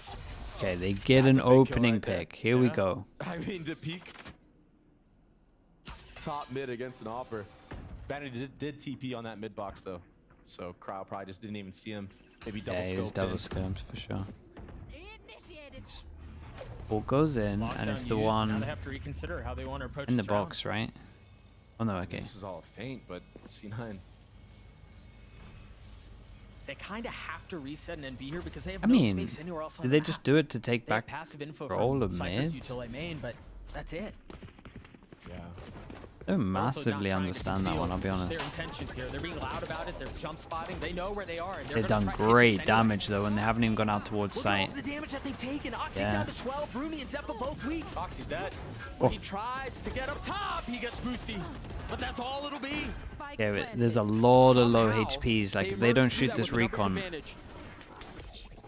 Lovely nades, man. Lovely nades. Still 2 low HPs, and they might just spam a lot of this. Threes for the rest of the round as the spike ticks Still away. have an Omen Flash, still have a KO There Flash. is double flashes up. You heard the first one used, the 400 second Thieves. one too. Zappa gets one, but it's traded right back. Vanity not able to control Oh, they it. need this 1v1. Can he do it Ooh. again? No! Guys, calm with it. Fair play. Rudy's the And savior that's for the Cloud9 first round they on the get. board. You did jinx it. You didn't even say it and you jinxed it. It still feels like it's Lovely a shot from little him. too late though. For Yeah, this C9. kill in middle's nice as well, right? I would have to agree. But the Sire Leaf to Oh, not no, be I'm gonna see it. 13-0 lives Pretty sure on. it's nice. It's not a record you want. Player standing. Nice. Let's go. Come on. One more. Let's go. It's one of them. Spirits are still high though. Maybe not for the coach, but No, but for the players. We talked a lot about Vanity, how good of a Oh, leader he's Amy, been. man. That mentality right there Poor is what's guy. made this team so good. And yeah, it's not necessarily reflecting in the score right now, but it's just one round at a time. Just one more. Can't It's a escape lovely this time trade because though. of that KO. Lovely trade. Crowd Take getting that first all blood. day. Recon over towards short, so they have no recon to That was hold the over answer towards that sight. C9 You take needed that as way, well. way earlier in this series. Dash goes in. Bang, feeling the pressure. Oh man. Can he manage it well? Okay. Too many targets, only one found. Easy round, 2v4. Looks like Cloud9 are well Oh. on their way to their second, barring something silly taking place, which has kind of been the theme of the series. Again, Austin forced to wait on the other side. trying to get his teammate to break the door so the flash is instant. No shot. That was beautiful. That was lovely. And the high flash too. Oh, that was lovely as well. Oh god, he has a nade. Oh man, don't give me Imi's POV, man. Don't give me the Imi replay. I can't. Every match that we have he might have fallen out of his chair, man. He might have fallen out of his chair. He might have slumped to the floor. I mean, this is crazy. A 4v2. Dude, they played that really well though. But this should have been a trade. Oh, that was fast actually. It was really fast. EU breaking the door. Asuna with the perfect timing for that KO flash. Then the high flash. Asuna jumping out to just be a body bag. Okay, they're letting me off on that I mean, one.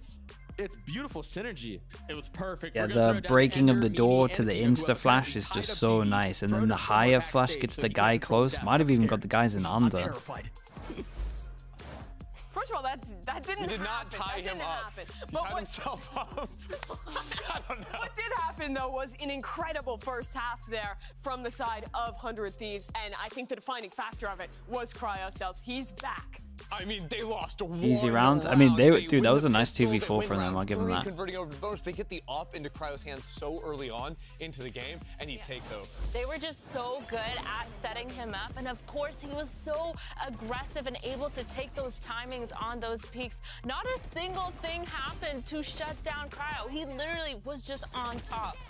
And the combination between him and Bang as well, who in the first like 9 rounds had died 1 time, I think, like that was the obscene thing, was Bang just putting up those repeated 2-3Ks untouchable. We keep getting 2-0s in For America. this team is out of the world. We're seeing it in every one of these reactions. For Boostio, I think Looks he like the spent fastest less day time ever. Yeah, in it's his speed chair run after than speed out of it run. thus far in this Is that legal? I don't know. Sure, Jury's out on that one. For Boostio, it is.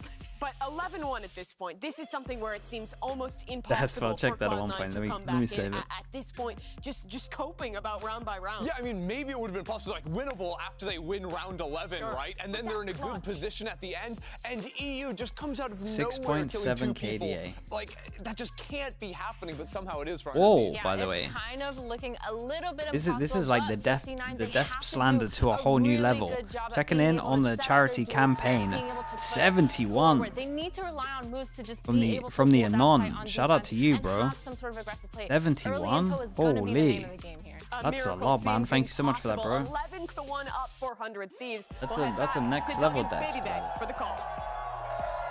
Chat, let's get the slug earths in there. And And add a couple of deaths in there as well. It's not going to be at your expense. Thank you, Anon, whoever you are, man. Thank you for doing that, dude. 613 days Awesome. since 100 Thieves have won a rep on Ascent. 0-9 since the last time. The aforementioned that we won't talk about anymore.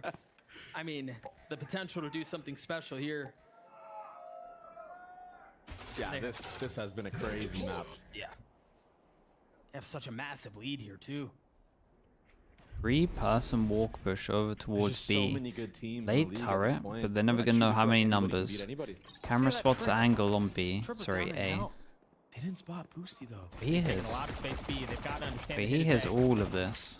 Will the We trip call his. find value? Cryo goes Okay. up top. I mean, we were talking about getting aggro. Look at him. Dude, and the thing He went all the way is, into heaven and took out the Cypher. EU is going to So be loose. beyond ready He for this seems guy. so He might even go comfortable. box and they might bait it. Dude, He when goes he box plays and like they this, bait he's- it.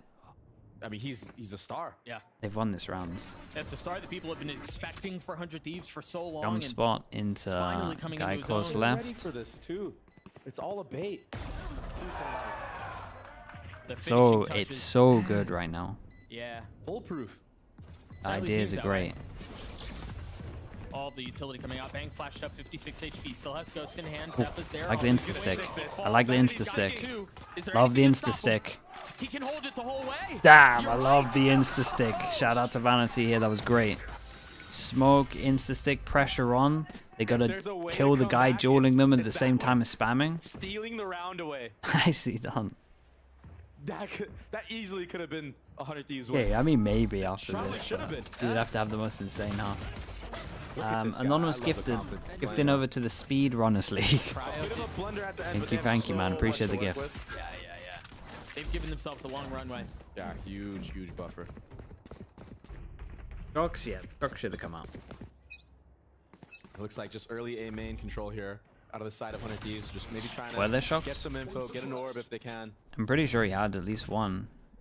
I thought I saw him earlier. Double flash play with Zeppa swinging Yeah, both. Yeah. Put a Marshall in the hands of you. Oh, did that smoke whiff or did he shoot him through? 65 HP. Vanity on the swing with the molly there. That one way is so miserable to try to get through. Yeah, and C9 just not wanting 100 Thieves to get any orbs. At least towards the stack, the heavy side, which is A. As soon as the orb was tapped, you're absolutely right. That was the cue to go. Whoa! That was sick. Nice move, Like retrieval. This is an attack shooter, by the way. One enemy remaining. So the attack side of 100 Thieves, at least in this round, kind of goes down with a whimper. Yeah, and they at least managed to save the better gun here. Problem Problem is they have to win the bonus, and they got 2 stingers. I mean, This comeback they're one of the better stingers users of those. And having really, really well placed trips, and him not playing in spots where he can be knifed, it's gonna be a tall ask. Yeah, for sure. And honestly, that was the same conversation we had on mine, right? It was a close half. The hands of Oxy did damage. Oh, that was weird. That was loud. Yeah, I could hear myself. Okay, 4, and we drop one of the one of the stingers, and we buy an extra gun into this as well, right? Guess I'm missing something. Pretty sure that's right. And it wasn't because of Moose that Bind didn't go their way. Fast big buy rounds, and I mean every single C9 are allowed one mistake. This is how we used to look at it. Slow mid control here, but proactive fight from C9. That was great though. And it looks like they want more. That was Rooney's great. gotten 2. Oxy's joining in on the fun. Bang and Boostio punching back. Not like this, guys. Not like At least this. enough to keep it competitive. You lost a TV4 earlier. Don't be losing a 2v5. It's the DFM camera. It's Moose. I just love how he's just playing a completely different game in a world of his own. Yeah. Oh, that's really good info. Yep. That is such a cool cam. You steal that for your ranked games. But C9 are splitting up here. See Vanity holding this A site. Zeppa pushed up all the way into A main. They're so worried that the enemy team is going to go back to A. Oh, it's like you mentioned. And this guy should be able to tell Bang that. Sorry, yeah, Bang that they know he's here. The minds of the defense. Boosty's got now. That should be the cue, surely. As the first trip goes out, you see the knife clearing out B main, making sure there's nobody there. They know Moose is back. Good molly. Very good molly. And again, He's a guy B main as well. Moose is there to greet him though. Heard a guy B main. Does he want to insta duel? Oh no way. Ah, it's such a nice attempt. That is such a nice attempt. It's unlucky. Gonna swing at just the right time. Cloud9 will get their 4th. Yeah, he just wasn't aware that he had already walked out towards lane. Love the idea though. Imagine he was coming out over towards B. It probably would have worked. They were down 11-3. They're not scared to go for a mid fight like that, and that's a good This sign. mid fight was nice though. The flash into the recon. A C9 fan. That was such a nice And the nade into the corner. This is a great little mid crunch.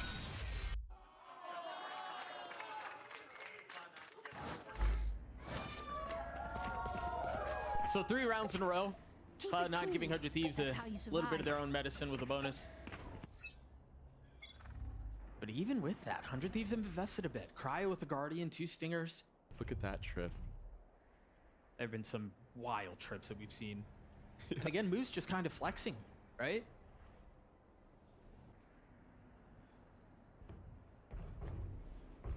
They're certainly, again, they're making plenty of noise. The flash is there, the swing too. Oxy turns it and drops both. Oh, tanked. Wait, how on earth is he flash? Nothing is found, but the space is taken, and the spike is sitting under their feet. He wants more. I don't blame him. They really messed that one up. They call a timeout after this. Right. Oh. Bang's still shooting. He's going to get caught, though. Feeling the pressure. Hey, good sign of confidence, though. We've got a lot of shorty kills this map. Yeah. Yeah.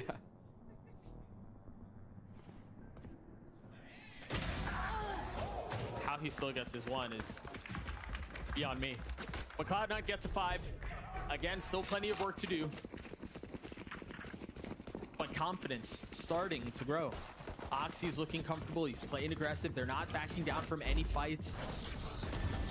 And that's what you want. If you're going to make a comeback, it's got to be off the backs of things like that.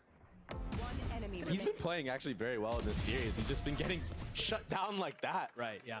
I mean, what is he supposed to do about Boostio just perfectly lining up his head like that? I feel like he's done so much, but problem is they just getting a little bit unlucky. They just wait. Meanwhile, on the other side again, got to call him out. Bang, 20 and 7. Jeez. Not bad. That's a lovely knife that hits 3. Asuna getting that orb online will trigger his ult. And they still have the whole map to play with here. So many options. So they were pretty much ready for this, though. Right? They were ready for them to get the orb. We see the anti-KO already. The issue is, anti-KO looks really weak on B. It's gonna be a double back now. But it looks like they go in A. Spotting anyone going up cat. Kind of in owned case it. there's anyone who does tuck in through mid, you're going to see him as well. Kind of one-person fake with the Sova. A main choke.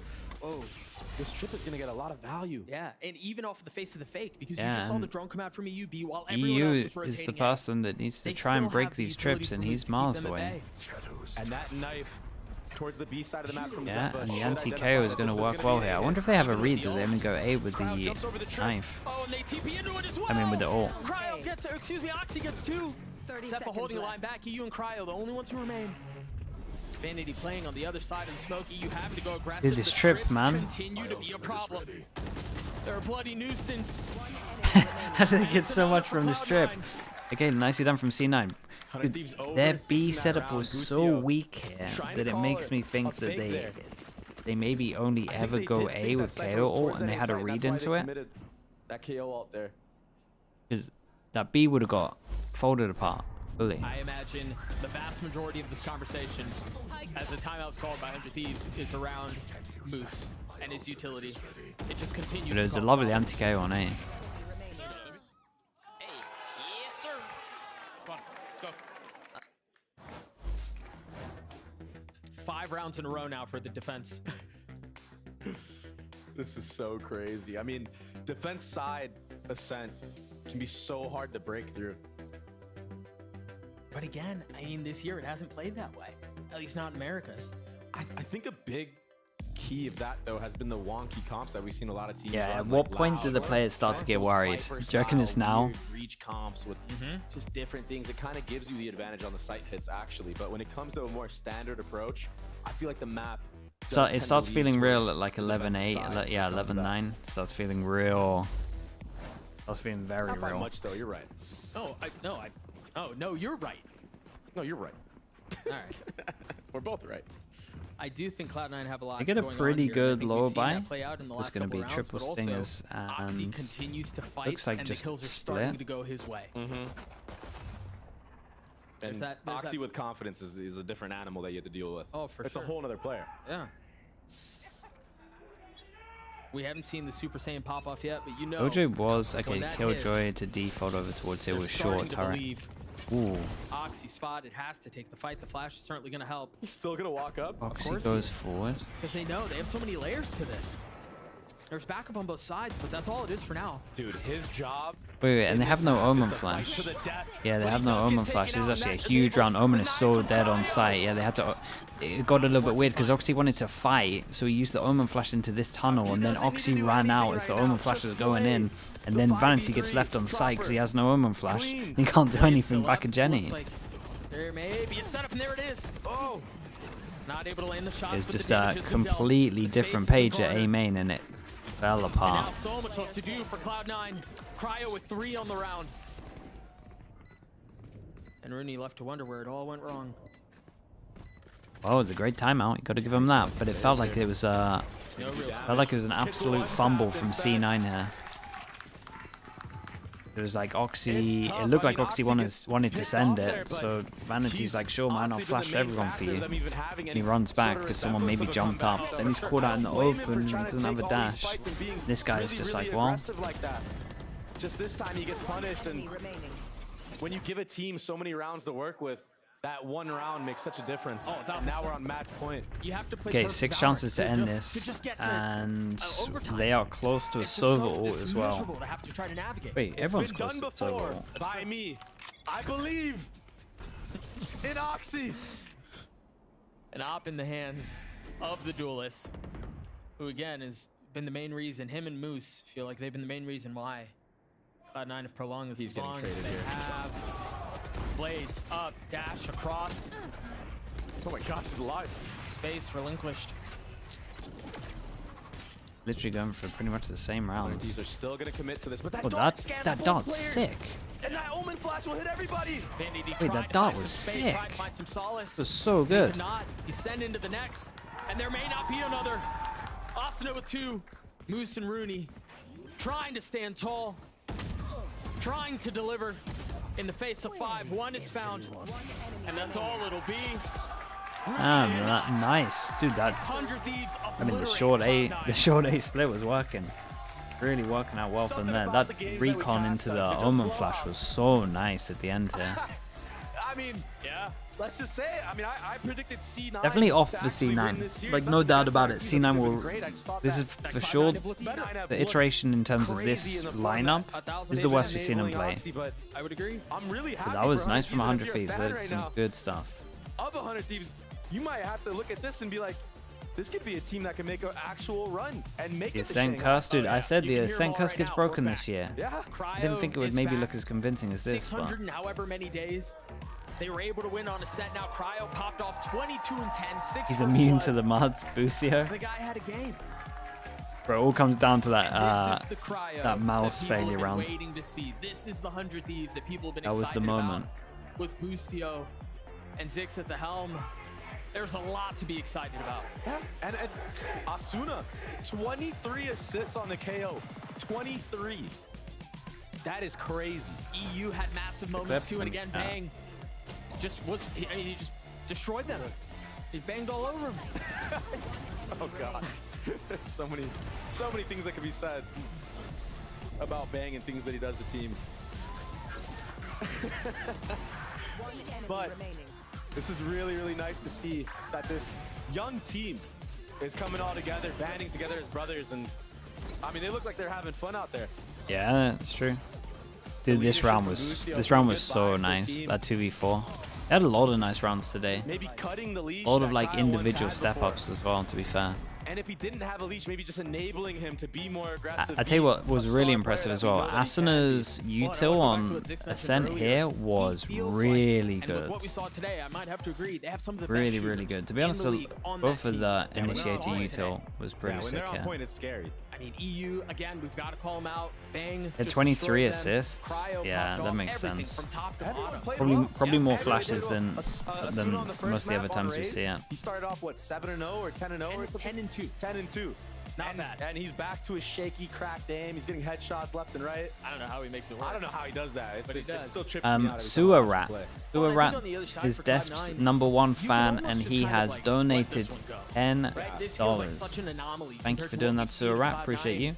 Recently, that I wonder pretty much the campaign is coming to an end, and as a collective, the Slug Club has done. What have we done? $3,139. Holy! Shout out to everyone that was involved in this. Shout out to people that was just watching along in terms of just getting the numbers up and the awareness. And honestly, chat, really good job. You just work even harder for the next time. So this is not the last thing we're gonna see from C9. Get one more Slick Earth spam going. I have immense faith in C9. I think that they're a very, very good team, and they have a good chance of making a run for Shanghai as well. Yeah, shout out to all the donators. Dude, we had a 1,000 goal and we absolutely smashed it 3 times. With how these matches are being played out. The crowd wants Boostio. Elizabeth wants Boostio for the interview. Yeah, let's see what he's going to say here. Take it away. Well, Doug, I always give the people what they want, and it's the man that can win a round without a mouse. It's Boostio, everyone. The crowd is so loud for you. Congratulations, Boostio. Now, I have to ask you, the round where you won without your mouse, we kind of saw you trying to work it out, and then you like kind of wazzying over. Talk to me about that. I don't know. We charged it backstage, but apparently it didn't charge for some reason, and then it died, and then I realized, like, we have to play the round still. So I was like, I'm gonna run to the bomb site, and then I was like, everyone just bait me. I'm just gonna jump through the bomb site, and then everyone waited, and then I jumped through, and then we won the round. What was the emotion out there? Oh, it was funny. They were bad. C9 was bad. Like, really bad. You're gonna go back there and Valorant find out that you did not have a mouse? No, they know. They know. They knew when they lost. All right, fair enough. Well, I also have to ask you, I talked to you during the Arrival interviews, and he said that you said that winning that game a bit ago for the first time felt better than winning Champions. To be clear, for those of you who don't know, Champions is the World Championship of Valorant, which you won last year. You're the reigning World Champion, but last week you're like much better. Why? I mean, playing for like an org like 100T, I think it's like more important to win than like EG, to be honest. Like winning a world championship is awesome, but like representing 100T is a lot different than EG. So I just want to win on this org more than anything, to be honest. That's completely fair. And the fans want you here too. The fans are out in force for Boostio today. I was stalking your social media and I saw you did an interview, I believe his name is Camus, about winning. And you talked about that snowball effect. Is a snowball snowballing? Where do we go from here? Where do we go from here? I mean, we're 2-0 now. I mean, we all have unreal confidence now. We already knew that we were the best aimers in the world, or one of them. And I just, can't wait to keep playing more matches. It's going to be so fun. I love my team, and, I think we really could do some damage this year. Where do you think you, are in the rankings of all the teams? I mean, after that performance by NRG, which was horrendous, I think they are way low. But let's say maybe top 3. We're only 1-2 games, so we'll see. Number 1, they say, and I love Boostio's just true candor. Thank you so much, Boostio. Crowd, keep on being loud for Boostio. But on the analyst desk, we have Boostio's coach. He got so many flames in there. He got so many flames in there. Rip headphone users, am I right, everyone? Okay, so we're joined by Coach 6 of 100 Thieves. Congratulations on the win, 2-0. The menace, the absolute menace, we're like, pretty much almost done with that first half on Ascent. I look up for a second, I see the score, and I'm like, what in the heavens is going on? You guys are just shellacking them out there. Was that something that you had felt like could be a reality given what you know about this team? You feel like, okay, we could definitely make those like undefeated rounds or undefeated halves happen, or was that even a shock to you? I was pretty confident coming into our match against C9. A lot of the comps that they play are really like low util for the actual like hits. And we noticed that their util wasn't like super good when they were like hitting bomb sites or when they were just like taking fights. So we expected it would be an easier match than I guess like the public thought, but not necessarily that it was gonna start 10-0. I mean, our Ascent's been really solid. And obviously we haven't gotten the chance to show it. And I'm sure in the back of all of my players' minds, they're thinking about this like, I don't know, it's like 17 months or something they haven't won an Ascent.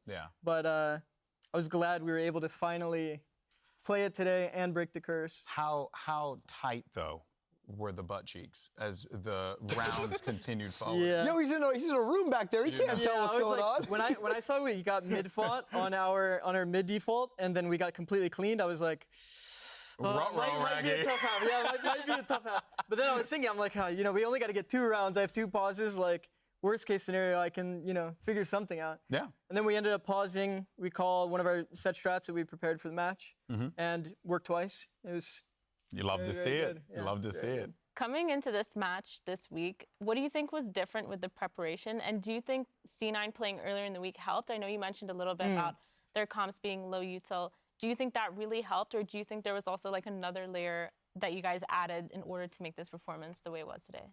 Anders, thanks so much for the raid, man. Appreciate you. The enemy team that we're playing. I would say, without a doubt, the Loud series helped us so much in prep for Bind. We didn't really know what to expect out of their Bind, but then they ended up, fortunately for us, having to show it, and it was their map pick. So we were able to see kind of, well, 1, that they're playing Cypher, 2, quickly create some ideas of what we wanted to do against Cypher, like little details we wanted to change.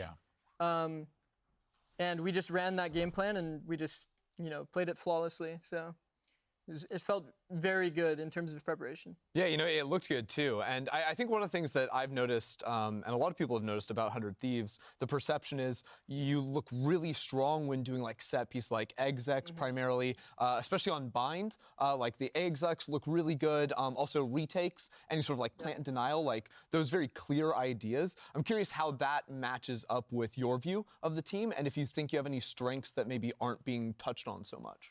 No, I think that's definitely a fair take. I would say one of the things we're working on a lot as a team is being able to default. I think like in the long run, like set strats will always be good to get you some rounds. And if you spot like a vulnerability, like the set strat will be, very nice to thwart it. But when it comes down to it, if you want to be the best, you have to be able to default, and you have to be able to play these rounds a bit longer. Something we've been working on, and on certain maps, it looks really, really good. Like on Bind, we're very, very good at mid-rounding, but on other maps, we still need some work. But it's a process that with time, we think we'll be able to, build into. Yeah, for sure. Well, I do see that we got a Twitch chat question from Ions. I think. I don't know. We'll see. Sorry about that, buddy. I like the Z's on the end. Yeah, all the Z's. Got to make sure you pronounce it. All right, looking forward, what would be a successful year for 100 Thieves in your mind, like qualifying to Shanghai or champs or something maybe even higher than that? What is, I guess, that bar for success that this team has set for themselves this season? I mean, I would usually say, like, it's kind of corny, but it's like, for me, the most important thing is just that every single day of practice, we have a very clear goal. We're working on the goal, and that we're making improvement on it. And if that's happening, then I'm good. So you're more of whatever the day. Happens, yeah, whatever You're a happens, day-by-day guy. Yeah. Okay, that makes a lot of sense because you're coming into this head coach role here, and I think that's how you kind of had to operate when you were on EG as well, right? Like just day in, day out, just play it by ear. How for you has been the experience of taking that role of head coach now, on an org like 100 Thieves, which comes with a lot of pressure. How have you taken to that role when you were offered that opportunity? Were you just like, yo, let's go. I'm gonna dominate this. Yeah, I mean, honestly, I was stoked because I mean, I was coaching in league for a very long time for CLG days. About 7 years. So I'm used to the got a couple league kids over here, you know. Yeah, of course. Yeah.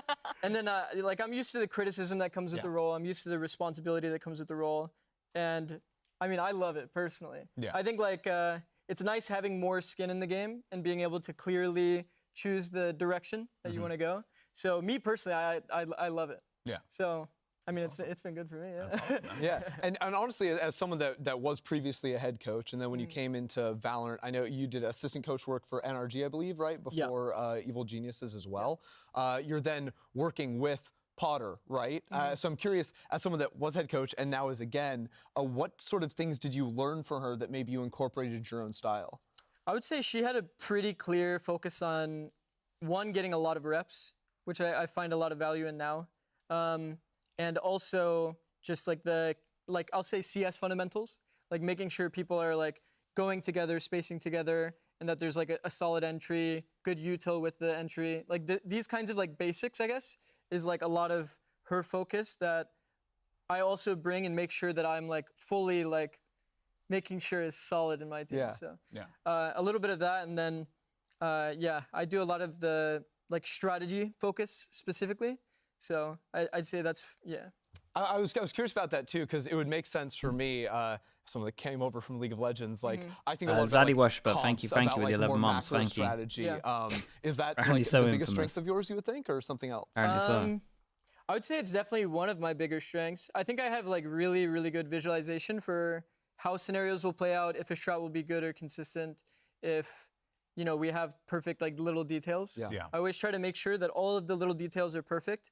Like swapping who is actually baiting for who in a certain setup, or like who should go first on the entry. Just like all of these small details, I try to make sure we dry run and rehearse over and over and over until we get it right. And a lot of it in our set strats shows. Like all of these little details are just absolutely perfect. 100%. Well, the devil's in the details, and that's what it's all about. You win or lose based on that, Well, let's go ahead and get more details, shall we? Let's go ahead and take a look at the standings. Segue and see what we have coming up as far as our standings are concerned. Of course, 100 Thieves managed to make their way up to second place in the Omega group, just behind Leviathan. And that's got to feel pretty damn good for you, though, right? To see like the way that the conversation was for 100 Thieves at the start of the season, even at the beginning when you guys were falling short a little bit, till now, I don't think anyone can question I can't see these teams getting two. The amount of work that this team has put in. How proud are you feeling of the boys? I'm definitely very proud. I mean, we obviously, don't get me wrong, we have so much that we need to improve on. Sure, but there's a lot of like good, obviously. Like in my opinion, we have some of the best aimers in the entire league, like, without a doubt. And it just comes down to making sure that they understand how to play together and how to be free, be loose when they need to Sentinels be, G2? and when they need to play tight, when they need to play tight. And right now we're like getting into that balance of things. I'd say these last 2 weeks, we definitely like freed up more. Yeah. And we just fully embraced like taking our own timings, taking individual fights. And like you see that a lot now. We don't always have perfect fundamentals. We're a team that's going to, look for the X factor and then look to punish when we have an advantage. Yeah. Do you feel like in the next coming matches, you guys are going to be as confident as you were today? And which team are you looking forward to playing to the most? Oh, that's a good one. We're definitely going to be confident. I can tell you that. I mean, just you got Busio on you. My bad. I think you'll be all right. Yo, my bad. We're going to be confident no matter what. But I'm looking forward to fighting both Crew and NRG. Those are our last 2 matches. Energy is exciting because, I've been teaming with Ethan for, the last 2 years. So that'll be a fun match. Obviously, Max is on the team as well. Obviously, they didn't have a great showing. So hopefully they maintain that form, you know what I mean, going into our match. Yo, you gotta chill on that smile. That's the realest thing I've ever heard on an interview, dog. Keep doing that, but I mean, we'll see. But I am looking forward to playing against him. Yeah, well, I mean, we're definitely looking forward to those matches as well, man. Well, let's go ahead and take a dive and see what we're looking at tomorrow, though, for our schedule, because we're starting the day off with the Sentinels versus Evil Geniuses, and then it's going to be NRG versus MIBR. Zix, you want to give me any predictions on this NRG will one be from fine game against 1 and game 2? MIBR, I think right? Game 1, maybe, I'm liking Sentinels here. Okay, all right. And shocker. I'm going to go with the bold take here. Oh, what a risky man. Let me guess. NRG for game 2. I guess for the second, yeah. Okay. The safe bet. Okay, he's just playing it safe. You love to see it, man. Hey, well, congratulations on the victory, my friend. Hard fought for y'all because you just continue to grind this season, and seems like it's only going to get better from here. So looking forward to seeing what is to come. But for folks at home, that is going to do it for us here today. We thank you all so much. Okay, let's watch this clip that Des wants me to watch as well. Can you clear yellow? I don't know where the B player is. Wall's at 30. Yo, yellow. Good trade. Got the wall down for your ult. Yeah. Wall down. Gimme. No, cancel it. It's too late. Cancel it. That guy is actually shocked him, bro. Oh, so like you toxic. That's so good. Cancel him. Okay. Chat, thank you so much for today. Thank you. Really do appreciate it. And again, shout out to everyone that was involved in the Earth Day campaign. Again, we hit crazy numbers. Honestly, it's really cool. We've done 2 charity things and we just smash it every single time. So it's it's always a sick reminder just to see how just how awesome this kind of community is, to be honest. And one of the big reasons why I'm here and doing this as much as I am, because it's just a nice place to be. Shout out to everyone involved. Shout out to you guys, and especially the mods as well. Chat, we are live in 7 out. Dude, I'm getting these 2-0s, chat. I'm down for these 2-0s. I'm getting so much sleep. I was worried about this week. Super week is meant to be the hardest week. I'm out here sleeping good. Super weak, super sleep. That's what I'm saying, dude. If anything, I'm getting too much sleep. Crazy. Okay, thank you so much, everyone. And give me someone to rate. Who's around? Who's streaming? Anyone that's gonna be on playing? Let's raid them.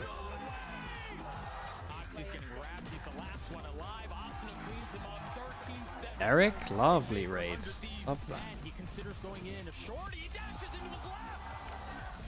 Derek got anything crazy in his stream name or? Good dub.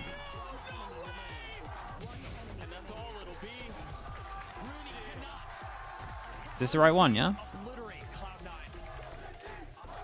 Okay. Thank you so much, everyone. Thank you so much.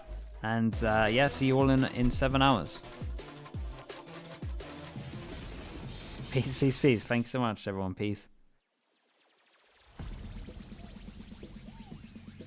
YouTube shout out to you guys. I'll see you all in 7 hours or so. Thanks for tuning in.